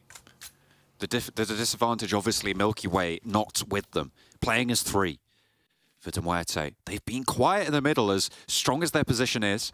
Now is their chance to add to that points tally. A nice wide base of fire for OZAROX. It gives you the advantage in the sense that you have more sightlines, more chance to trade, but the disadvantage, if you get knocked, if you get spotted, that's pretty much going to be it. You can only hold down so many sightlines though as 3. You know, that's your big issue. I do like the current playstyle they're going for. I mean, OZAROX is going for a bit of a risky maneuver, right? And I think they have to versus position. You have to give them as many sightlines to deal with as possible here. You know, you make this easy for KORKA. He just sprays down 4 players in the same spot. It's too simple. So, for OZAROX, they know they need to keep this really difficult to deal with. Sephir drops upon the backside, has to hit this, but Furia, very, very good there. We'll take him down. That could have been the difference maker. He gets busy. And will be able to find a lot of damage, actually, for OZAROX over onto KORKA. Staying down, and KORKA does go down to a nade from Storm. Falconis wants to put more in as well, but they know Fury is still on the outside. However, he is further away from the exit. Malloy looking to try and stay low, stay undercover. Try and stay away from these nades pouring through. Storm tries to jump up, finds the knock, and this is big. Furia now with the last challenge. The last nade looking to pour over towards Storm. He breaks wide, forces Storm into a line, tags the damage, has to find the shot, but it will not be there. And OZAROX roll back over the hill. MUERTE go down blank, and that is a chicken dinner for OZAROX. Very nice. You know, we talk about the smart man Max. He gets his prediction right as well through the back of that one. But yeah, really, really good play from there from OZAROX. And again, you can see sort of the difference in terms of the teams that, you know, come from those PMPL stages to the championships now. OZAROX knew exactly what they need to do. Versus a compound where it's sort of a gifted win almost. They create a very difficult scenario to deal with. A lot of different angles to play around. You can't just hold down one particular spot. Sephir moves around the back, opens things up for players on the other side to push in. It was very well orchestrated from OZAROX. I just don't think MUERTE were ready to deal with that, especially down 1 player. Yeah, it just was not strong enough to hold off against that onslaught. I think they did look like they had a good chance. I mean, we say Fury is a great player, probably one of the best on the roster for a reason, able to handle that roll-up even when he had a nade pin pulled, able to tuck that one back away and win on a flick. But as you highlighted, it just wasn't going to be strong enough. Those nades came through and the smokes were already there. The mobility that was on display from OZAROX, I think, is undeniably great play. Absolutely. I think that you look at that from MUERTE in particular, you're really, really happy with how far they got. You know, I said that I wanted to see them get a better game here, and they absolutely do, but OZAROX steals the show at the end there.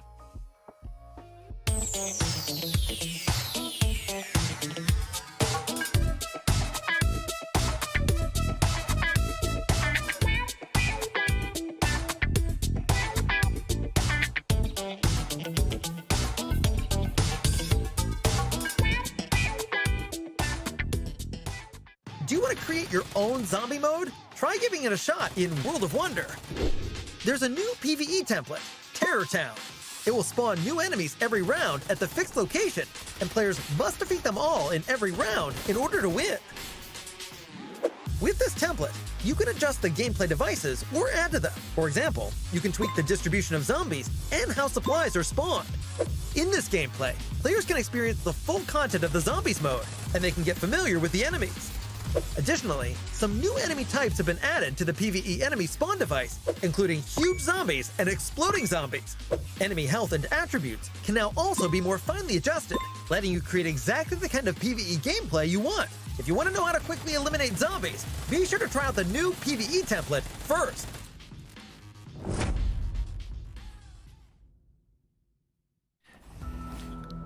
I take back everything I said.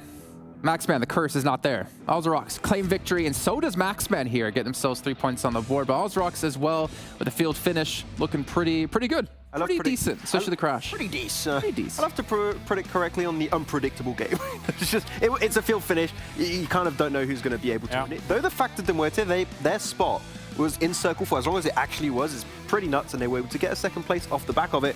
I saw Furia with 8 nades. I was like, whoa, that's a bit scary. But well, I mean, the smokes OZAROX threw, right, actually baited out a ton of those nades. Not only that, also them trying to crash onto Furia because he was clearly like the position that was the easiest to crash at the time, and everyone was so focused on that crash that they could get closer to the Harry Potter tower and start nading it. So good plan from OZAROX, and they were just snaking it until they could get the win.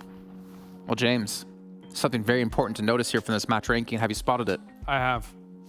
That's why I went with them for my prediction. That's a win in your books, right? Getting any prediction points for VRA Esport. Get themselves 11 points on the board. I think the really impressive thing, though, well, to be fair, S2G was just blasting in this game, taking fight after fight after fight. 13 eliminations here at the only 1 placement point. I mean, we talk about no pressure on them. I think you're seeing it right here. I think you said it, Jason, at one point during that game. It was like, they choose a team, they go for the team, they stop, go for another team. It does sound smart, so it sounds like something I would say. Okay, yeah. They just kept blasting after every single squad. And KASIK team too, on the western side, they understood it was a very clear, obvious transition point, because if you try and go into the field, it is going to be a very good backstab position. So they clear it first, then start to transition and fighting team after team after team. So yeah, I mean, as S2G, I think KAOS has a chance of being MVP on the day so far because he's just been so good throughout the day. And James, REGNUM CARYA, I mean, obviously off the back of a win previously, they did not have an easy time. Obviously having that 2-2 split, which we extensively talked about while we were watching the match. And to be fair, once that, I think it was like zone 5 popped, they immediately started to send it back to the other 2 players with the 2-2 spread. But I think it was Major Pride that crashed onto them just slightly early. Yeah, so holding a 2-2 across that much distance that late is a bit too bold. Like, you could see coming in as a reinforcement against where Major Pride was hitting them, it's just a little bit too late. You're not able to really hold them off as they're crashing in. Because unfortunately for REGNUM CARYA, they're a great team, Max, but a lot of the other teams around them are also very, very good. So you can see how Major Pride was able to crash on them. I mean, kudos to REGNUM CARYA for holding off what I think it was 3 teams during all of that. They did have a little bit of help from a distance, but regardless, it's not exactly the easiest thing to hold off, but they did for a good while. They survived longer than I thought they were going to, all things considered. It was only 3 European teams. It was like Europe versus REGNUM CARYA. Yeah. In that confounded it was what, Major Pride first, and then it was Gladiators. and that's when Galatasaray helped them from Yasnaya, and then it was MADBULLS, which eventually did get the better of them. But for them to hold on to that position with 2 players, and again, the splits you've been talking so much about, Max, I think is a true testament to how strong REGNUM KARYA are as a team. Initially on phase 2, it was a 4-man split. Like, they had 4 positions under control, then they went back to that 2-2 split that we did see outside Yasnaya, Polyana, and also inside of that compound, and they just regroup off the back. Just Major Pride was just too quick. It's fair to say. So yeah, good on Major Pride to find that opportunity and get it done. But after that, they understood we cannot win this game anymore. We're just going to go in that one room that's really hard to nade, and we're just going to try and survive, which that's a good salvage play for REGNUM KARYA. And off the back of that, get 5 eliminations. As Max was saying, though, like at the beginning of this segment, all bets are really off when it comes to a circle like this. I mean, you've got the vast majority of the circle is field. Like, when you've got that situation going down and all these teams trying to scramble for it, MUERTE, of course, goes to the Wizard Tower, understandable. But as soon as that gets smoked off from every direction, they have nothing to play. It's so difficult for them to even try and hold off the OZAROX situation, right? Who have taken so many angles around you to really kind of constrict you. Especially, I was going to mention the angles. It's just impossible. You got 4 separate angles, and they're trying to also crash behind on Furia. And they have nades too, so those 2 little rooms in the Harry Potter Tower, you cannot hold them anymore. Yeah. Well, especially when these are smokes to close that gap. Exactly. Right? Your nade range, like, we cannot hold this position anymore. So MUERTE, sure, it's a really good spot. Do you want to be in their position? I'm not sure, because it is tough to hold when teams get that close. I mean, James was saying himself, like, you go with MUERTE here and you just kind of not engage in any fights for as long as possible. Let all the other teams take themselves out, and we do see 2,300 damage coming for S2G, OZAROX at 1,700, and MUERTE with 1,500. Galatasaray kind of sucks for them, because they were in Yasnaya. They knocked a player off of Gladiators, but they were able to convert really this damage into hard eliminations. There's not many spots. Well, okay, so it's weird, right? Because if you get the circle going towards Yasnaya, fantastic, that's awesome. But if you don't have the circle going towards Yasnaya and it does go into the field, that corner is one of the better spots to be in to try and scramble some transition into the fields. But even then, it is very difficult. But that corner is normally the spot people usually will bank on if they want a 50-50 scenario, but it's still hard. It was actually a small little spot that was playable, and S2G tried to go for it. Then over a ridge, and actually because of that, Galatasaray had an off angle. And actually, after they clear S2G, they transition into that position, and they have some decent angles on, I think, OZAROX, and also they have info on where MUERTE are playing at. But leaving that spot, you become very predictable because they know you're hiding behind that exact little bit of terrain. So it's tough, but as a temporary location, it's pretty decent to play. Well, we did mention S2G a little bit here, and I actually want to take a look at their player stats on the day, because they're currently our leaders overall on the first day of EU Champs, and I want to see who's really standing out for the team, and honestly, it's really no one. Everyone is really within arm's reach of each other. Top is 11, bottom is 8th. This is like perfect. I like your phrasing. Because everyone's standing out, nobody's standing out. Exactly, right? Glass half full, glass half empty. I mean, the damage difference, less than 400 between the top and bottom. The elimination difference, 3 eliminations between top and bottom. I mean, you said it at the start of the show, right? You have teams that have 1 player, 2 players stand out. Like, they've got the full package here. I mean, are we surprised that the current world champions are the complete package? Yeah, fair enough, yeah. I wouldn't actually go against that, but I'm not going to. I don't know. I feel like thinking about Bigatron, it was really, really hard to go against them until... Well, there was a flop. Let's be honest, for a long time. But anyway. Oh, here we go. Some of the REGNUM KARYA fights, as we saw Major Pride there crash on initially, and then of course Gladiators did take their toll. And I mean, Kitsune, he went in first and got knocked, and I feel like that was kind of the downfall for Gladiators. Yeah, I would even say it's MADBULLS third party. They saw that fight, like, okay, this is our one opportunity to crash into the western side. They've had to be critical of MADBULLS because they drop in Rozok, which is close from this kind of area. I expected them to be one of the first teams in a decent spot, but they were sweeping the western side, weirdly enough. So maybe a bit quicker for MADBULLS. I think in a circle like this, top 5 could have been a possibility. Well, you did get to see the Galatasaray position as well, and just seeing Korok inside the Wizard Tower just doing some work. Again, just to bring up like the smokes, I feel like that's so smart. And the thing is, I bring it up again because I look at like North America, which I was just doing for PMPL this year, and you wouldn't see plays like that. You wouldn't see like the methodical plays. Okay, well, we can't really close this gap. How do we get there? They just kind of run in and die. But to use the smokes to close the distance, knowing that MUERTE avoided fights, had a lot of utility use, it was fantastic to see. But you guys at home, you heard about our favorite teams. We know who Max's favorite is. Who? REGNUM KARYA. Yes. Let's hear who your guys' favorites are by using their tag in chat to let us know and support your team. We did see a lot of NEXUS in chat. Again, I'm quite convinced it's blank, but I'm imagining we're still going to have a lot of S2Gs in there. Yeah, in the Turkish chat, not here. Possibly, yeah. Across chats. Who knows? Let's actually find out with our commentators. They've been extensively watching the chat, and they know, Blank in particular, mathematically, how many votes each team has. Let's go. All right, that's my 10th account, Nexus. Oh, sorry, guys. Okay, yeah, we're going straight into Miramar, right, Blank? That's what we're doing. That's what we are. That's what we are going into right now. For everyone spamming Nexus in chat, you're a real one. Keep up the hard work. I will pay a UC after the tournament concludes. Oh, dear. I don't know where mine is. Mine must have got lost in the post. But either way, we are posting ourselves first class over the outland of Miramar for these teams, 16 of which will be dropping in again onto the dusty dunes, onto the desert. S2G able to put up numbers in that last game, Blank, with the elimination count they were able to achieve, and they now sit 11 points ahead in first place. Yeah, seriously good stuff coming from S2G. Even on that last game, you know, 13 eliminations, you get 1 placement point. You don't really care at that point in time because you've got so many points just from eliminations alone on a game, like Max said, which is pretty unpredictable, right?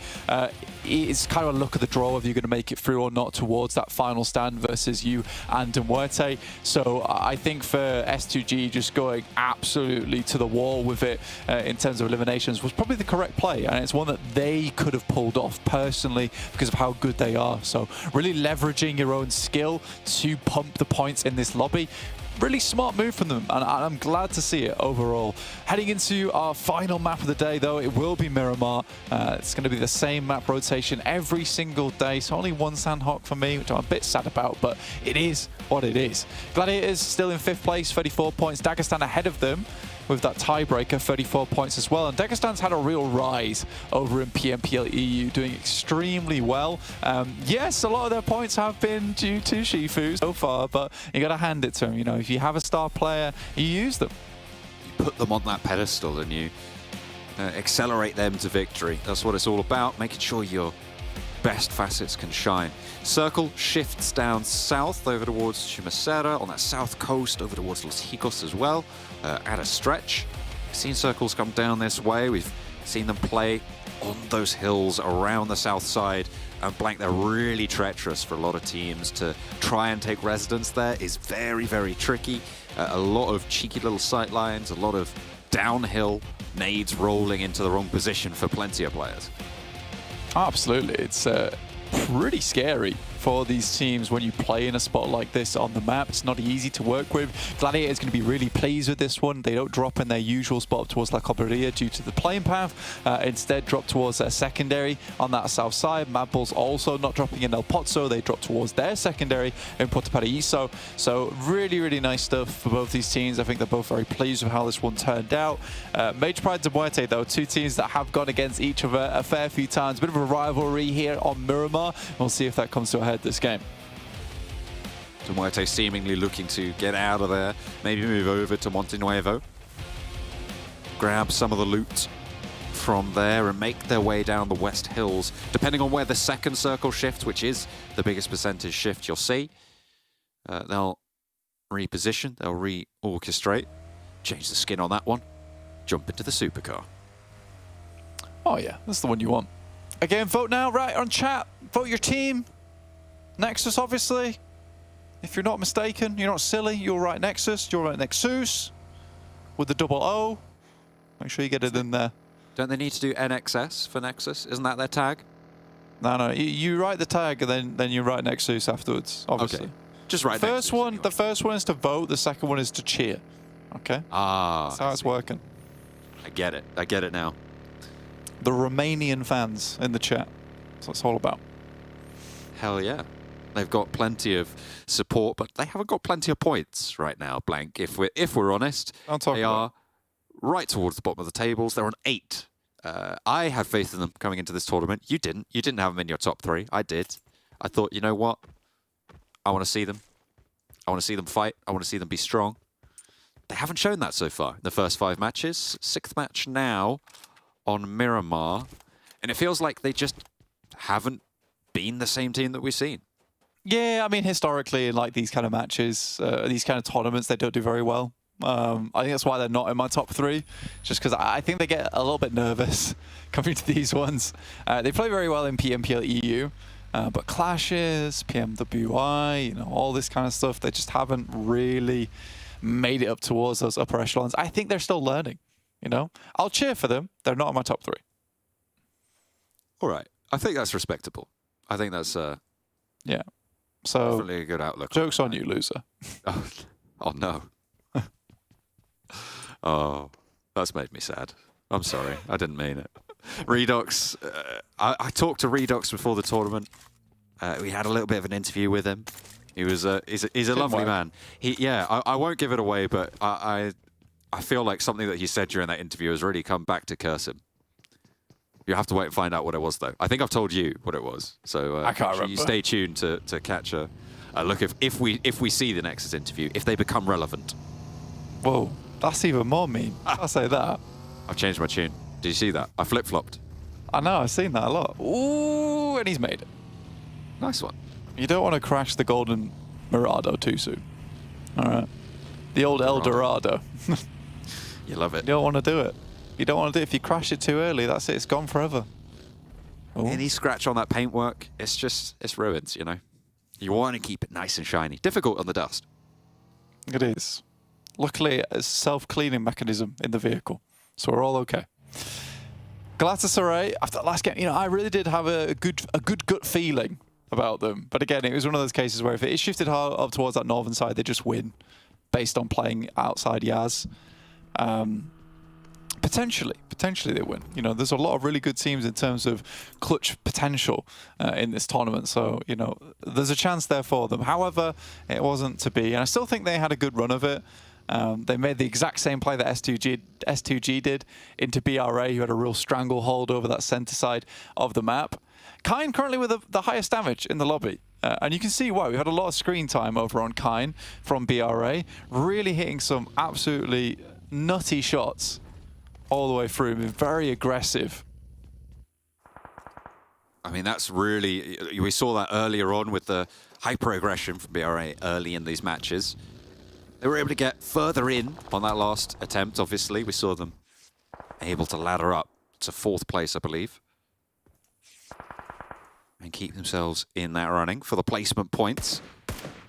Able to claim a few of those. KASIK taking shots from MELISE, looking for those reses, those heals to come through. REGNUM KARYA not so lucky as they lose ahead to Major Pride. Black quite able to isolate, dominate, take down Loxy there. And only 3 for REGNUM KARYA will move forwards, but they are fairly central in this first circle. A little bit on the north side, just east point of Chumacero. Just keeping it fairly chilled out for themselves. MELISE Esports taking some really good shots over towards KASIK team. It's something that Türkiye has always been kind of known for, as just being very good when it comes to gun skill. I think there has been moments in the past where they've been sort of outclassed in terms of methodology and tactics in the game, but it feels like also that has been massively brought up as well now.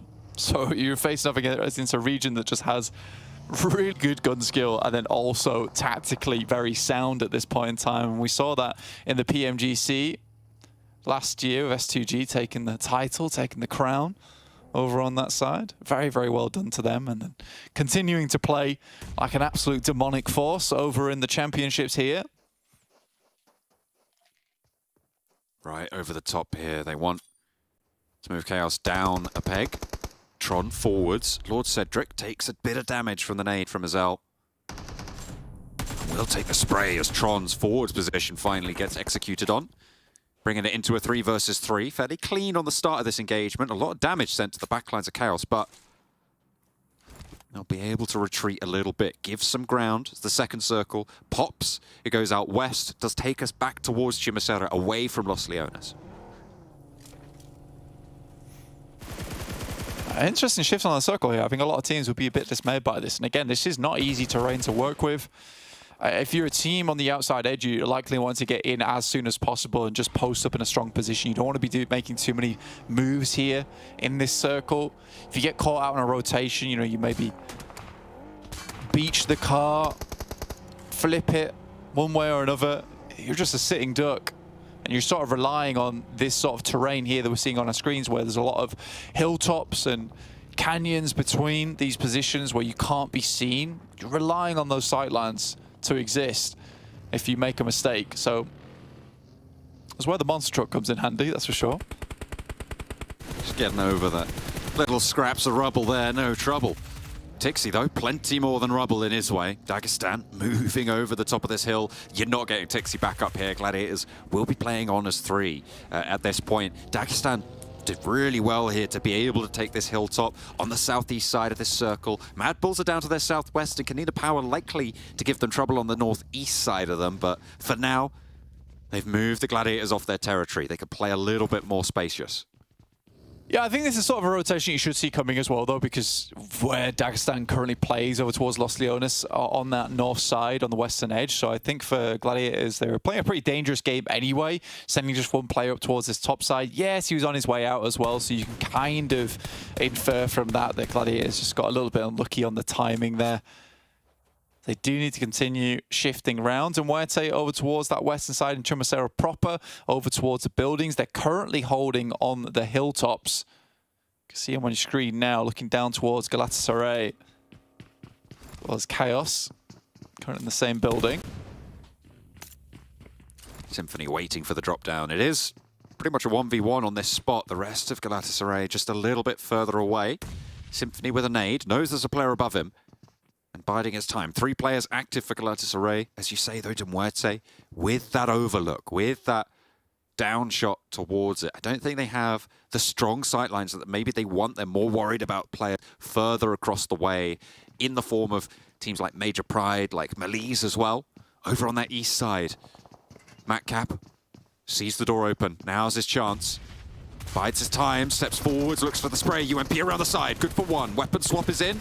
Goes down very, very low on the HP. Fades back, 3 first aids in hand, and Symphony looks to burn him out. Turns the corner, but immediately into the side of fire for Symphony, and he's able to find the shot. Galatasaray stay up as 3. It's a great pre-fire coming through from Symphony. Really like that there. I mean, he knows exactly what's going to happen there. He throws a nade in that room. He's forced to move out, so gets further down the stairs, makes the headshot angle a little bit more difficult to hit. Instantly goes for pre-fire. Smart moves there from Galatasaray. Currently in a strong spot in the circle, very central with this next shift. On stage 2. Going to stage 3. I'm pretty pleased with that one. Muerte also don't have to move off these hilltops anytime soon, but they do have to slightly shift some of that weight down towards the south side. They know teams are going to try and make their way through these positions. Not very easy to get further over towards this western side, so I think Muerte can be fairly confident in this 2-2 split they've currently got going on. For the time being, can maintain a little bit more space. A lot of teams being funneled down towards Chumacera. I'm interested in where OZAROX decide to go from here. Do they wait for the next circle to pop potentially to try and see where this zone will shift them, or do they try and take Muerte's high ground as it is? It feels like they're in probably one of the easier positions to take that Muerte high ground away from them, but even then, it's a tall order. Or do they bide their time and try and fight through Chumacera? Yeah, it's difficult. It's a difficult one to go for. I think some of these teams that are also going to have a tough time down towards the south side. MADBULLS still have to move in. Muerte is currently holding off that angle as a Gladiators on that south side. Next RÜYA. I've been keep getting like caught off on the edges to next RÜYA. Not quite able to make it all the way through. I think they've had some decent moments throughout this tournament, but to consistently get left in the dust at times towards the end game. By no means doing badly, though. You know, 13th place, 23 points. That can easily change with the amount of teams only a few points ahead of them in front. Nexus trying to push in from the east side. Show us their fighting prowess. Tenchik already down. For KASIK, Mandarin now in trouble as well. Exo breaking wide, doesn't go down. Zashipa missing the spray there on the cross. Looked like it should have been on, but not going to be able to find the damage he was looking for. And now it is just Zashipa for KASIK team, ahead of Nexus and also ahead of REGNUM KARYA.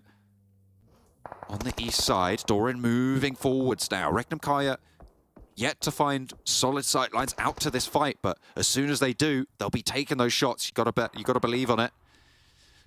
Bra as well, further ahead even than KASIK.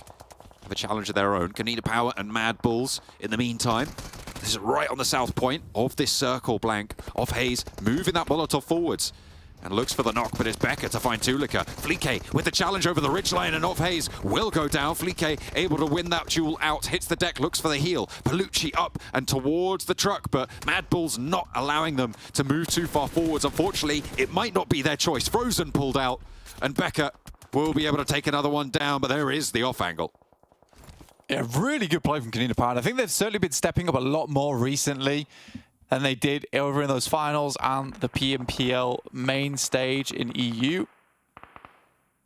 So very interesting to see. MADBULLS just haven't been quite as confident here on Miramar, I would say. A lot of times you would see them in the past just heading for a nice central position. Either they've not found the look today or they're just starting to get into it. Just don't know. S2G finding Kitsune.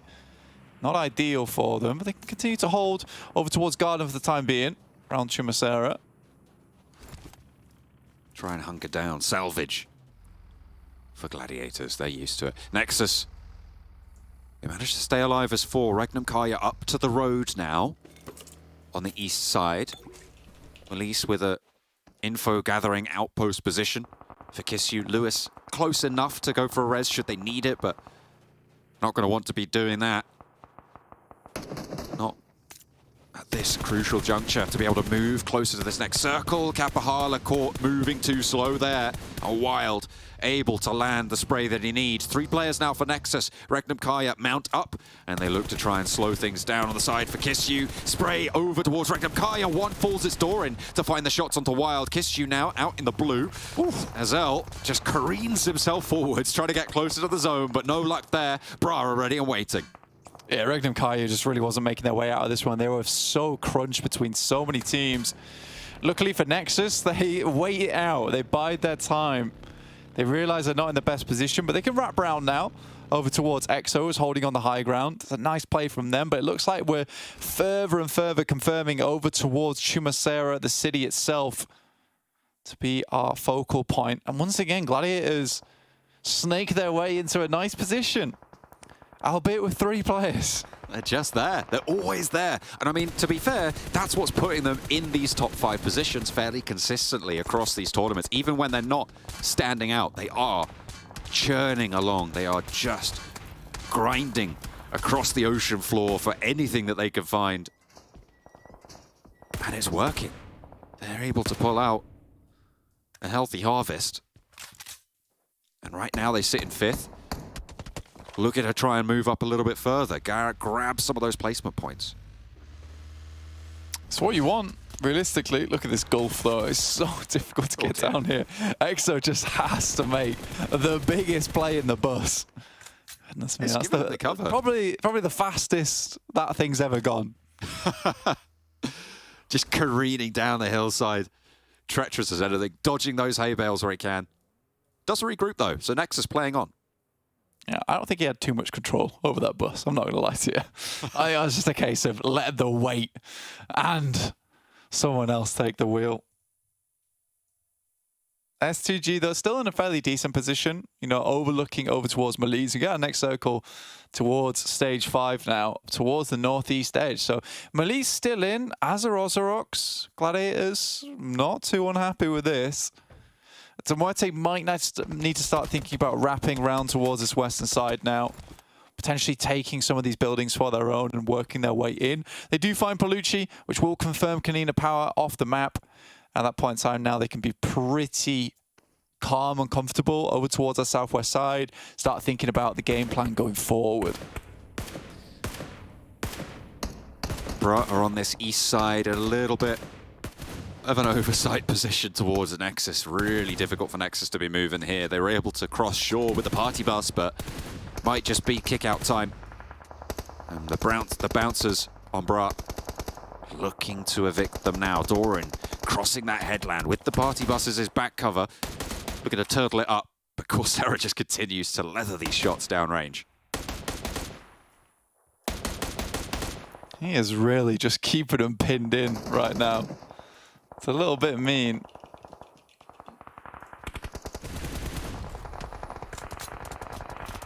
Dagestan equally taking a huge amount of damage. You know what? Nexus have weathered the storm there, though. Laid down the old kite shield. Fair enough. And continue to clap back.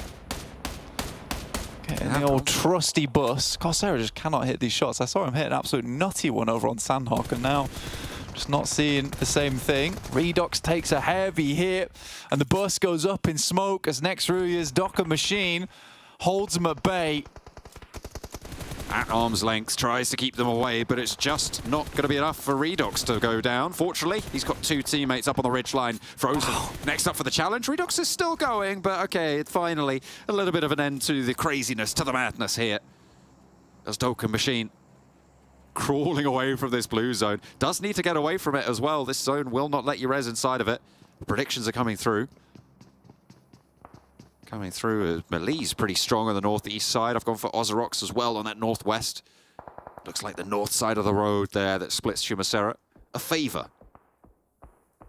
It's difficult, right? I mean, if it heads down towards that northeast side, S2G, Major Prides, and MUERTE Gladiators all have a bit of a rough time moving off this hilltop. It's over towards the southwest side. These teams within Chumacera itself, a bit of a better chance, right? So I think it's one of those maps that is very equally split right now. I think you could go as far to say that it's a little bit more favouring the teams in the northeast, just for the amount of landmass that is in that location. Talking a bit of a smaller area here on this ridge side that currently got Major Prides and MUERTE, S2G and Gladiators are playing. I like the push that MUERTE made. Feels like they're slowly warming up to the games today.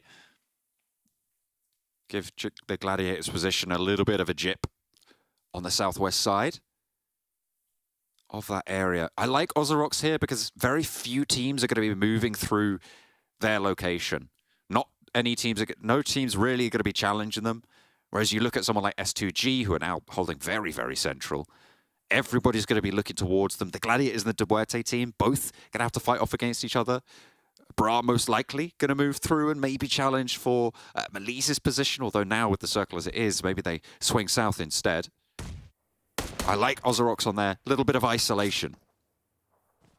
Yeah, for sure. I mean, S2G have high ground though, right? So even if teams were looking at them, they sort of have the advantage on that spot. Looking over towards MELISE, they find the first knock and they explode on the vehicle. Great shots from them. MUERTE's making an aggressive push here. And to be honest with you, Major Pride could take advantage of that quite easily. Galatasaray, not done yet. There's nades over towards Silas. He'll go down first, leaving S2G at just 2 players now. Major Pride should hear this. Tricky stuff for all of these teams looking to make their mark. MUERTE, beautiful to pick this one up. Brat have moved in, playing as 4. KAOS fairly exposed there. I'm surprised he went that far forwards in the buggy, and Corker didn't take him down. Just a decent timing there to be able to claw that one back. 10 teams remain blank, but there's plenty of stragglers left to be slurped up should the opportunity arise. KAOS here with the M249 is an absolute terrifying prospect. Double taps with the Mini 14. Razy crouches next to him. Not sure about Causes more problems than anything, though. Yeah, an unorthodox play, to say the least, and steps up. KAOS goes down as well. S2G, that central area, will be assuaged somewhat. And MELISE now looking towards Brat to curtail this threat from the eastern side. Tospic wants that shot back, wants that answer. Corsair down, and the only player of theirs to be able to find elimination so far this match. Want to get him back in fighting form as soon as possible. Frozen from next to RÜYA, trying to move in from this south side. It's been treacherous for so long. Molly over the top to try and create some kind of pressure. More nades downwards. Just Frozen left alive now. Has a big task ahead of him. Deal with these 2 players in front, but next RÜYA pretty happy right now. 10 eliminations. It's decent. That's Nomi from Major Pride and Black-White to finish up the engagement between them and Galatasaray. That's what they were waiting for. I think they were ready to just clear on this southeast edge. I like that from Major Pride. They want to confirm this area of the map. They He should have a pretty good idea of where this final player is behind the old car. Frozen on the target range, will be bombed out there. Black-White takes him down. A Major Pride playing as 4 from the south side. Going to look to move down from this high ground towards the position that MUERTE fought against S2G for. The Gladiators on the left side as well of their approach could prove to be a challenge, but Bra right now, they've somehow managed to come up from this eastern side and get a really forceful position. Yeah, I kind of expected Bra to not get up here with all their players up and ready. You know, MELISE were taking some decent shots towards them, but some really good response times coming through from Bra kind of keeps MELISE Esports at bay. So I did really enjoy that coming through from Bra. They do lose a player. One gets knocked, as does OZAROX. Should be resable, though. Yeah, OZAROX have had that knock going for quite a while. The res just comes through. Already with a player there, you're right, it is just going to be resed back up. But that's allowed Major Pride to move a little bit further across. The Gladiators have to shift in as well, so they're going to have to fight probably towards MUERTE, but with Major Pride right next to them, it's going to be really, really tricky to make this move. With the zone starting to push in under 10 seconds now. Gladiators maybe just looking to sideswipe Major Pride, pick up some points where they can. It is, yet again, as we've said before, a salvage mission, but Korka spots Meku, and that is disastrous for Gladiators, especially this close to the zone move. Oh, I love this play from Major Pride. They notice the knock goes through towards Gladiators, so they're not going to be watching them as they make their approach, so smokes go through over towards MUERTE's position, and they're looking to leapfrog here. This is really, really nice from Major Pride. Now they have to make it work, though. Breakout, a reposition, and a push forwards now for Major Pride. Naomi leads that charge up to the side of the building. Naomi pours in second, and the rest of them swell on through. Major Pride have managed to maneuver without taking the gunfight into a nice covered building. Although MUERTE are within nade range here, Korka might just be able to place one back should he want to expend that capital. MELISE in the meantime trying to cross the road, but they're going to have a real tough time of it. That is OZAROX spotting Korka from the northwest side. They've been hiding in the shadow of these hills. It's going well, but Major Pride, they've been spotted by Gladiators in turn. Yeah, Naomi goes down. They're giving a little bit of time ahead of them. That M249 coming in handy a fair few times during this match. Some damage towards Gladiators. They are really lacking on meds, though. No one currently heading over towards to help Naomi. Bra will find him on the outside, leaving now. Major Pride down to just 3 players. Bra now with the most players in the lobby. Storm getting knocked leaves OZAROX on 3 and 1 knock, so close but no cigar. Falconist can move in to get that res. That was inside and most likely going to be resable, but OZAROX will have to cross up to the foothills here. Bra have navigated this so well. They've timed it really, really powerfully. S2G going down allowed them to move up on this east side, and no one's there to stop them. Yeah, I mean, they've kind of brute forced their way onto the high ground, right? That's the best way to look at it. Matic goes down to some nice shots from Sephir. As soon as he spots him, Corsera with this little bit of high ground also works out nicely. The Gladiators. It's his last stage, though. Sephir gets knocked. The Gladiators have started to move forwards. Kitsune just getting that flush there, but dangerous. He steps forwards, maybe a little bit too long. Matic already down. They can't afford a second knock, but there it goes. Major Pride ready and waiting. This cross for open ground against the OZAROX squad going to be tough as MELISE go down on the northeast side. Major Pride looking to keep themselves in, but Bra have such control, Blank. Bra starting to move in, and Effects trying to finish this one up. Not happening, though. Now Major Pride down to 2 players. OZAROX Swain moves up, will finish off the final members coming through from Gladiators, though. This will give a moment for Major Pride to breathe a little bit as Bra looks to contend with the final players coming through from OZAROX. 3 teams remaining. Falconist and Swain are up the top, but Storm's down the bottom. If he can get away from the blue zone, he might have a sideswipe onto Corsera's position. Will he execute here? There's 2 players from OZAROX. Tospic also looking for that nade. Coursera with the challenge on the gunfight, and there's the nade into the back. It is Swain to go down, and a drop from Falconist. Bra looking to try and isolate this fight as well, and Falconist falls. Just the one-player Storm to go, as Major Pride with 3 look to fight on out. Naomi on the broken wall, wants to challenge with the fight, but fades back instead. Draining that ammunition from the Tommy gun, but there's still plenty, and there's backup from the rest of the team.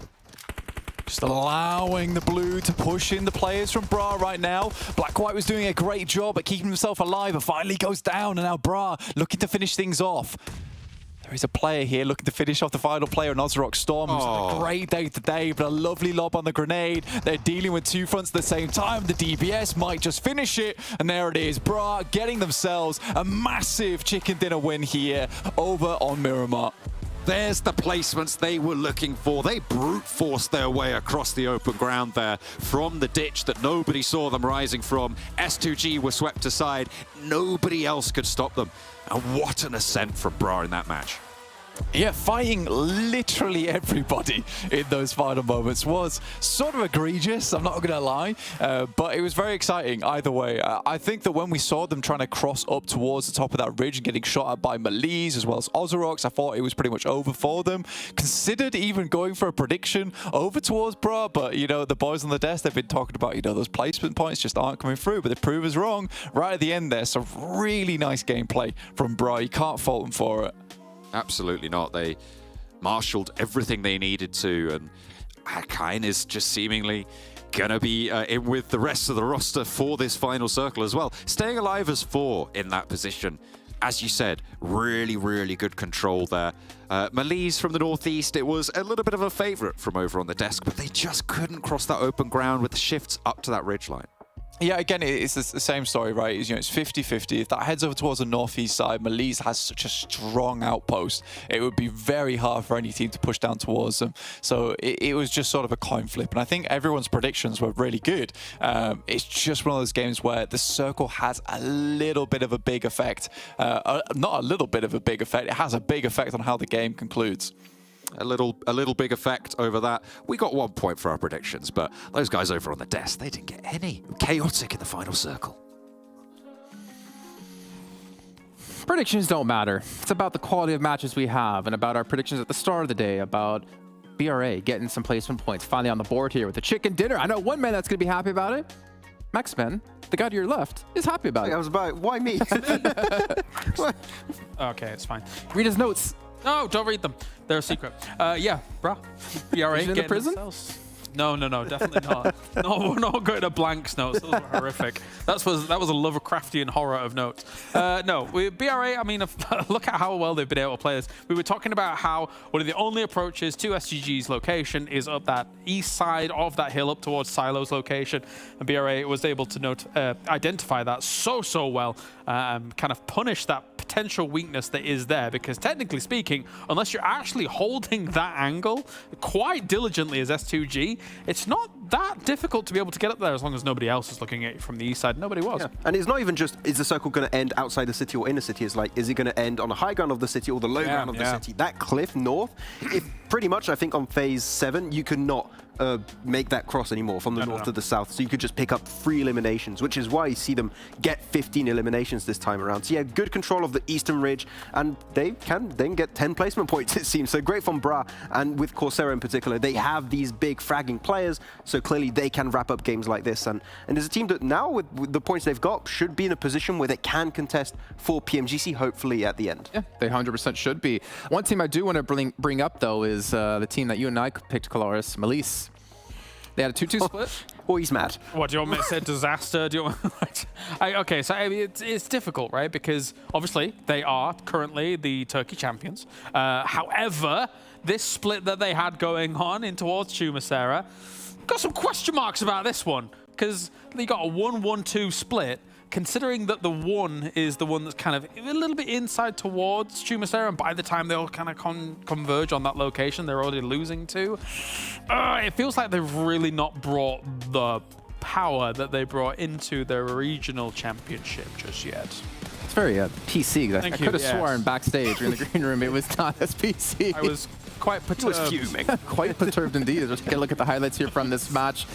Yeah, unfortunate for them, but I agree. And I think that's why you said at the start of the day is that you think the champs that we do have from the respective regions aren't necessarily the strongest team in the region right now. No, and that kind of comes back to, as we watch the highlights, the fact that actually both regions have considerably leveled up over time. There are more contenders to the throne in both of those regions, as we've kind of seen it play out and things like that. But again, in a short form sprint, sometimes you do have situations where some teams get a little bit fortunate in certain scenarios. And talking about regional champions, looking at MUERTE, they had a really good split south of the city, and I was like, okay, if the circle doesn't go quite in the city, chances are they're going to have good scouting done, and they're going to have good information on where teams are, and off the back of that, could rotate really efficiently, but then it went in Chumacera, and you saw that it is going to be tough to transition from those high grounds in the city itself, but then Brad just clear it up. I don't know how valuable this is of a topic to discuss, but for BRA, like we did notice, like you're in basically like stage 8 with a Tommy still, and they were using like M16s from range. Like they didn't have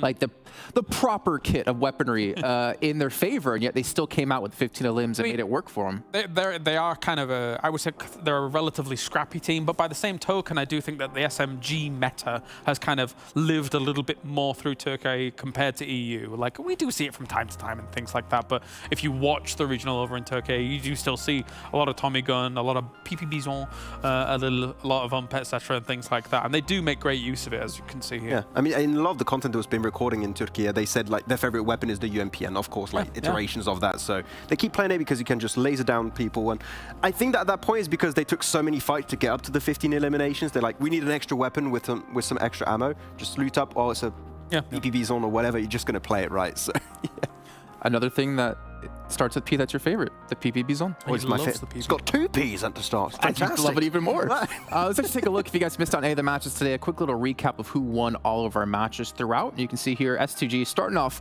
extremely strong. Our best game of the day here was 16 eliminations, and it really showed that, well, S2G, they're here to play and they're here to have a good time. But as we moved on throughout the day, you can see Major Pride able to get up there. You see MADBULLS get up there as well. REGNUM, CARYA, a pretty decent-ish split between EU and Turkey. Obviously, Turkey coming out ahead. I think it's quite even, actually, considering.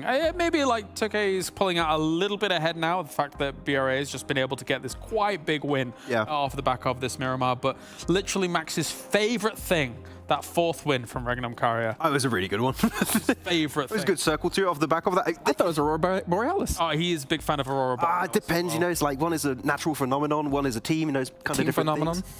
Phenomenon. They are a phenomenon. Well, okay, let's get into our MVP. It's not going to count towards our prediction points. I have my prediction ready, but I kind of already told you in the green room what I thought it was going to be. We didn't listen. Kane. What did you say? It's time to move on to our MVP here so we get an idea of, who we think. It's not going to count towards our prediction points, but as you heard in the green room, my prediction, I thought it was going to be Kane. Huh? No, we didn't listen to who you thought your prediction was. That's what we did. Anyway. The 3rd time. No, Kane. I think that's what it's going to be. Kane. Top Frogger. On the day. Silas. I was musing over Kelsey, but honestly, at this point, I have no clue considering what we just saw. You were all about Shifu originally.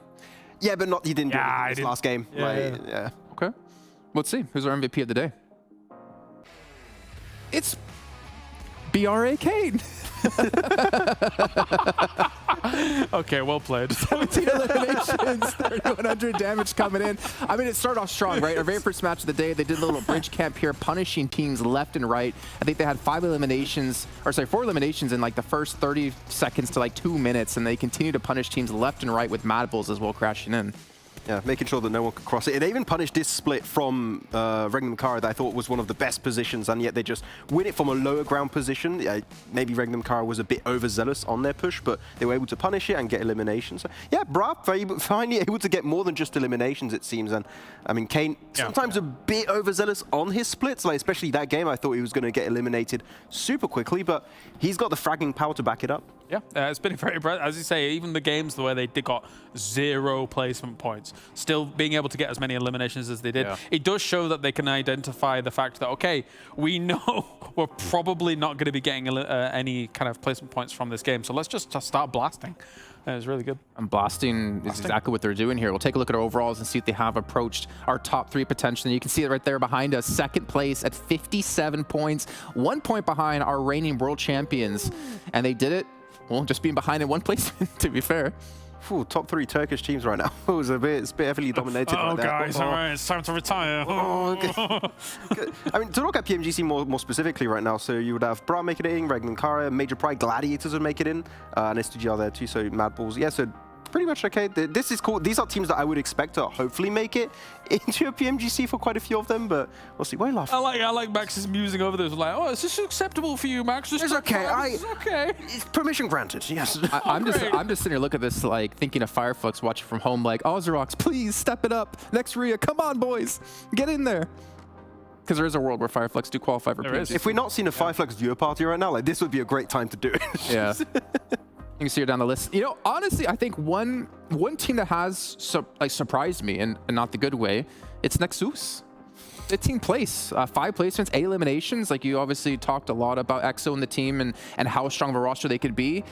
It's been a little bit of a letdown to see their performance last season where they finished 2nd, and obviously their performance in league stage here. And they've barely made it into any late game scenarios because they're just so slow to rotate, weirdly enough, especially that first game where they were towards Fairy Pier. They could have moved there ages ago, and they just don't make it in. I don't know what's happening, because clearly we saw the fragging power last championship. They can win these type of tournaments, but the speed at which they move, they're never going to get any good POI, so they just need to speed up the process. Obviously, we don't know exactly what's going on internally in the team, but I won't be surprised if there's not internal conflict, but internal differences and opinions on how to approach the game, or more specifically, even how to approach circles. Because sometimes that will cause the delays. Sometimes that will cause situations where you're just kind of divided about how you actually want to get towards the next stage of the game, and it wouldn't surprise me if NEXUS was going through something like that. I want to move this way. I want to move this way. Oh, in the blue.